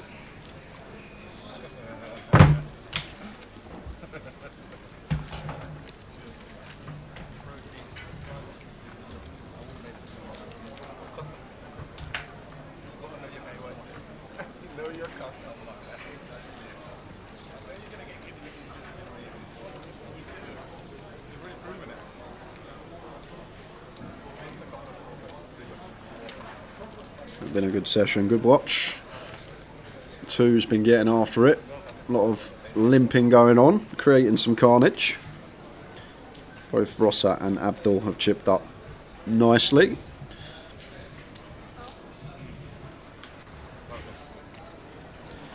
There's ace 9 4-2 once again. Comes with a limp.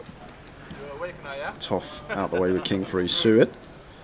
Rossa king 5 of clubs. From cut-off seems slightly more appetising. But we've already seen 2 do a couple of limp raises, so Rossa will be aware this man is capable of springing the old limp raise. It looks like does just go with over limp.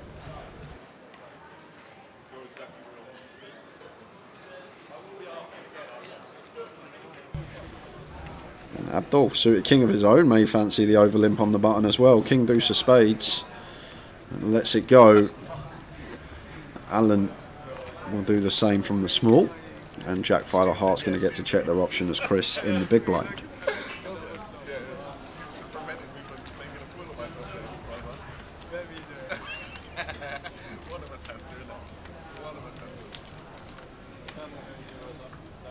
It's top for 2. Middle for Rossa, complete whiff for Chris. These 2 just going to come out firing. Looks like he is with the ace 9. Still going to have to call once here as Rossa backdoor clubs, second pair. 5.5 to 1 on our money with position.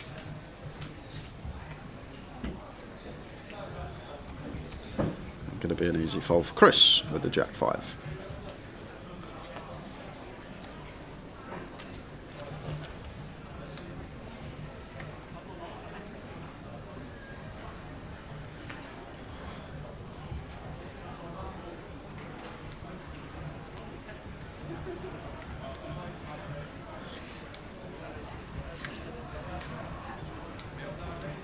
It's a 3 of clubs on the turn, so Ross are now turning the flush draw to go alongside his second pair, and getting 5 to 1, just going to call and take our equity to the river, you expect.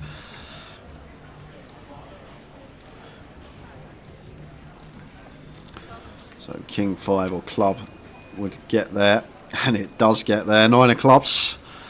Rosser, Rivers, the second nut flush. Ace-X of clubs our only worry here. 2. He's going to go for another small bet. What, give it away? A little block on the river. That's going to be getting raised. Just what size Rosa's going to go here. What does it look like? 2 has. Once he goes small, small, small, probably just going to assume that he has a lot of just one pair Ace-X hands. So maybe we don't want to go like extortionate here as Rosa.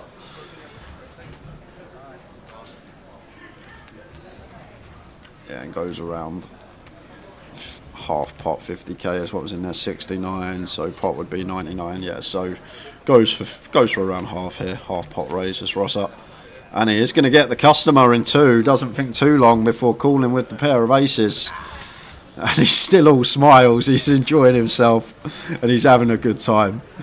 That's what matters. Nice to see when someone loses a decent sized pot and they're still all smiles. Having a good time, as you should be at the poker table.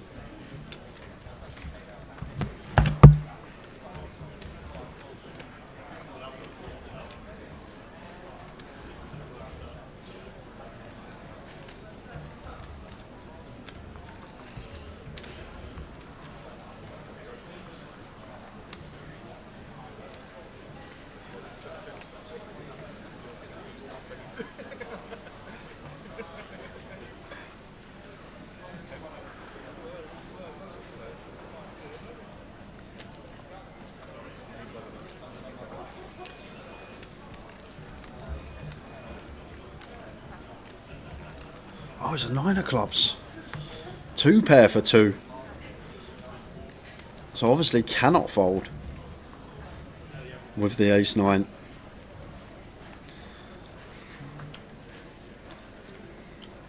So excited about Rossa making the flush, didn't even realise that 2. River 2 pair. No way that he could ever get away from it. On the most action river in the deck, if you like. Thank you, Gibraltarian. He's in again. 10-8 of clubs. That Abdul opens the ace-deuce. And it's Jack 8-7 rainbow. So gut shot. Middle for 2. Not much going on here for Abdul. Maybe one we just give up on, but not going to get that opportunity because we're faced with a lead. And it's a tiny lead. 1 big blind from 2. Now 6.5 to 1 is Abdul. But we just got a trash hand on this board. But Price sometimes is just going to let it go.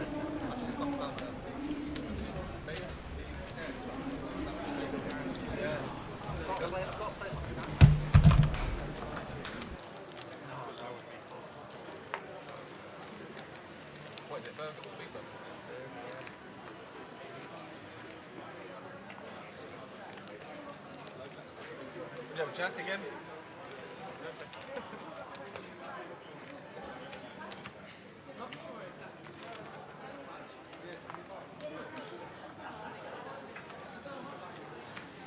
10 minutes to go until the end of the session. And then a 15-minute break. And then back for 3 more levels. Tressy level or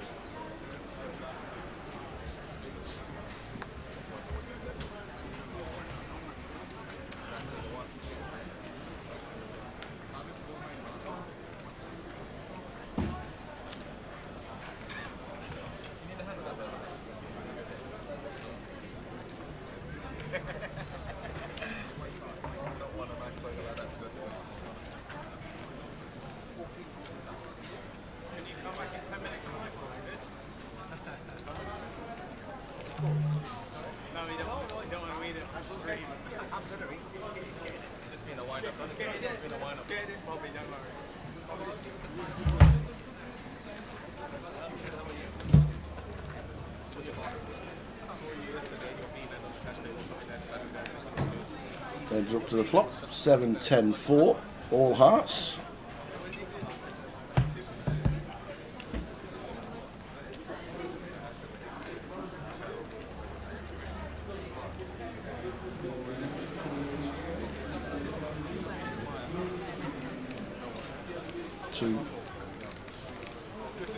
Little 40%er. Yeah. 5's no heart. You're going to get the job done. I think we still call once here as Toff Tower, blind on blind with position.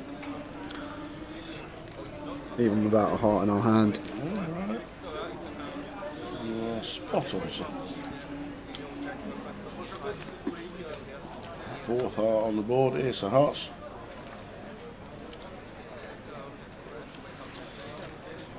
Gets a shot down from 2. It's going to be first sign of aggression. Gets the pot their way.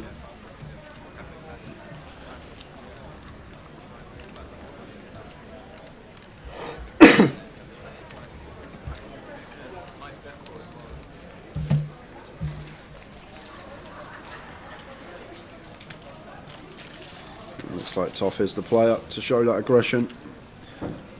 Should be working. Shake of the head, and that is it.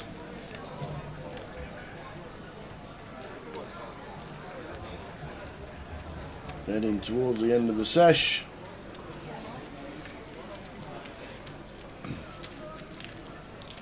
I've never known Abdul so quiet in a session. Just been steady. Oh, he's just blinded out. No, he's won a few pots. Increased his stack by about 100k this session.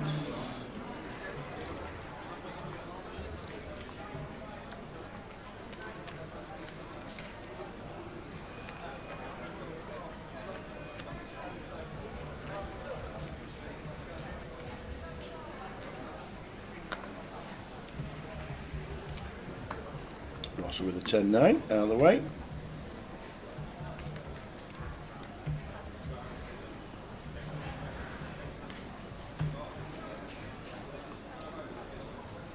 Is that James Ram come to the table? And 7?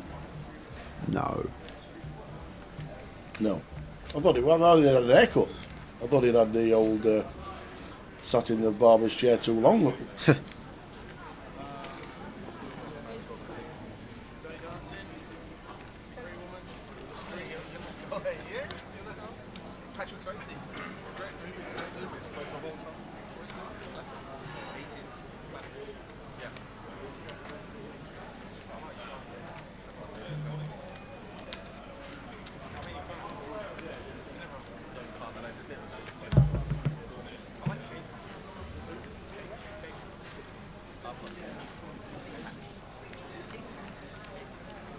Oh, nice spot for 2. And another flush draw with the ace 4. Unbeknown to us, Chris's holdings, but he did raise.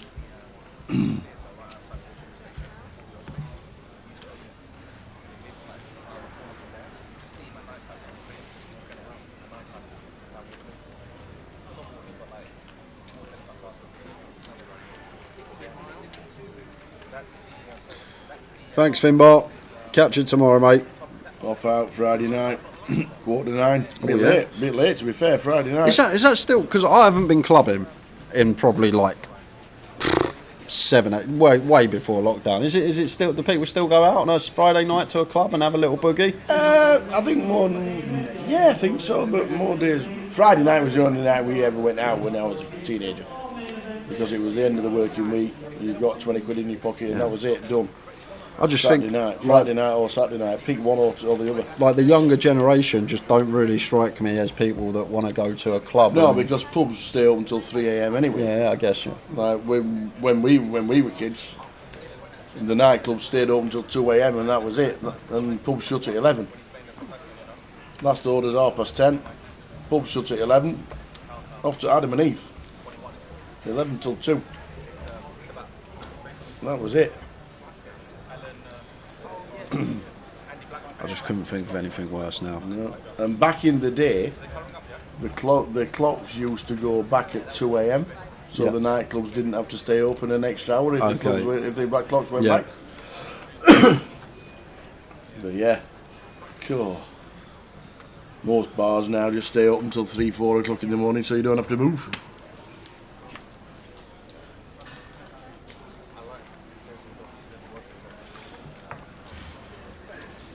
Raxie makes a good point as well. How many clubs closed down because of lockdown?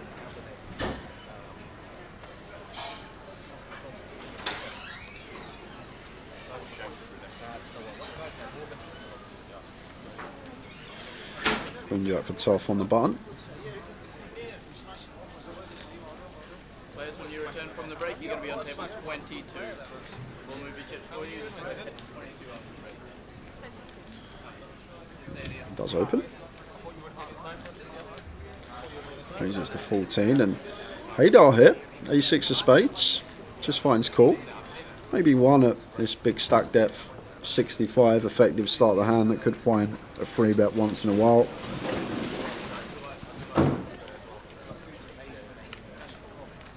Got a ghost. Oh, I'm there. No one's even there. Nobody. Not anybody. Hello. All things falling down. Oh, he does find free betters, Hadar. It's going to get tough off of the Queen Jack. So you should get one more hand in. There was a programme on YouTube around the decline of clubbing since lockdown.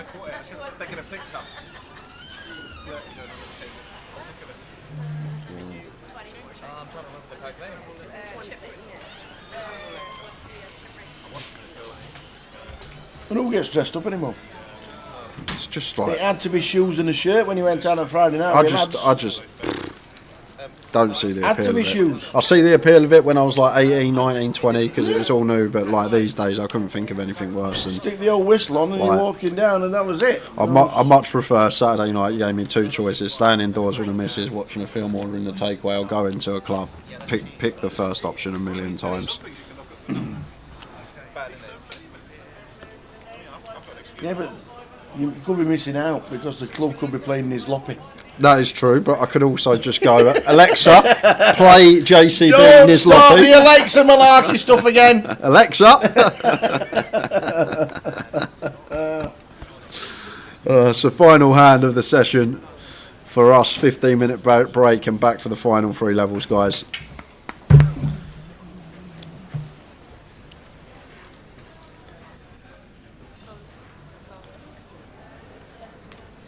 I just thought we had a new dealer. It's Rachel. She's dyed her hair. Right. She's gone brown. Gone brown.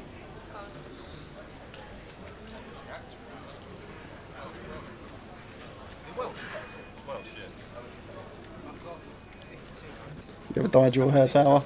Never. Never? No. Not ever. Not once. Not even ever. Not even for like plays or dressing up or things like that. I think I'd sprayed it once, but washed out after about 20 minutes. No, naturally black, naturally dark. And that is that, guys. We are on a 15-minute break. Going to be back at 9:05 with the final session of today. We'll see you then. See you then. And people who know the situations know those, but people tried to paint a certain story, and unfortunately, certain people in poker didn't mind adding to that fire when they, should have known better or did know better, including some of the poker sites, believe it or not. I'm sure. But luckily, we're arriving here, so I won't go shit on people that planted stories about me. That's fair, And that's tried fair. to pretend it wasn't them. Okay, before I park and let you out, I'm going to ask you one last question. Why are David Tuckman and Nick Wealthall the best commentating duo? You mean used to be? No. David Tuckman and Nick Wealthall. Why are we the best? Go ahead. The answer is very simple. Who is Nick Wealthall? Who's that? Right, thank you. Hey, Tom, thank you so much. I would say good luck in the World Series of Poker, but I don't even know. I might play tomorrow. The 10K. Go fucking get him, okay? I'm gonna try. Hey. That was a We really can't do good it. handshake. Hey, thank you very much. I appreciate it. problem. That wasn't bad, right? It wasn't bad. You didn't extend it. It wasn't bad. Thank you. Yeah, no Appreciate problem. it.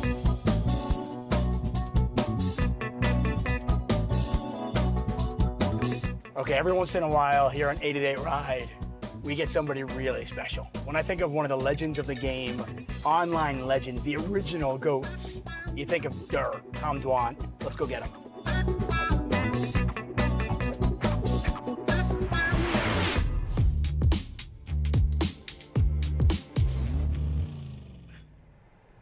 Each and every summer, thousands upon thousands of poker players descend upon Las Vegas. Let's to just drive to the fucking series. Why not, right? Okay, let's do it. go. Tom Dwan, guys. I'm I not got gonna Tom play Dwan series, in but the we car. can drive there and wave it somewhere or some shit. Okay. Wait, so sorry, what's your bit? What's your intro? Well, I usually go, thousands upon thousands of poker players descend upon Las Vegas with hopes of winning millions of dollars and a World Series of Poker bracelet. But I've got Tom Dwan in the car who seemingly doesn't care about World Series of Poker bracelets. What do you care about? Like, what is it that I'll take the inspires you? millions What of drives dollars. you? Huh? I'll take the millions of dollars. Okay, so you want the $1 million. Yeah, what's the bracelet now? Do you care about the bracelets? Not really. Not at all. I mean, when I did the bracelet bets, it was because like it would have helped for sponsorship shit back then when it was like Full Tilt and Stars days. Right. Now we're getting like another poker boom You are? kind of bit, so yeah, I guess it kind of like pains me to admit that it matters, but I guess it does matter. But you don't really care about it. No, I mean, I guess since it matters, I do a little bit, but it's like I'm like embarrassed to admit it to myself that I do a little bit, you know? Hey, talk about the evolution of you as, I want to go through a couple things. First, as a poker player, from the early days where you were just everybody's favorite online and where you are today. I mean, I commentated on you when you beat Phil Ivey. Yeah, you just told me that. I didn't remember that. Which, that was at the time, by the way, was the biggest pot in the history of televised poker. $1.1 million, 4 clubs on the that turn, hand. and you got 6-7 versus ace-deuce. How has your game, how have you as a person, as a poker player, evolved over the last, 18 years, 17 years?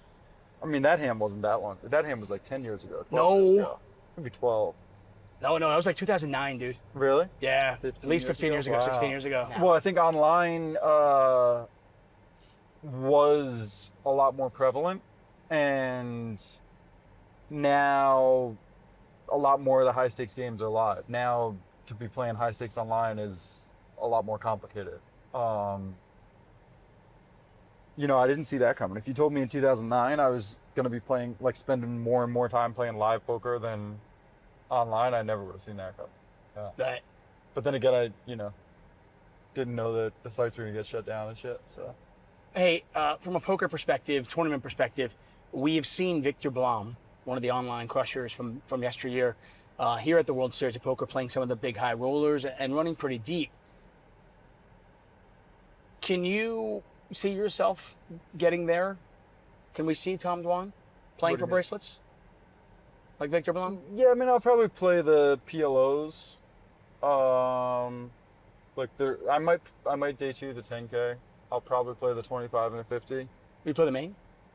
Yeah, I have some shit to do around then though, because the main's like the It's like July 4th. 6th or 7th is like Yeah. the last days. I got to be in LA like the 6th or 7th.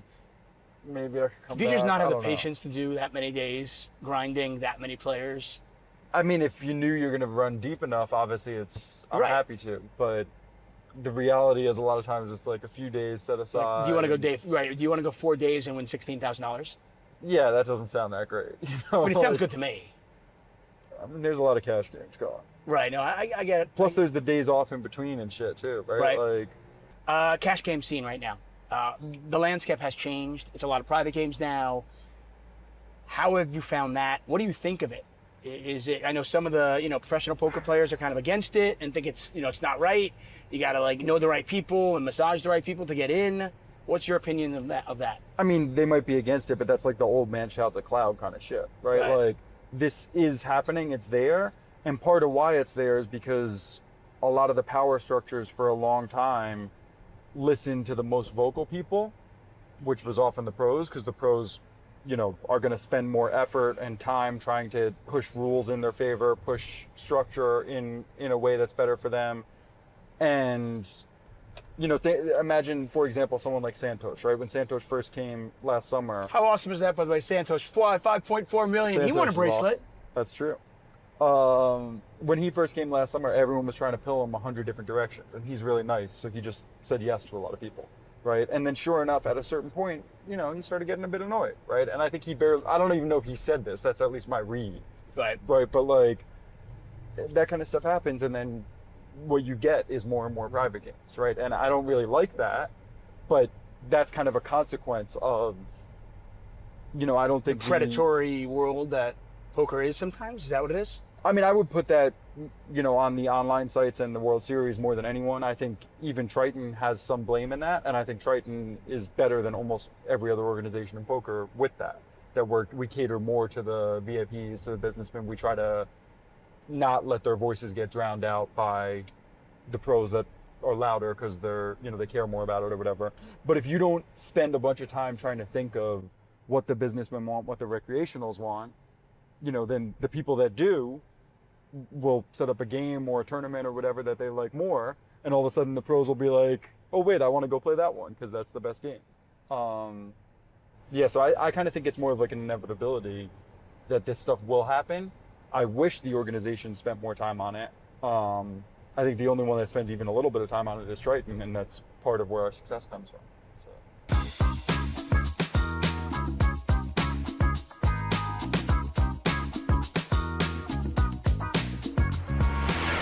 I want to talk about the two big hands that I was lucky enough to commentate on. The commission that you have yet to pay me. No, but this is the commission, buddy. This is it. Wow. So 1.1 million off Phil Ivey, and $3.1 million pot off Wesley on Hustler Casino Live. Take us through those moments, and not just at the time of your career, at the time of your life, what it was like to win a 7-figure pot. When you were relatively a young man back in 2009, I want to say. I mean, the Ivy, when we were playing giant pots against each other all the time, in Bellagio, and I think mostly Bellagio back then. I don't think that one was. So was it not a big deal except for the fact that it was on TV? Yeah, I mean, I don't know. It was probably one of the bigger pots we played, but we played a lot of big pots, and then we played big pots in Macau after and stuff. Yeah, I think that one wasn't as. That one might have meant more to other people than it did to me, kind of thing, right? Because for me, it was like, yeah, it just happened to be on TV. The Wesley one was a bit different because Wesley and I never really played big, right? And you had all these different dynamics of like, in hindsight, like, yeah, I was probably quite a large amount right with my guesses, but at the time I'm like, I'm paying off this guy that's basically a nit because I have all these 7 different reads that I think kind of add up. What were the reads, by the way? It was such a weird hand. So I kind of went into that day thinking he was likely to go for it a bit extra, so I didn't really Against you? Just in general, but probably if I had to guess, step 1 was go for it a bit extra, and then step 2 was probably a little more against me than other people. Right, there's a notch in a belt. I mean, hey, listen, like, I bluffed Tom Dwan, right? That's cool. Yeah, I mean, that was my guess, but like, I wasn't very sure of either of those reads. And then obviously I think Doug like gave away quite a lot when he, the way he acted when he saw Wesley's cards, right? And then I think Wesley, which created a whole awkward. I know Doug felt so bad about it. He did everything he could not to give anything away. I don't think that's true. I mean, I think he did it not perfect, right? Like, I think that's the reality is. Okay. If you see the guy as ace king on the button, you look down, and unless you have like, if I had 2 10s, I would just be like, throw it away and yell at the guy, right? Like, whatever, right? Yell at him after the hand. Right. It's different if Wesley had Jack 7 suited, then you're in a weirder spot. But like, okay. I've had this kind of spot a lot where you happen to see someone's cards you try to say nothing till the hand's over, right? In other words, if you can just fold, you fold, right? If, you know, if it's a spot you got to play, like I had one the other day in a PLO game here where I was in the tank on the river for a while with a hand I was for sure going to bet, because I was like, how do I explain I had seen like one of the guy's cards, right? So it was a spot, I think I had like the nuts, or basically the nuts, but I was like, I happen to have seen this guy's card. I kind of. But you also have the nuts. Right, and I was like thinking of how I was going to, I forget what I even ended up doing in that spot. But basically my point is, if you don't have like something you got to do, like in Doug's spot, he could just fold, right? He has ace king. The guy has ace king on the button. You can just fold almost all your hands. And not say anything until after the hand. Yeah, after the hand, you can be like, you fucking idiot. Like, what are you doing? Right. I saw both of your fucking cards. You're a poker player. Like, what are you doing? You know? But then Wesley also never acknowledged that, right? If Wesley had, soon after Doug said that, if Wesley had acknowledged that, I think it would have, right, if he had been like, oh, yeah, you saw my cards, I would have been less trusting of my read on that. Right? The fact that he never acknowledged that, like, and then throughout the hand, kind of every step of what he did fit into this story of like, I just didn't think the guy had it. And then the only question was whether he flopped it or not, or whether he got there. And like that I thought was very possible, but I, you know. Right, just some random bluff that he had that happened to hit like trips or something like that. Right? Yeah, I thought that was very, very possible. But more possible than aces in that particular spot. Not on paper, but because of the dynamics of the live read type stuff. Yeah, I thought that was, aces was a lot less likely than like an 8 or a rivered straight or some shit. I'm taking you back, by the way. Really? I'm taking you back, see? All right. We're good. Hey, so you just mentioned that, you know, if I told you in 2009 that you'd be playing more live poker today, you'd never believed it. What's next for you? Like, what do the next 10 years look like? If I were to bump into you 15 years from now and convince you somehow to give me 9 minutes and do another one of these, what would you be doing? I mean, we're down from 20 to 9. All right. Yeah. I like this progress. What would you be doing? And you C4.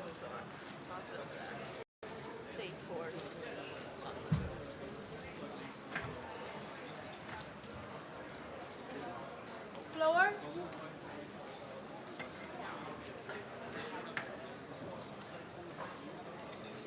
C4. Left distraction. Feature table.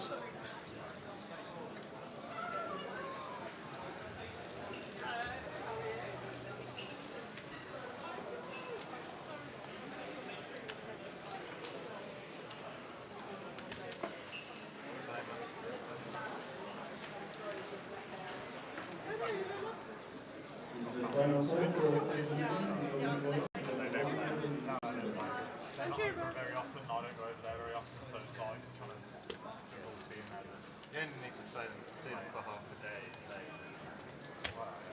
Your hair looks so glossy today. Oh, I had it dyed the other day. So nice.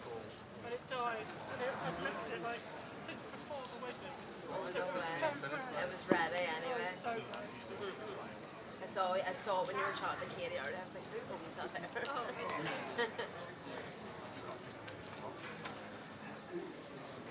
Data this tomorrow.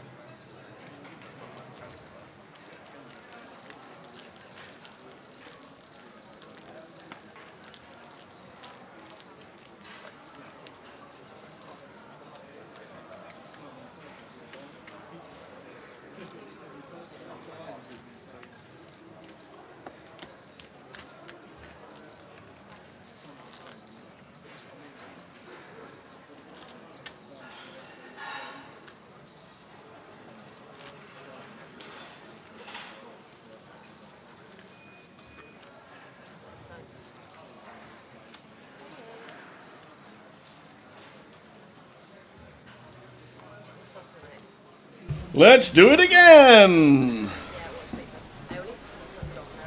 Me and him to entertain. Not me to entertain him to talk sense. Just you know, talk rubbish. Yeah, right.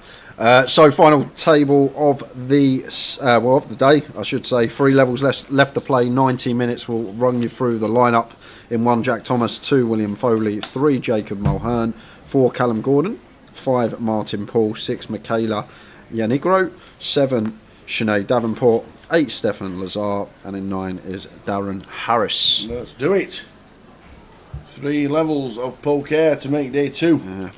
Late reg close now for this flight. Aim of the game, still be sat here when we're bagging and tagging in 90 minutes. Because if you're busting out, that will be it. You can jump in the turbo still. Is it? Yeah. I thought you could buy today too. Can you buy for day 2? Or The Voyager? yeah. Okay, Because it's not apparently you can. 15%, is it? What, for 5 bigs? Well, why not? Yeah. We've seen it. So later is open all day, isn't it? Okay. Right. Yeah. I think this one should surpass 300 entries then.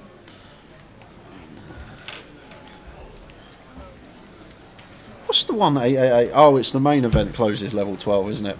The UKPL main. Yeah, that's what I'm confusing it with. They play down to 15%, don't they?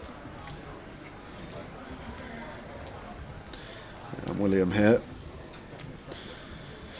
26 effective. Like Jack's here, could just jam. Facing gun. I know that 9s is pure for like 28, 29, so Jack's would definitely want to get aggressive. It's just whether to free bet not all in or whether to free bet jam. And I think jam's going to be perfectly fine, as William does. Jacob out the way with the 4s.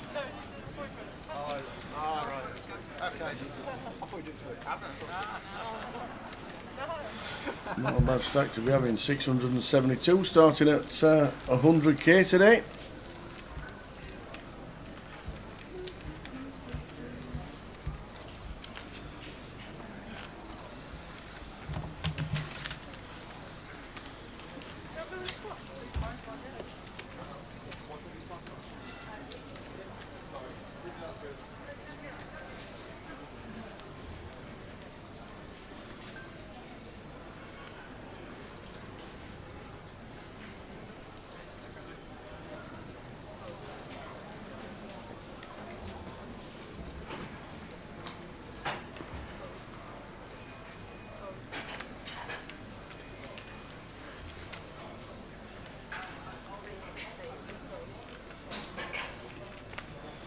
Sinead opens Queen Jack, makes it 16 from the low jack.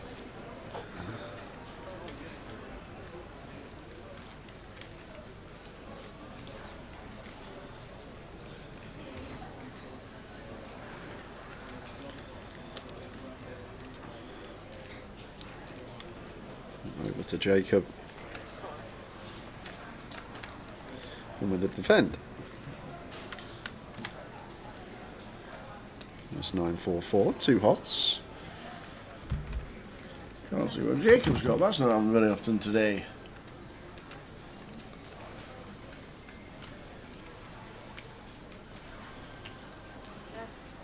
And then betting out. And makes Jacob get out of the way. One played at Sinead. Over 332k. Starting stack of 100. Don't forget tomorrow, the big satellite, 30 seats guaranteed for next week's main event. 30 seats guaranteed. Check the app. It's all on the app. Saturday, we've got the Voyage, which we'll be covering all the way through to crowning a champ. Day 1B of the main will be going on. The 30 seat guarantee satellite starts at 4 o'clock, guaranteed at £26,640. That should be busy. Get in for a fraction of the price. Get into the 888 for a fraction. Like 120 in to get into 888.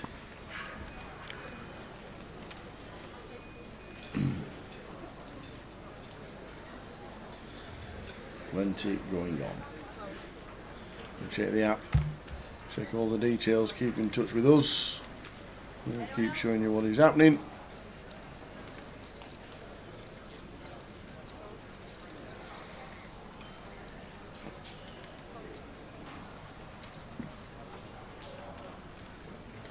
Ben got all the money.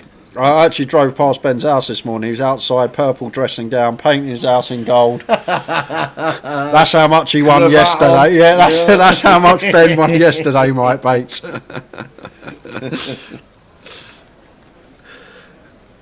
Yeah, he got the lot. The literal lot.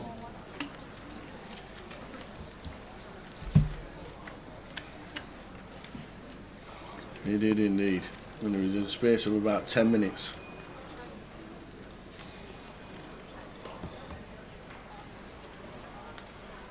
So buying for this one, it's Yep. 250, 230. 230 plus 20. 200 plus 30. 200 plus 30. I don't believe. I think the Voyager. Pretty sure it's 230. Check the app as I always do. Yep. Tower's right again. There we go.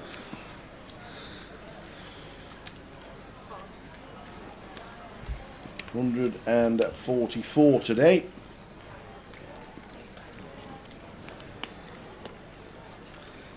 Callum getting counterfeited here.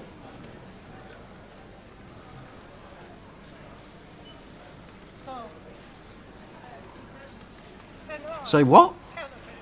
Oh wow, Jake didn't realise. Is that mucked? Is it not mucked? What happens there, Tower? Oh, he got the pot. Hand weren't in the muck. Whew. But put them face down towards. Well, we're just going to get a rule in on it. And then quickly realised that a deuce had been counterfeited and span over his king high.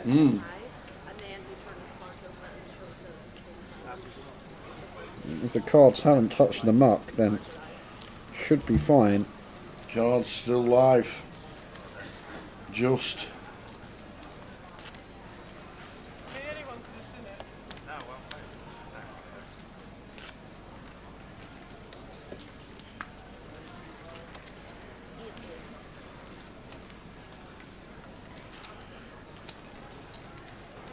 You're as bad if you're going to allow it. When you show your hand, you know you can do it anyway. All been there. Callum showed the deuce. Just thinks he's got a pair. We got king high, mucks a hand, and realises instantly that the deuce has been counterfeited. Sinead king queen of clubs will open from +1. Raises to 16. And Jack fives just going to call.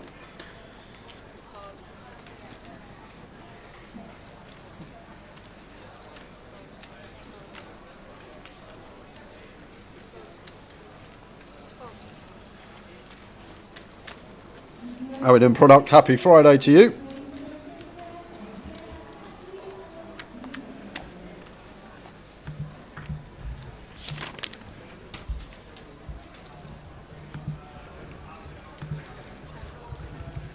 Evening, Mr. Product. How's things? Bob's here. I didn't even know Bob was here. He's never come to see us, never come to say hello, never fixed a cup of tea, no nothing. I actually thought he was still on his holidays. Yep. Hi, Bob. I started at 8 o'clock. What's that, boss? 8 o'clock. You started at 8. Time you finish? 4 o'clock. You started at 8. And what time do you finish? 4 a.m. 4? 4 a.m. Well, I think we'll stay with you. Yeah, I think just for moral support. Morals as well. Yeah, can you bring us some 2 cups of tea, please, and some plenty of biscuits? 2 cups of tea without the biscuits for me. What? I'll have James biscuits. No biscuits. I'll have Ah. Jay's biscuits as well. Thanks loads. No biscuits. Are you on a health kick? I am a little health kick. I'm just watching why I eat a little bit more. Oh, are the swimming trunks getting a bit tight? Yeah, exactly that, Tower. Not just the swimming trunks. Is the belt on a looser notch than it used to be? I get a message from Mum usually around this time every year. She goes, "How many X's am I ordering for clothes at Christmas?" that's what she usually messages me. She's like, "You planning on losing some weight? You planning on putting some on?" She always goes, "How many X's am I ordering you for Christmas this year in terms of clothes?" Just check. 5's good for Jack. The great mums, though, aren't they? But what I do tell, like once every, say, 6 to 8 months, I've randomly get on the scale and then I'll have a look and I'll go either, whoa, I've put on a bit of weight, I need to start watching what I eat, or I'll go, whoa, I've been eating like crap and I haven't put on any weight, but I'll continue eating terrible food. But once I realise, I usually watch what I eat a bit more. I used to walk through the door, my mother's opened the door, she'd still be sat in the same chair or the same part of the settee, and I walked through the door, she, as soon as I walked through, she went, "You put weight on?" First thing she said, "Not hello, how you doing, son? You're all right? Put weight on again, Philip." Philip. Thanks, Mum.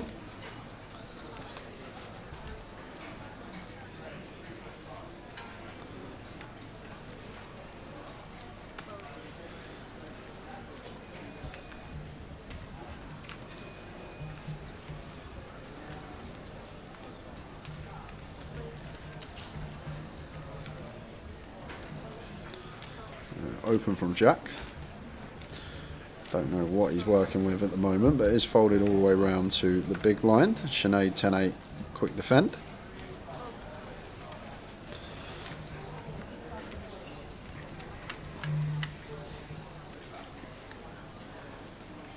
Jack 6-5, all hearts.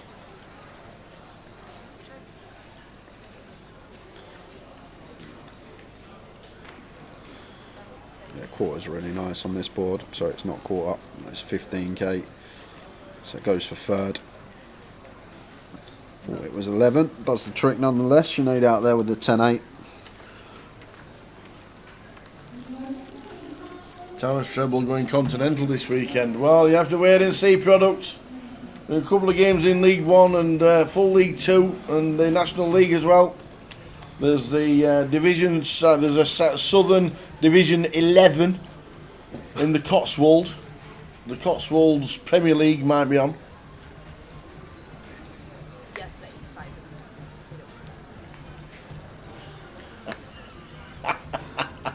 5. Oh, Razor Kev.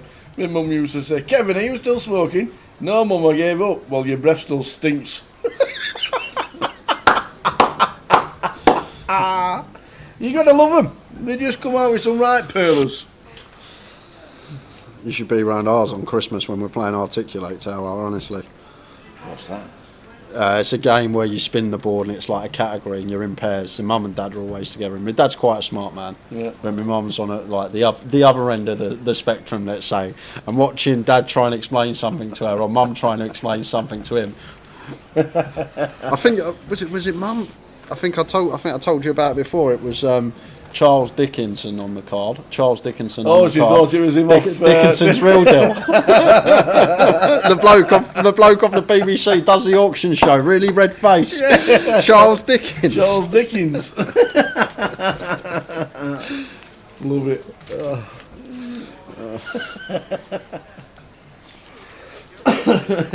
Oh, brilliant. That's probably not watching now. 58 today, probably having a Bailey's right now. Oh, nice Bailey's.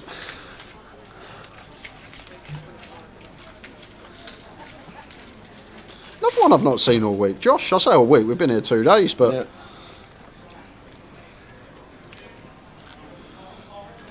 Everyone getting their stint on the feature. I wonder if Sinead sat there thinking, I hope I can knock Callum out. Yeah, I know, yeah. I hope I can knock Callum out. Bonus points for that. Get some brownie points. Yeah. Interesting fight at the top of the NPL towards the end of the year. Matt Davenport now leads.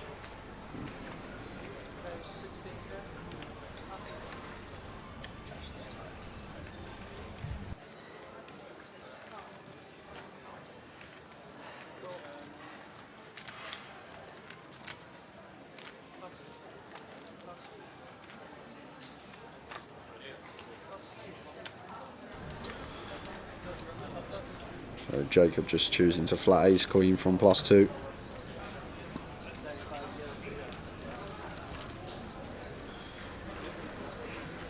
Hands up between these two.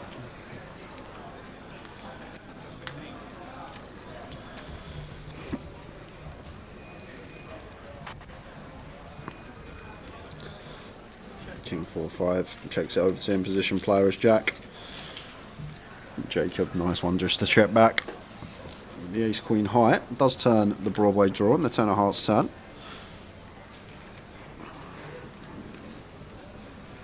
Decision now for Jack whether to delay or just check over.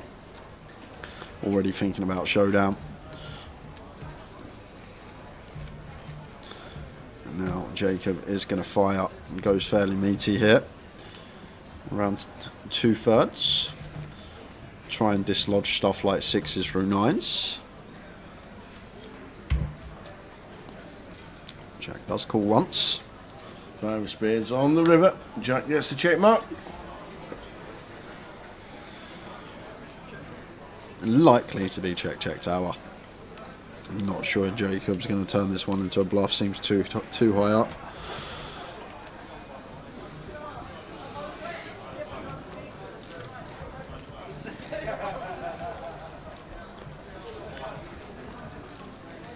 Don't think you got enough biscuits there, Tower.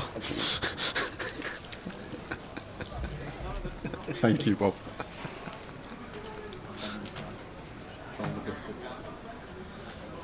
We don't see him very often. We have to stock up. Missed you in Reading. Yes. Missed the team in Reading. Here all week for the next 10 days in Coventry. And then Blackpool. The Nod. And then Luton. Confirmed. Well, there you go. Who's doing the Mayhem? Does that Mayhem? The Mayhem? The Mayhem? Yeah.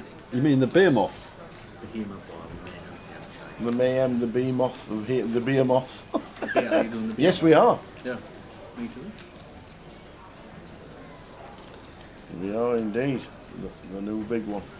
250,000 guarantee event in Coventry in December. What's the buy-in for that tower? 300. Yeah. 300 total. Darren, going to be a spot above our. Going to be an easy call for Martin. Went back on him. Certainly is. William. No thinking about it. Clip it in.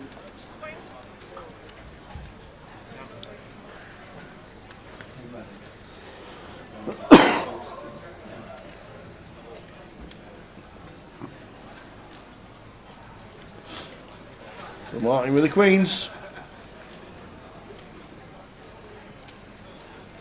Darren drawing thin. Jack, King, 5 flop. Got 10s working now as well as aces.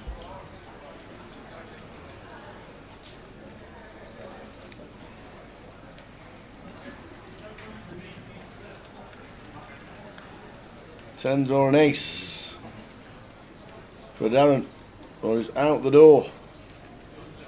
It's a deuce, no use. Played too loose. And there's no excuse. Darren departs.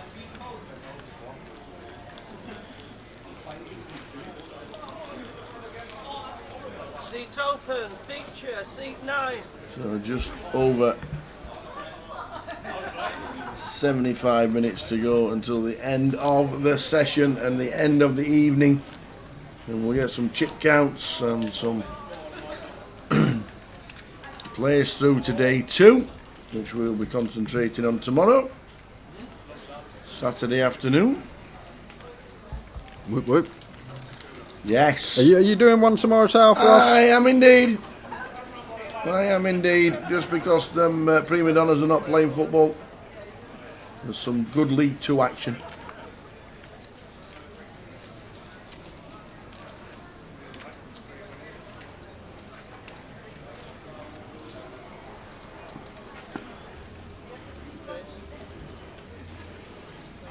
Martin, little downgrade on the Queens, but still doesn't mind it at all. Open shove from Callum. Martin with the jacks. All the tables looking around thinking, you just had Queens, man.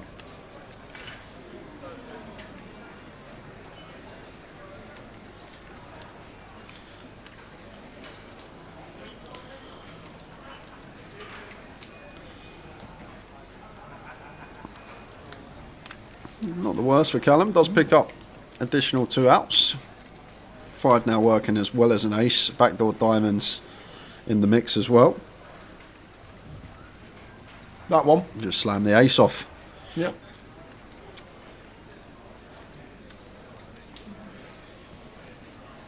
And again. Overkill. Callum Gordon just sits there as if, yeah, well, I knew it was coming.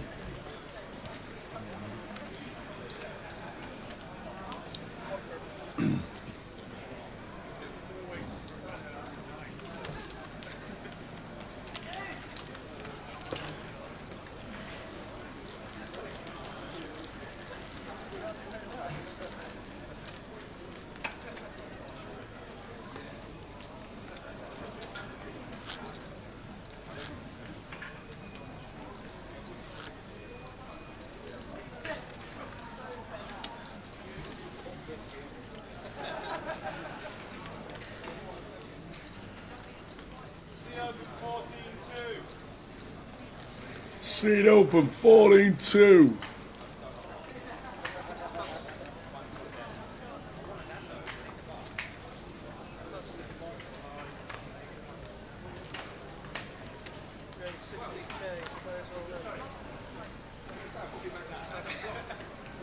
Stefan says, I'm all in.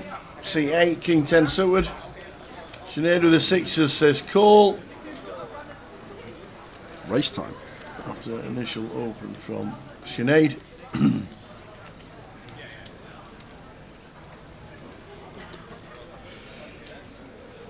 Oh, we're getting treated here, Tao. Third all in a row.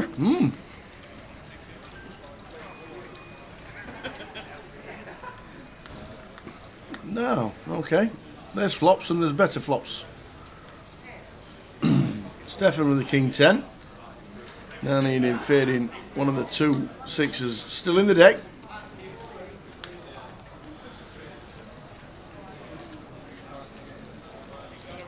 And does. Wrong way round river for Sinead. Doubles Stefan up. Has to get in though. That's 6.5 effective.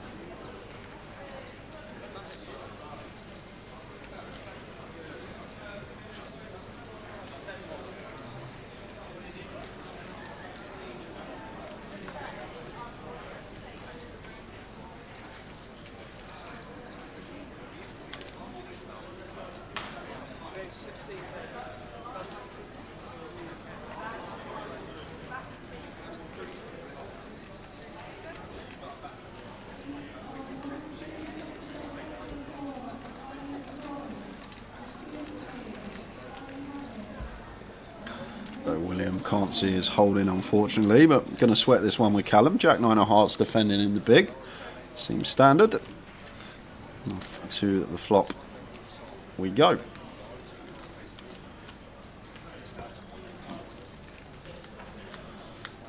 Not much work in here for us as Callum. Not even a backdoor flush draw in sight, so going to be check fold in order if met with C-bet. We are going to get a freebie. And that freebie is lovely. Jack of clubs on the turn. He does still check it over to William. But going to go for value on a lot of rivers, including this one.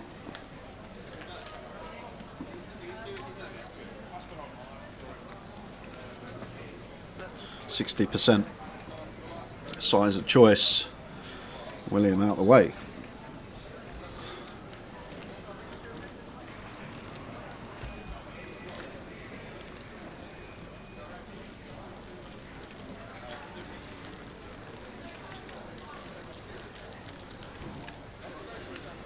Speaking of Callum, just some news from the side event after cashing yesterday. Matt Davenport, who is neck and neck at the top with Callum, is on the final table right now of the side event here in Coventry. So getting that first cash yesterday and making the final table now of the mini shop.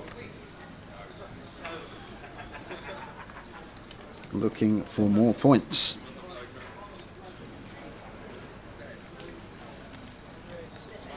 Giveaways, Sunday will be the day for giveaways. You're 2 days early. We'll have plenty going on Sunday. Throw loads of tickets at everyone in the chat. William here, one that could free bet for sure. Even off a 28, don't need to go big. Could just make this like 40k.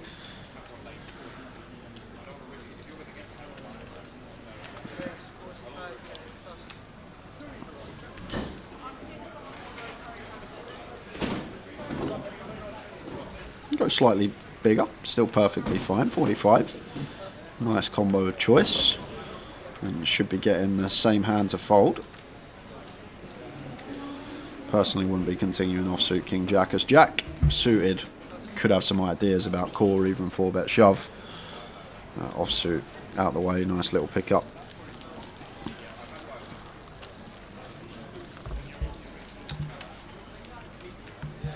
My ex Eminem. I like that name. But just turns up because he wants free tickets. This is the thing, so Unbelievable.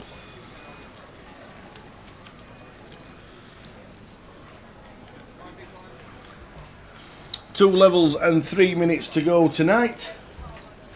And then back tomorrow with day 2 of the Voyage.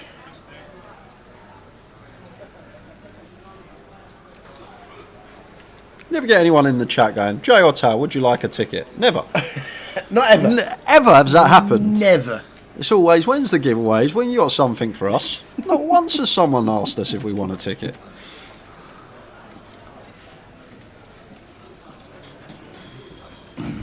That's really close there for Jake. Maybe King Deuce suited too low down for 15 from cut off. But like, I'd definitely be shoving some middling suited King X. So I don't think it would be too far out if it is. As Martin makes it 18k with the 8-9. Sinead, hand that likes to call, especially against what's fairly small size here. Both flop middle with the same hand.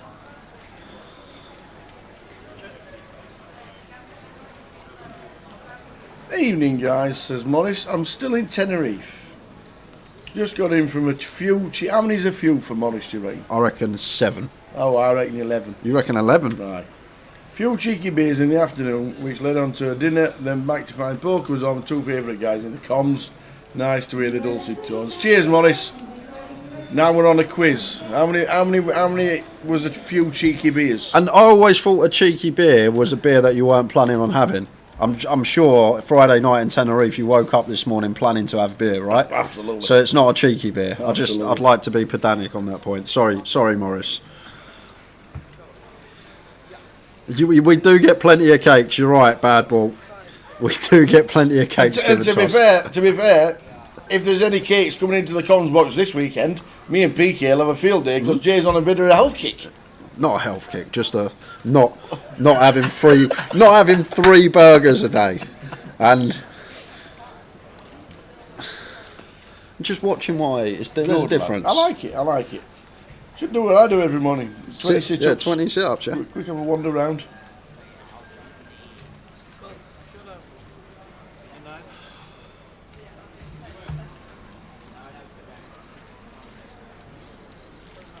Still want to know how long it'll take me to walk around the arena.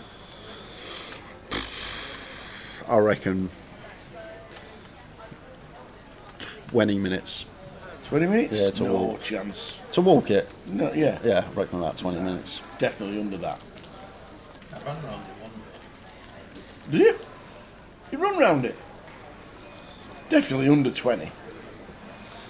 It's a long old walk because walking to Tesco's about 10 minutes and you're only halfway around the arena, ain't you, when you're on your walk to Tesco. So I reckon it's a good 20 minutes if you're just walking, like, not like a brisk walk. I'm talking like 3 miles per hour, just a little stroll, probably about 20 minutes. I reckon I could do it in 10. I'll tell you what we should do. We should both start at the entrance of Grosvenor Casino. You walk round one way, I walk round the other way, and we first one back to the entrance. Yeah, but you cheat by running. I can't run. Have you seen me? I can't run. Pocket 9s for William from +1. Going to be the last hand at 4k, 8k. Blind's going up after this hand. God, I'm in 10 minutes, maybe a bit. Thinking now. You think if you walk from the casino, you go round the right, and before you get to the underpass at the station, it's probably 7-8 minutes, that walk, just from Grosvenor to like, you're probably not in 50% way around a stadium, right? 3 times round it.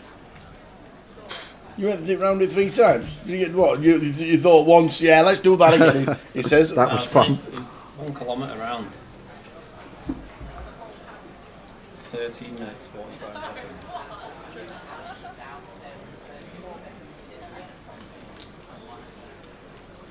I'll have to try it. What's the weather forecast in the morning? Sunny. Is it? It says great weather for running, especially round football stadiums. So I just checked out. Well, that's the forecast at least. Get yourself out there, but just make sure you record it for me, please. Especially the last 100 metres.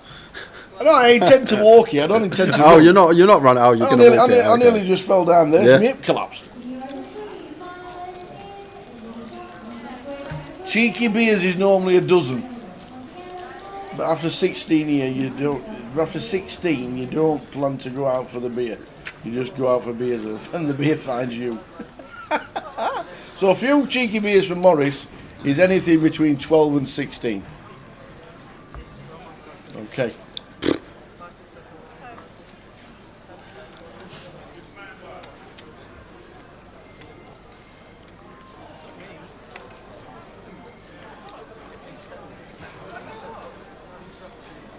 What's the prediction tomorrow, Rich?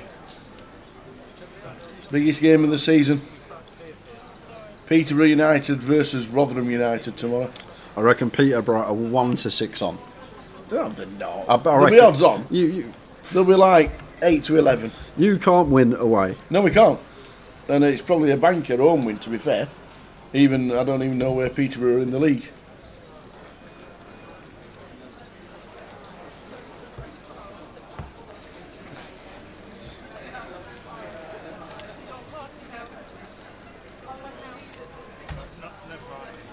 $13 to 10. What? What? I'm getting on Peterborough tomorrow. That's my bet.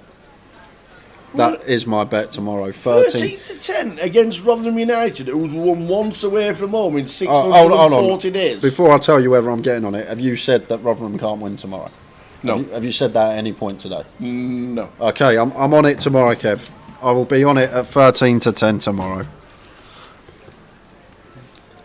It don't matter if you're dodgy at the back, Rich. You could have one at the back. Rotherham's attack. One at the back. You could have Per Mertesacker stood there by himself at top speed of 4 miles per hour, and you'd still be all right versus that Rotherham. Per Mertesacker used to have 28 pace on FIFA. One of the slowest ever Premier League player on FIFA. Per Mertesacker used to play for Arsenal. German, tall, very gangly. Never heard of him. You must remember Mertesacker Tower. A speed of 28. Yep, because you have your pace rated from 0 to 100, and like most players in the Prem are anywhere between, like most defenders can be like between 50 and 70, but most players are like between 70 odd. And he was just. My dad used to call him the cart horse.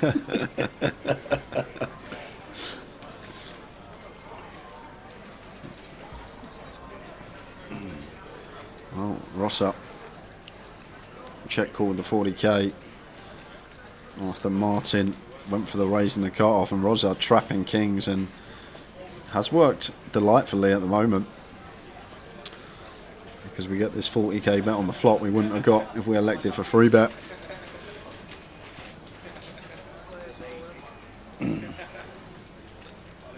Into the monk, there we go.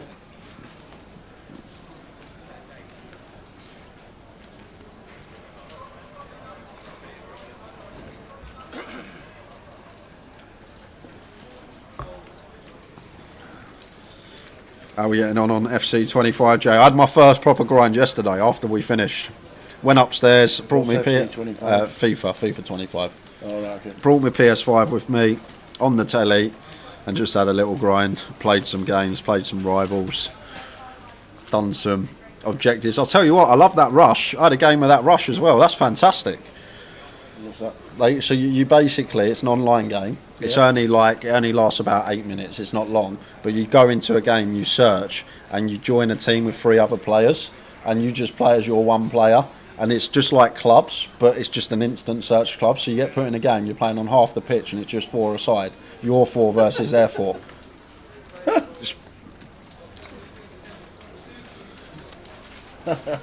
Brilliant.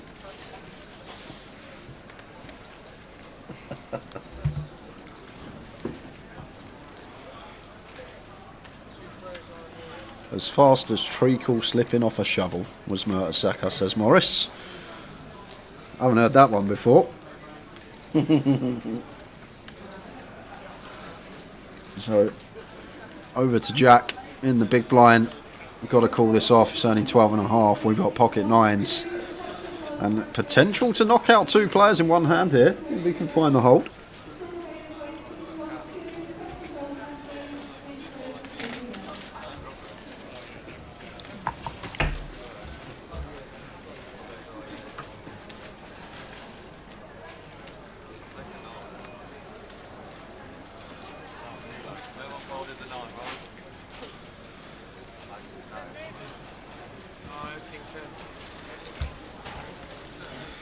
So here we go. A really nice start from the nines of Jack, looking like a double knockout. Just the case ace for Stefan to survive. Jacob, all 6 outs live in the deck for him. Oh, that will seal it for Jack on the turn. Wow, double knockout, both dead. No sweat into the river, both out on the turn. Jack up over $1 million. We lose Jacob and Stefan. Double knockout on the feature. Have you heard FIFA have signed with Pro Evolution? I haven't. Whatever that is. I have not. I had a fun one last night, DJ Scotty, to be fair. Obviously doing objectives, you get your packs and stuff. So I opened just a 75 plus ×2 player pack. Comes up with all the animations and something. And the Barcelona left winger in the women's division pops out. 87 rated. I'm like, oh, it's probably worth 20-30k. Compare price, 400 smackers she was worth, 400k. I can't remember her name, but that was a nice little juicer, considering I've only been playing a day.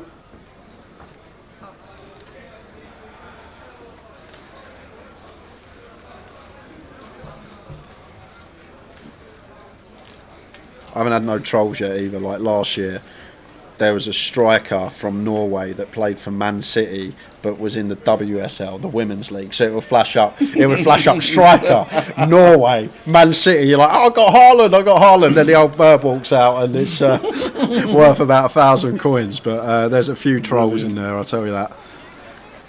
But I'll do my usual, play it for a couple of months, and then forget about it. So 10-10-8 heads up between William and Martin. Martin the aggressor. Seems like an okay one to continue.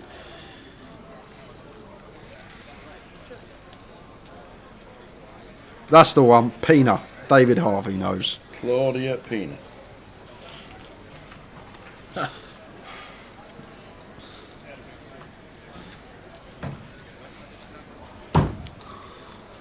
See that from Martin. Do expect this to be working, so I'd be shocked if William wanting to get through with a king for a diamonds. We will see.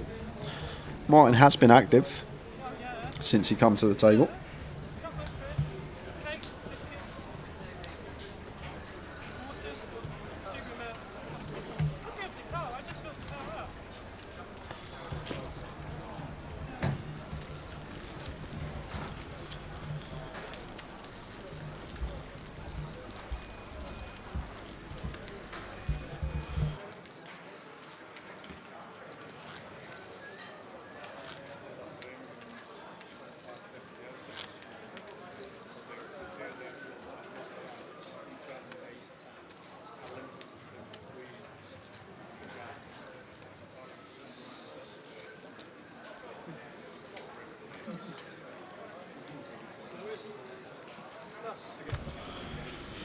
Ian Needleman.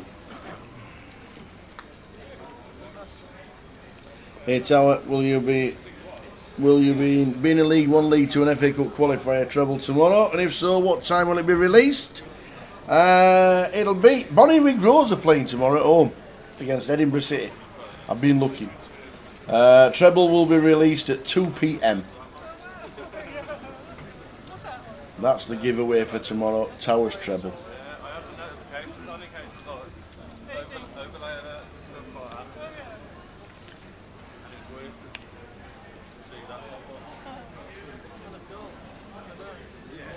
Callum's in again. King Queen against the pocket fours.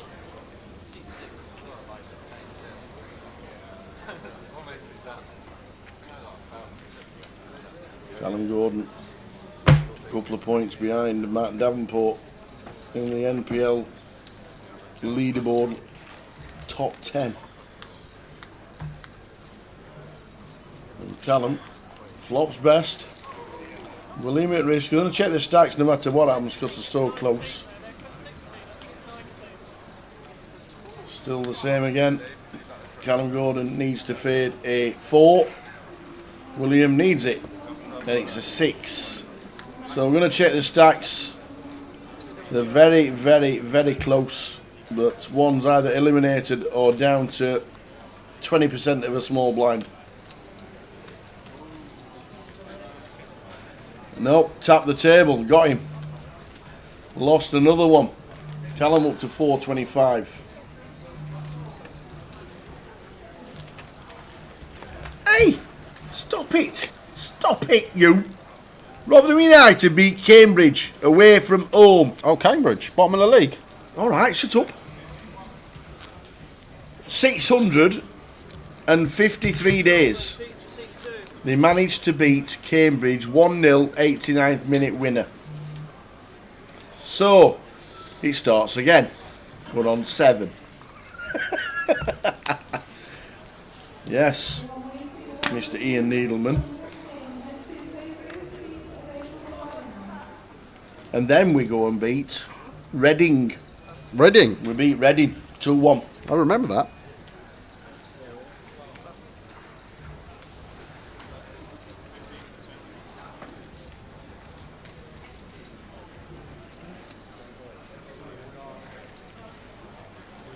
Quindu's for Callum.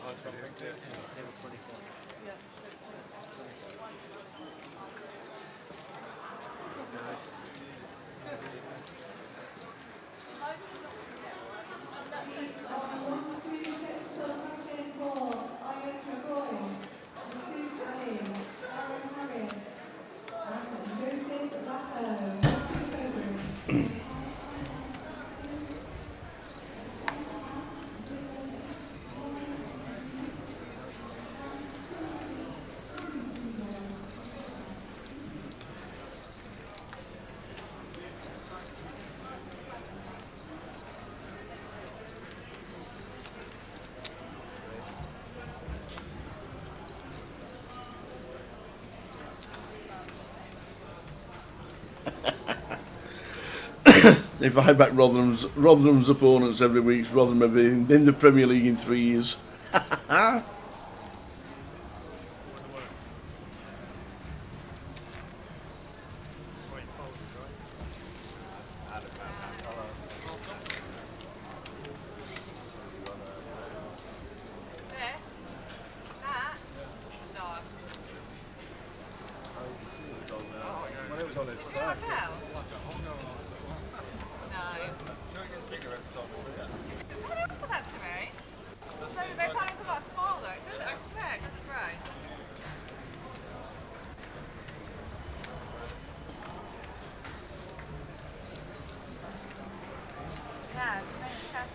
So 15 minutes and one more level. Alicia's back. Ooh, ooh. Is that the side of Sinead? If it's any consolation, he's got a little bit of white. And on his chest.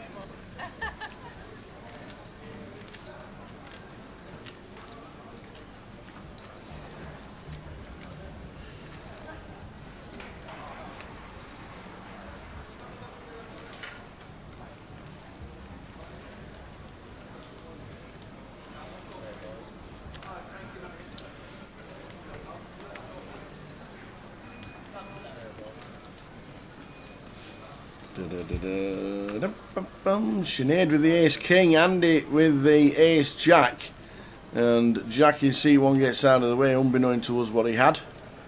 Must be a dead card in the deck, I reckon. It's passing round.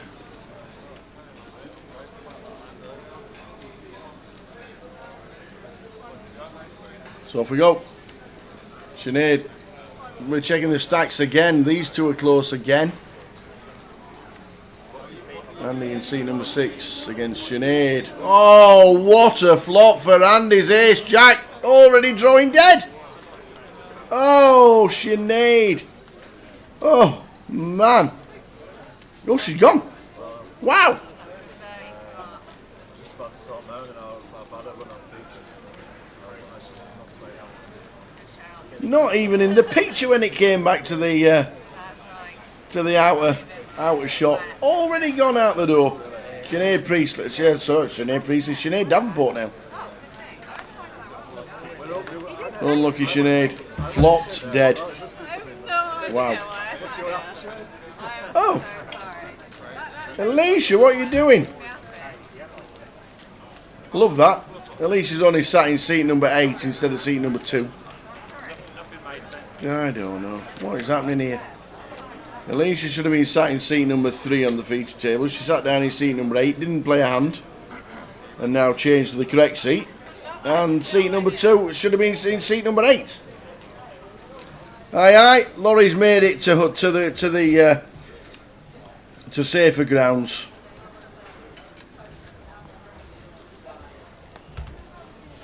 Back on terra firma.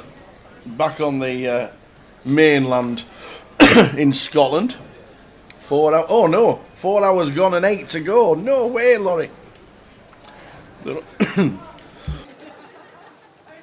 On the ferry. 4 hours gone, 8 to go. I think I'd like to do that ferry. I know it's a long time. Well, it'd be great. The Shetland Islands to mainland Scotland.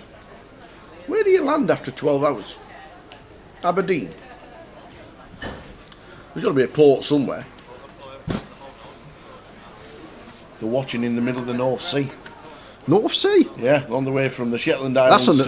That's a new one. 4 hours, 8 to go. God, could fly to Vegas quicker. And they've had 2 orca killer whales swimming with us for a while.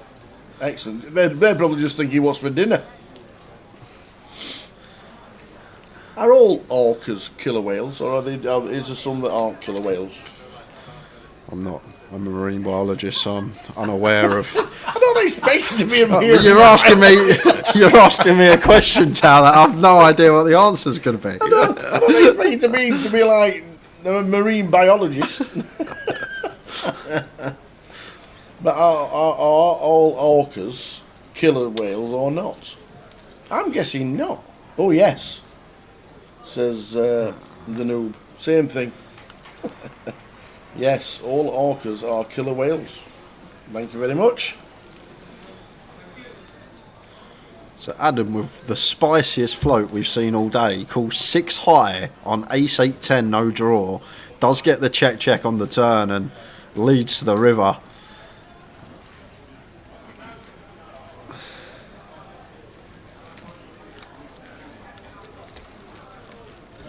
See, the thing was, go on, you missed a chance.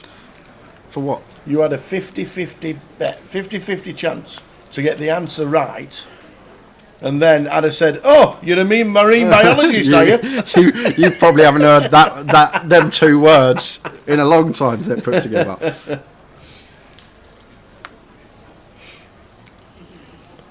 They're just dolphins that got up on the wrong side of the bed. No pun intended.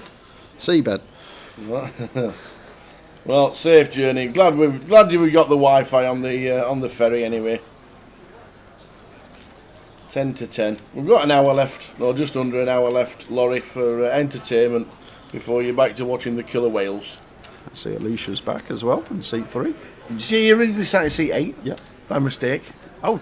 And then realised the table was the wrong way around. And then moved. So Martin with the free bet with the kings here, making it 55. At this stack depth, could even go closer to like 3.5x, just accounting for stacks. Either way, it's going to work. Jack with a optimistic open under the gun. Punished instantly by Martin.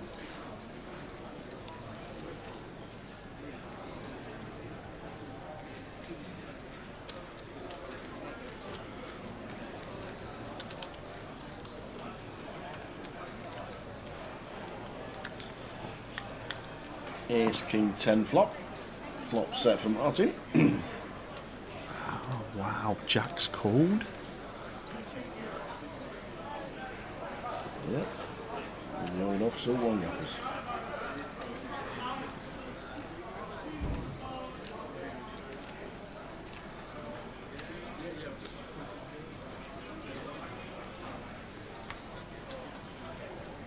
So 8 minutes left of this level, then one more level to go tonight. Not a good shot millionaire.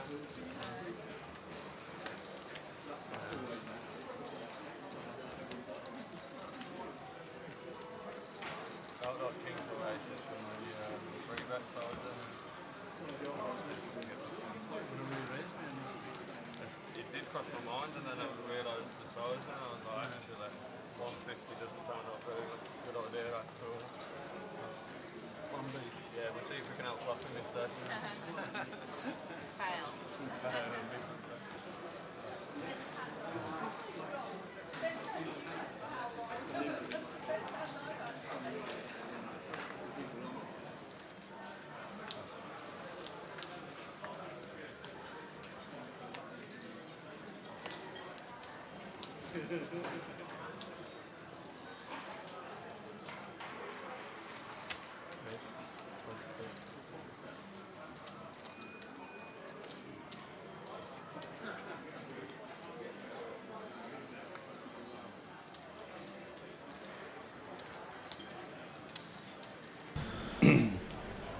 They've got a cinema on the ferry. Cinema? Showing Forrest Gump. Run, Forrest, run! The restaurant has great food, just don't eat it if the water is bad. What? She's saying if the sea's Oh, wavy. just don't eat if the water is Yeah. bad. I see what you mean. You mean like it might not stay down kind of thing. I want to do this trip. I don't. I'll pass. You think I'd be 12 hours? Like, the thing is, if I'm 4 hours in town, I can't be like, I don't want to do this and get an Uber from the sea. It's not going to be an Uber that comes and picks me up on a boat, is there? Because you're just stuck. I think I'd like that trip.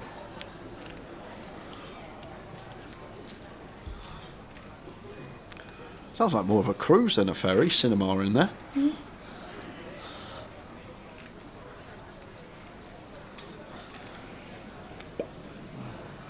Check mark for Jack. And the queen on the flop. Check call. Checked again on the turn with the 4 of clubs.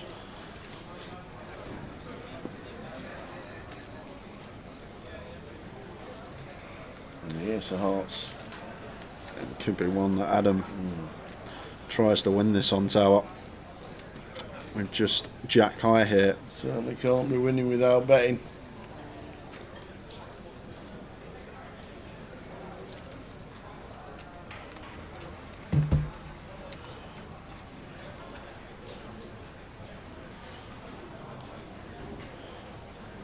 And 42k, 40%. I think as Jack here, we do need to call a queen tower because we know that our opponent's going to bet this card relentlessly, and we can't just fold all our pairs. Like, maybe have the strategy that we call our queen X and we fold our 8x and 6x. Seems like a valid strategy to choose, and Jack does pick it off. Nice call. Have Laurie and Apocalypse jumped on the QE too? Apocalypse is playing in the casino on the ship playing blackjack. What kind of cruise ship is this? I don't know.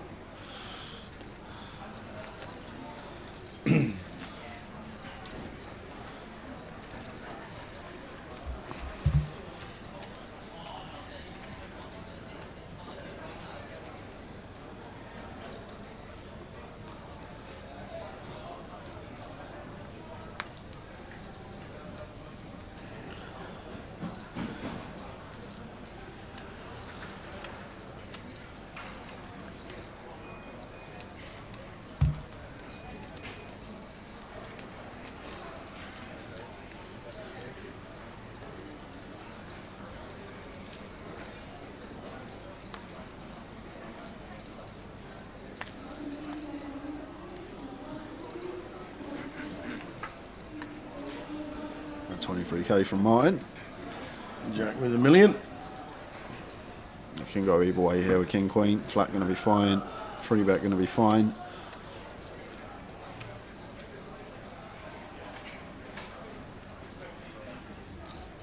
Alicia says call.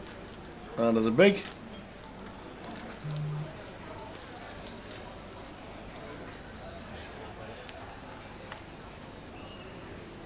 You got action.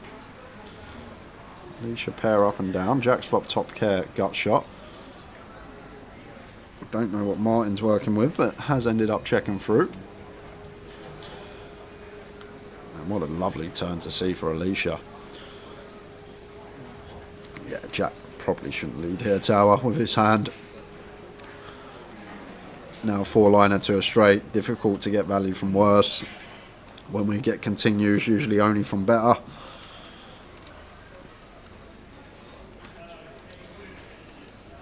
Can Alicia just find the call? Keep some bluffs in. Get to value bet river. With position anyway when check 2.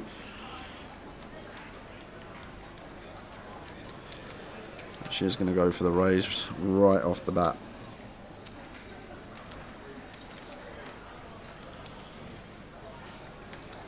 Martin now in the tank. Unbeknown to us what he does have.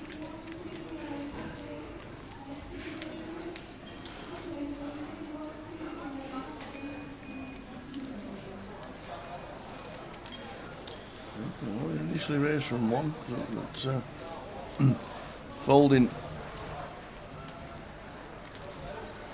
Once Alicia does make it 60,000. And a fold.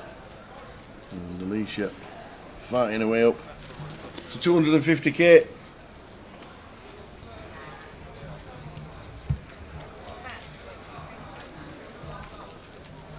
I'll quickly run through what's happening tomorrow, because tomorrow at 4 o'clock there's a big one. It's Saturday. Tower's treble will have been given out, but 4 o'clock, £120 in. 30 seats guaranteed. Cash out satellite, 8 extra stack, boom, ticket. 30 seat guaranteed, 120 quid in. If you want to pay it for a fraction of the price, that is the game to get involved with tomorrow, 4 o'clock. See you here.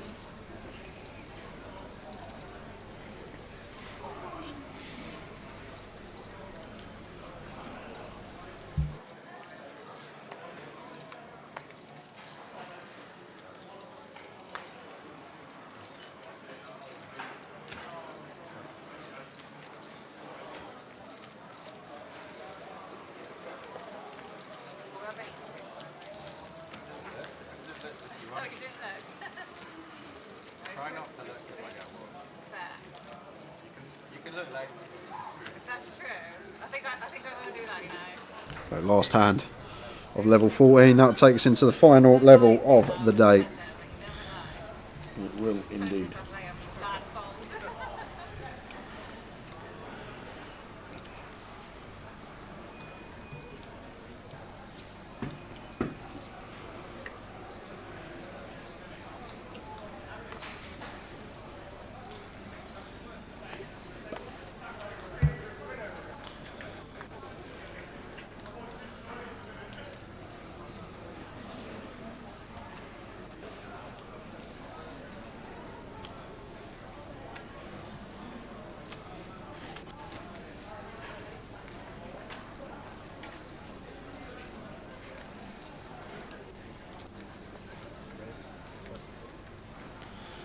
The shot with some newfound chips opens on the barn, raises to 22.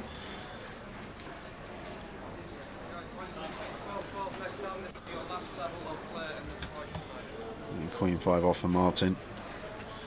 That's covering stack, kind of a close one. Facing button, I think can get in. I'm going to take this approach instead, going for the little free bet with the Queen 5 off.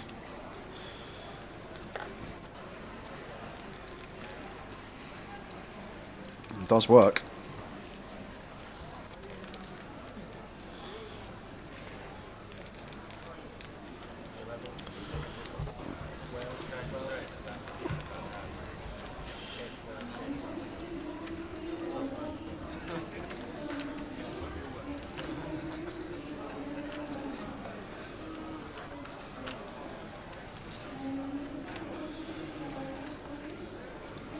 So the final level is upon us. Nice event, the Voyage. 230 in 100k starting strike. People love that.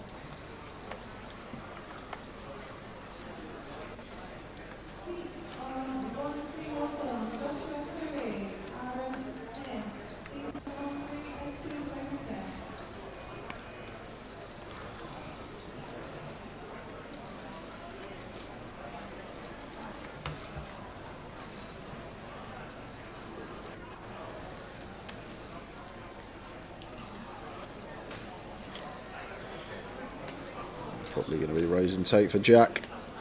2.5x. Andrew can't defend. Just getting out of that.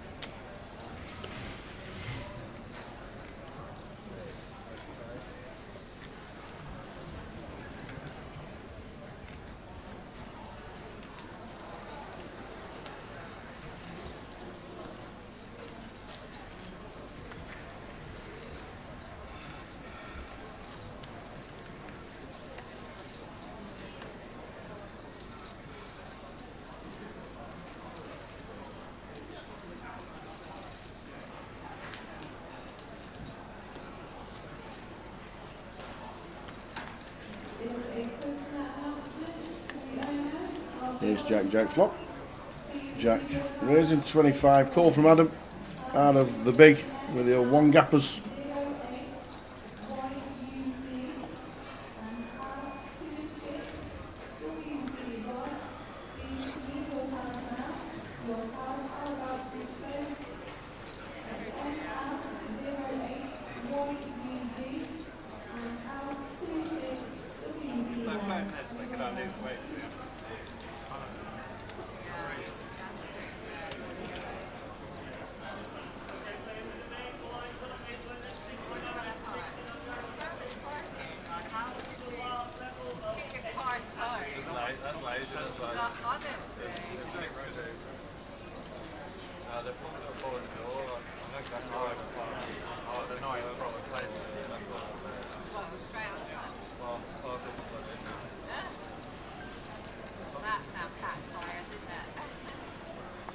On to the next.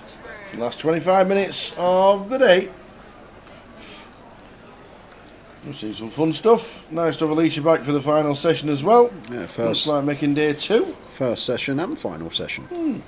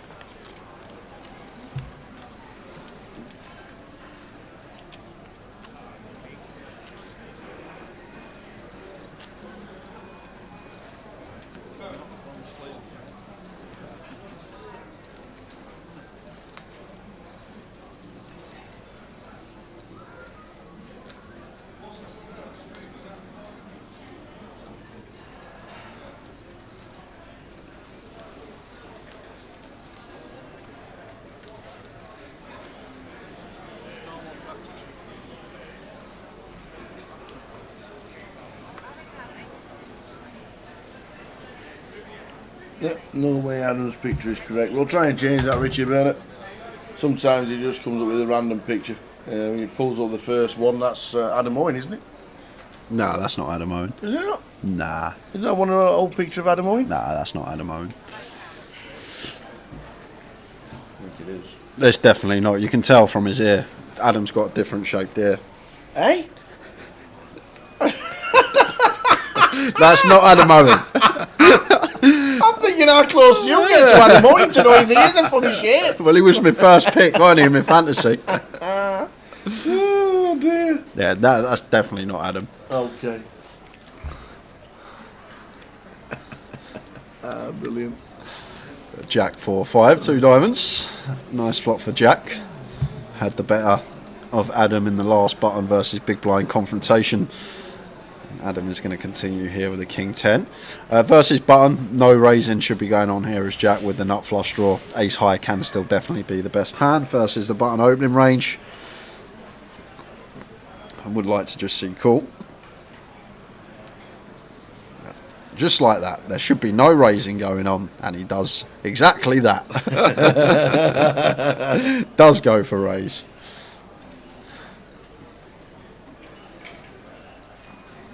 Now Adam just going to have to let the king 10 go.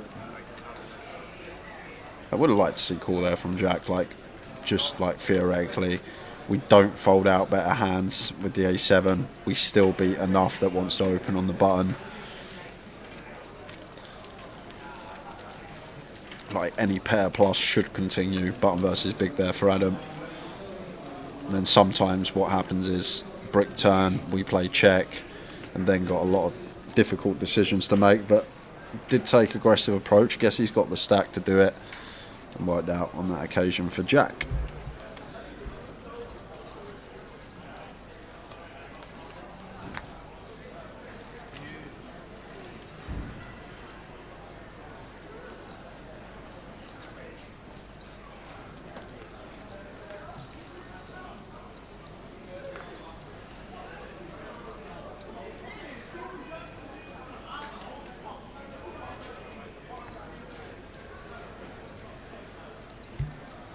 Yes, this is a 2-day event, Magic, and we will be streaming the final day tomorrow from start, 12:20 start on stream. We will play that down to a winner. Going to be fun day. This one looking like getting close to 300 entries. Going to create a nice healthy prize pool come tomorrow. It is indeed. How many in the turbo? In the turbo tower, there is... About 50? 67. Whoa, nice. Yeah, going to probably hit 300 for this with day 2 buy-ins. I'd be shocked if we didn't. Nice. Which is a terrific turnout. As Rosser flats 8-9 suited on the button. Martin with the jacks. He's had some hands, Martin, this session. Once again, old premium working with from +1. Sees the ace high board. Snap check over to Rosser. Just 8-9 of hearts. Probably just give up now. Or has Rosser got some other ideas? Always sound these boards down. The ace high boards, when the pre-flop aggressor checks, they've always got a hand that can at least check call. It's very rare on a board that we expect them to see bet. When they check over to us, they just have a check fold. A lot of the time they're going to have a hand that can at least call once. Back. Yeah, exactly. Yeah. Like here is Rosser. So no need to just do anything silly with the 8-9. Because as always, if Martin opened Jack 10, he'd see bet. If he opened 10-9 suited, he'd see bet. So once he checks, he has something that can at least call a probe on the flop if Rosser went for it. And now we can just fold facing this turn lead. Lonnie's still watching the live stream. Apocalypse is still losing money on blackjack. I don't know if there's anything on at Dustle Dawn next week. We're in Coventry for the big one. You need to be at Coventry. The 8-8 main event next week. £888 buy-in. £500,000 guarantee next week. The action's in Coventry, Laurie. Come and see us. Come and say hi. We were watching you when the whales were running past. Running past? Have you seen how quick they are? Running? They're off. That's a new one. I've never seen a running whale before. Yeah. But It's the 888 main event next week. All the ambassadors will be here. All the streamers will be here. There'll be plenty of action going on here in Coventry.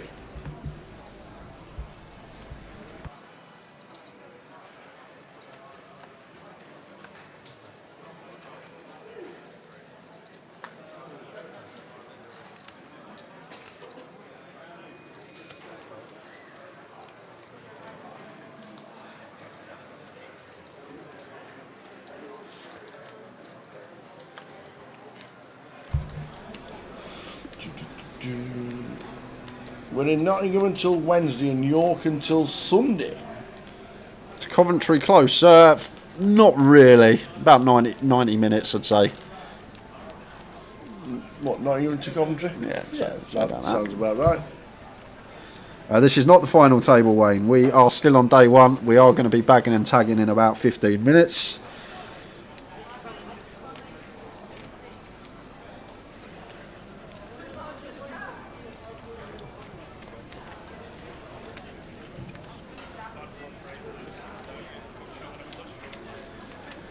90 minutes are they travelling by milk float. I know it takes me an hour to get to Nottingham from Birmingham, so I know it takes me half hour to get from Birmingham to Coventry, so I just put them together. You would probably want to do the same direction. No, across. I might want to pass Birmingham on my way to Coventry. I'd say Coventry to Nottingham is just under an hour, I reckon. 50 minutes, says Alan. Well, there you go. That's just under an hour.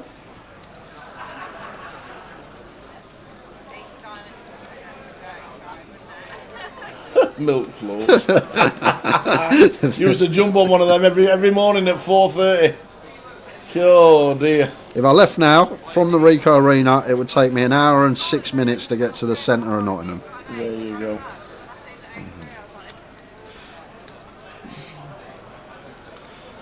Used to hang on the back of the milk float. Talk to my mate Sean Jackson. What did you watch yesterday? Did you watch Danger Mouse? Oh yes.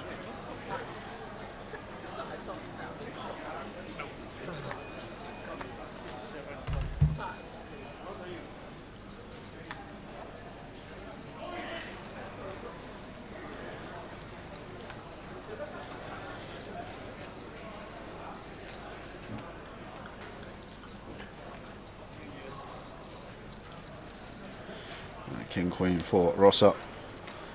Going to open in the hijack.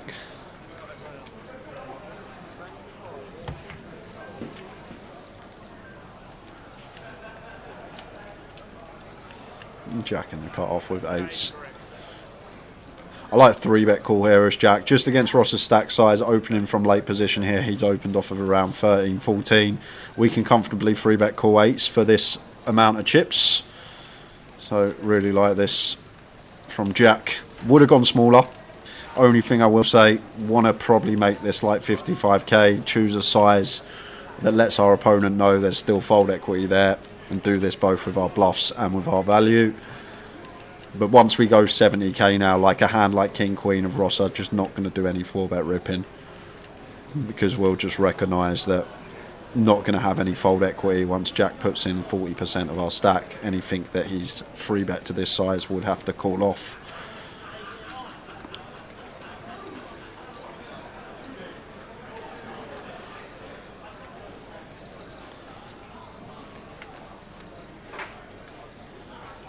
It's really annoying for Rosser because one, we could jam if Jack just went like 55k, like the size we're probably supposed to go. Jack does avoid taking a flip, choosing the bigger size. And that takes us into the final 15 minutes of the day. Clock should be getting paused. Oh, well, they still pause the clock in this? I'm assuming. Oh, okay. 15 minutes to go. I'm going for 4. I'll have 4 as well. Why? Have you heard it? No, I haven't. Oh. You just said it so confidently. I didn't even know they were pausing the clock, to be fair. I thought it was just one of those that they didn't do. Yeah, it should be paused when there's bagging going on. It should always get paused. Otherwise, someone could just sit there for 15 minutes like a statue. And players on the table should shout, "Clock!" And if they repeatedly do it, they should get a warning. So this one should very close for Rosser from +1. I think fine to jam here. We got 12. Maybe gun we open, +1 we jam. I guess another factor is we are just 7 max here. We're not full ring. And Jack with jacks. He will make the call. Rosser is going to be at risk.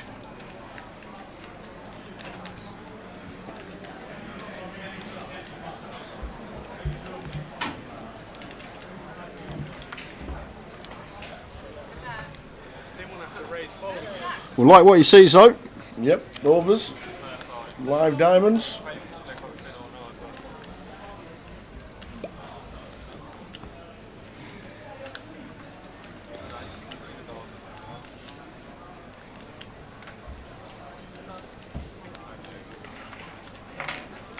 Well, that is a flop. Wow, any royals about, ladies and gentlemen? Any 9 of diamonds? Oh, man. It's like PLO, you flop top setting your coin Oh, I flipping. thought it was 9 of diamonds. It's not. It's just straight, though. Yeah, so board pair needed for the jacks. 9 of diamonds would not work, though, in the form of the board pair.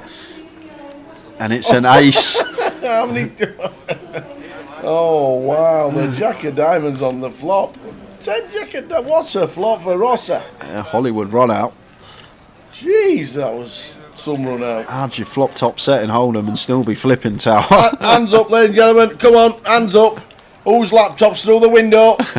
Come on, tell me. You flop a set of jacks. Unbelievable. Whose laptop's now going bing, bing, bing, bing, bing, bing. Hey, dear. Rosser gets a nice double.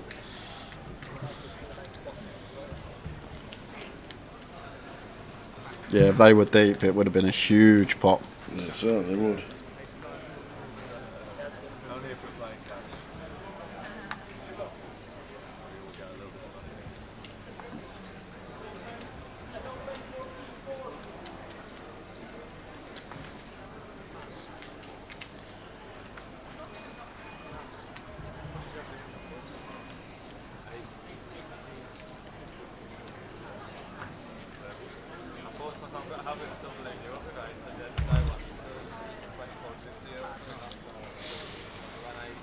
What a hand.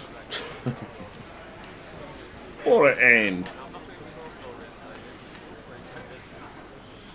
King 4 suited for Martin opens the 32k. Over to Adam in the big. Pocket force, clear all in. This one, nice, easy decision. Always nice to look down and get a nice clear one.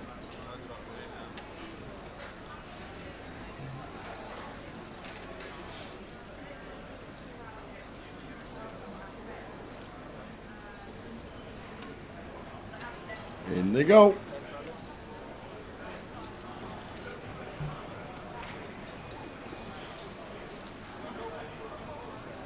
Felt cool. With a king 4. It's 14.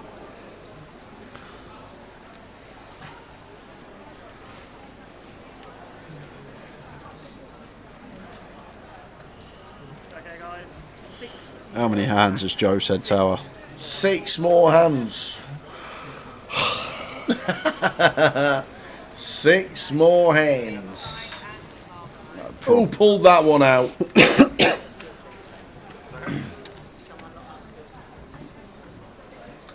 So we're done in around about 15 minutes time. 6 more hands. This is 1 of 6. So last big blind should be on seat 6.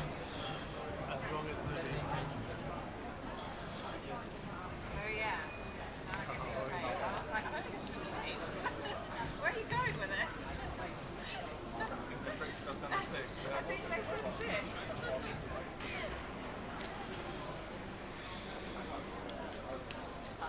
Got him out of the way. On to Andy in seat number 6. Like fine to open here in terms of chips tower. Kind of dicey though when we got 2 reshove stacks in the blinds here. Both Adam and Ross are both with a stack that can jam. Kind of a close one for Andrew. Does still land on open, which I think going to be fine.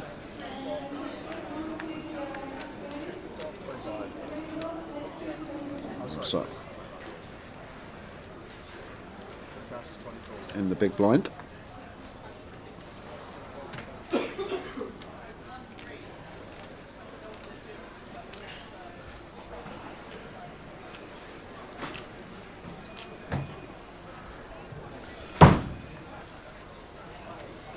Does go for the free bet. That will work.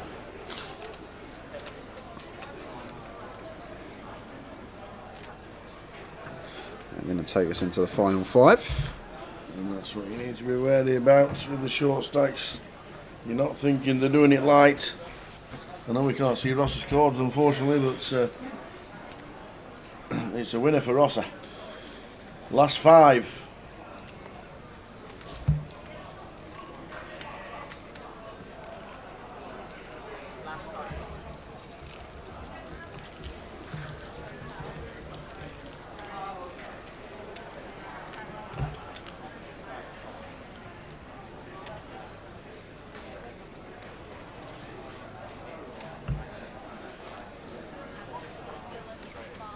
Stay tuned as well, guys, if you would like to see the full chip counts from around the room, see who's bagged and tagged.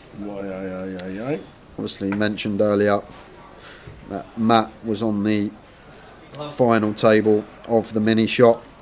For those of you that are interested in the NPL race, Matt finished 5th in that, but we'll add some extra points to his tally at the top of the leaderboard.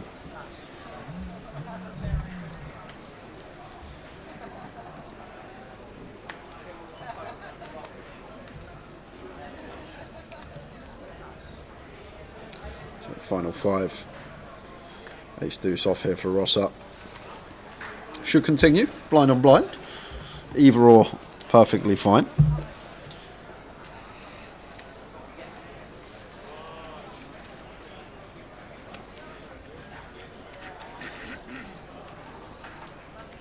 Looks like it's going to go for the raise. Nice combo to choose.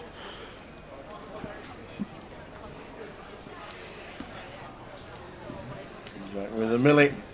Yeah, and let's see if Jack can find a nice little free bet not all in here, Tower. Just make this like 110k. We just want to induce some stuff from Rosser here, but is going to go for the flat with the ace jack suited. Maybe not comfortable free bet call in, but would comfortably free bet call this blind on blind for 28 big blinds. And now we get to the flop, 10-6-5 rainbow. See, I don't know what I am now with the ace jack.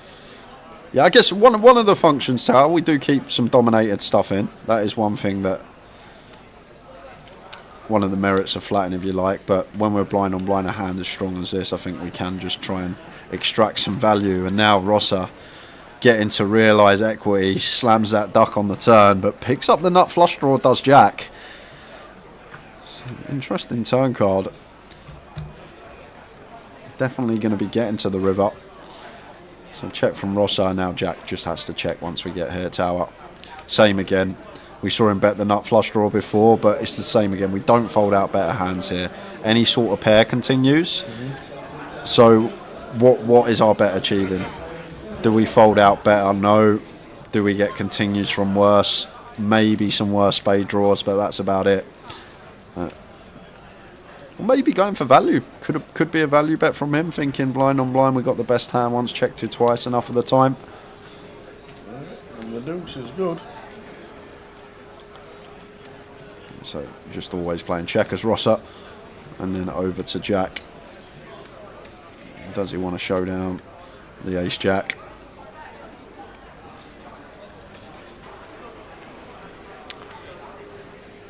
But I do think turn we are supposed to play check, Tower. I'm pretty confident of that. But now we get it. Does take the showdown with ace jack on river. Nice end of the day for Rosser. No, we'll not be streaming the UKPL main tomorrow. We will be streaming the Voyage Day 2, and then we will have the final day of the main UKPL on Sunday. Correcty. 2 final days, Saturday and Sunday.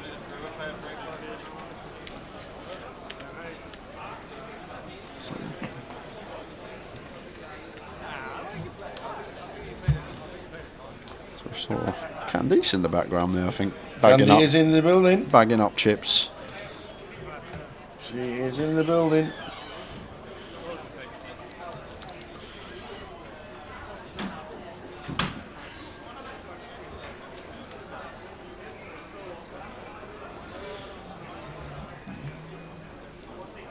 Ace King for Andrew.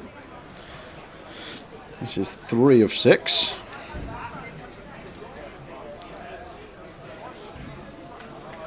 Makes it 30k, 2.5x open.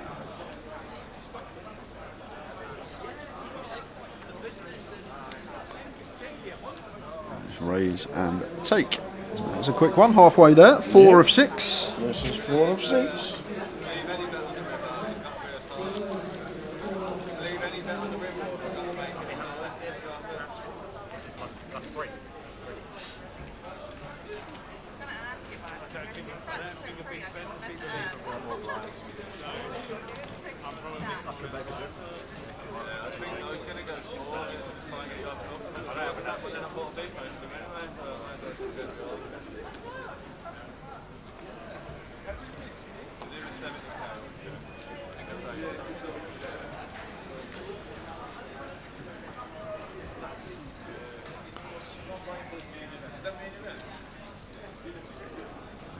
Nice easy fall for Adam. Gonna be over to Rosser in the cut-off. 8-7 of spades. Think fine to open. One we could open. Yep, for sure tower in the cut-off. Yep, makes it 25.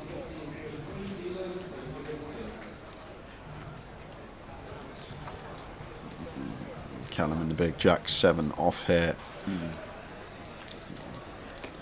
You're defending, I'm being... Yeah, I'm defending towers, not defending. Like Jack 8 off, we sure defend, so Jack 7 off probably gets in theory, but Callum just going to take the tighter approach. See, I could be top at MPL. You could be top of MPL, but the thing is, Tower, the reason Callum's probably folded there is because he realises there's 2 hands left to play today. When we come back tomorrow, we're going to be in the money first session. What does money make? What does a cash make? Prizes. There you go.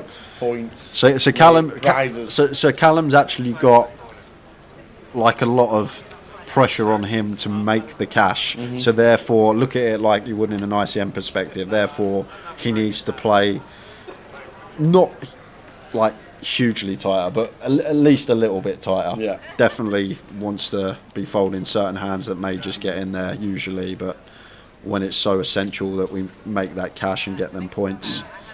Also look down and he's going to be bagging over 20 bigs for tomorrow with the blinds at 16 tomorrow. So... Hold on, PK's here now. That's not Adam Owen in that picture, is it?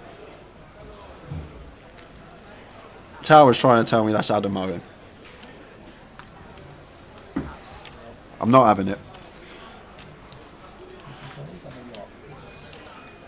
He joined the table about an hour ago.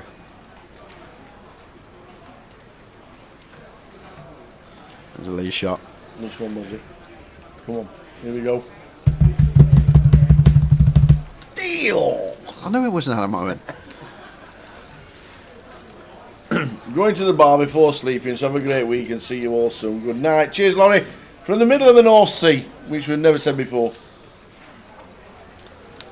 Enjoy a nice little nightcap.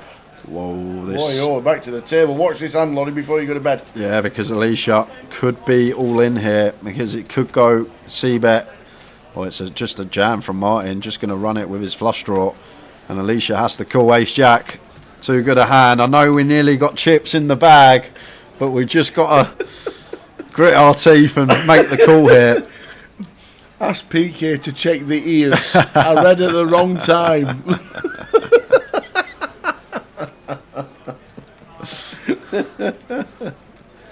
Oh, Alicia. Has to call. Has to call. They're in. She's in front. Just. You've got to fade a club. They're nearly all in there for Martin as well. Yeah, they are.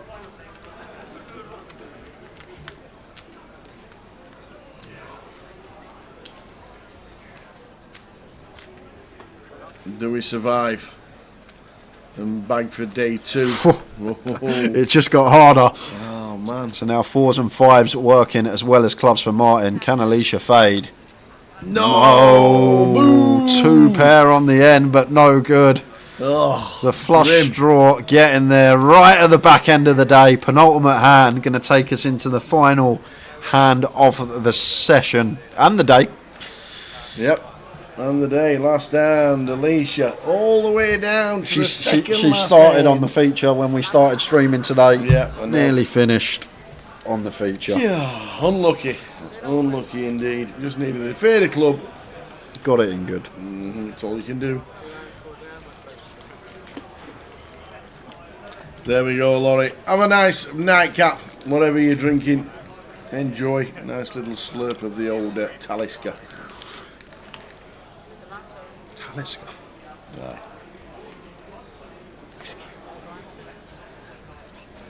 I don't do whiskey. Done it once this year in Edinburgh. Never again. You didn't just do it once. Oh my! Give the ball a kick with something you never tried before. Anybody got any paracetamol? My head that day. Oh, that was the worst. Edinburgh. Oh. I had a couple of drinks with Simon last night. Did you? What did you have? Whiskey. You ever tried whiskey before? I'd never had a headache like it, Tower, in the morning, honestly. It felt like someone put my head in one of them vices and was just tightening it. It was a horrible feeling. That's a horrible feeling too. No action with Queens for Callum, and that is that for us today, guys. There are the chip counts. Jack Thomas just under a milli. Two. What was he all in for? 30,000 during level number 3 today. Yep, he was. All in for 30,000. He was playing a lot of hands, but he ended up being all in. He ends up nearly chip leader. 940,000. What a day for him. What a day. Gave's in. Oh, Gave, who was always in our chat. 730. John Glenn, who's also in the chat. Cheng. Cheng. That's the way it should be. Ooh. Adam Gebel. Andy Abernathy. I thought that said Tom Jones. He says Toth Janus. Quick look like that is like Tom Jones. Adam Vukovic and also Chris Dash down at the bottom on 58. 26 through. How many through day 1A? I can find out. 17. Oh, you knew the answer, but you asked me anyway. I was only waiting. And then the turbo. So there could be about 60, 65-ish through to day 2. And tomorrow we play down to a champion of the Voyage. So come and join us. Please come and join us. We will see you at 12:20. Back to the normal starting time. 12:20. So we crown a champion of the Voyage. Catch you later, ladies and gentlemen. We will see you tomorrow on the stream. Be there. See you later. Good night. Ta-ta. He's got someone else to do that. A guy called PK. Oh, here we go. Hello. This is stuff.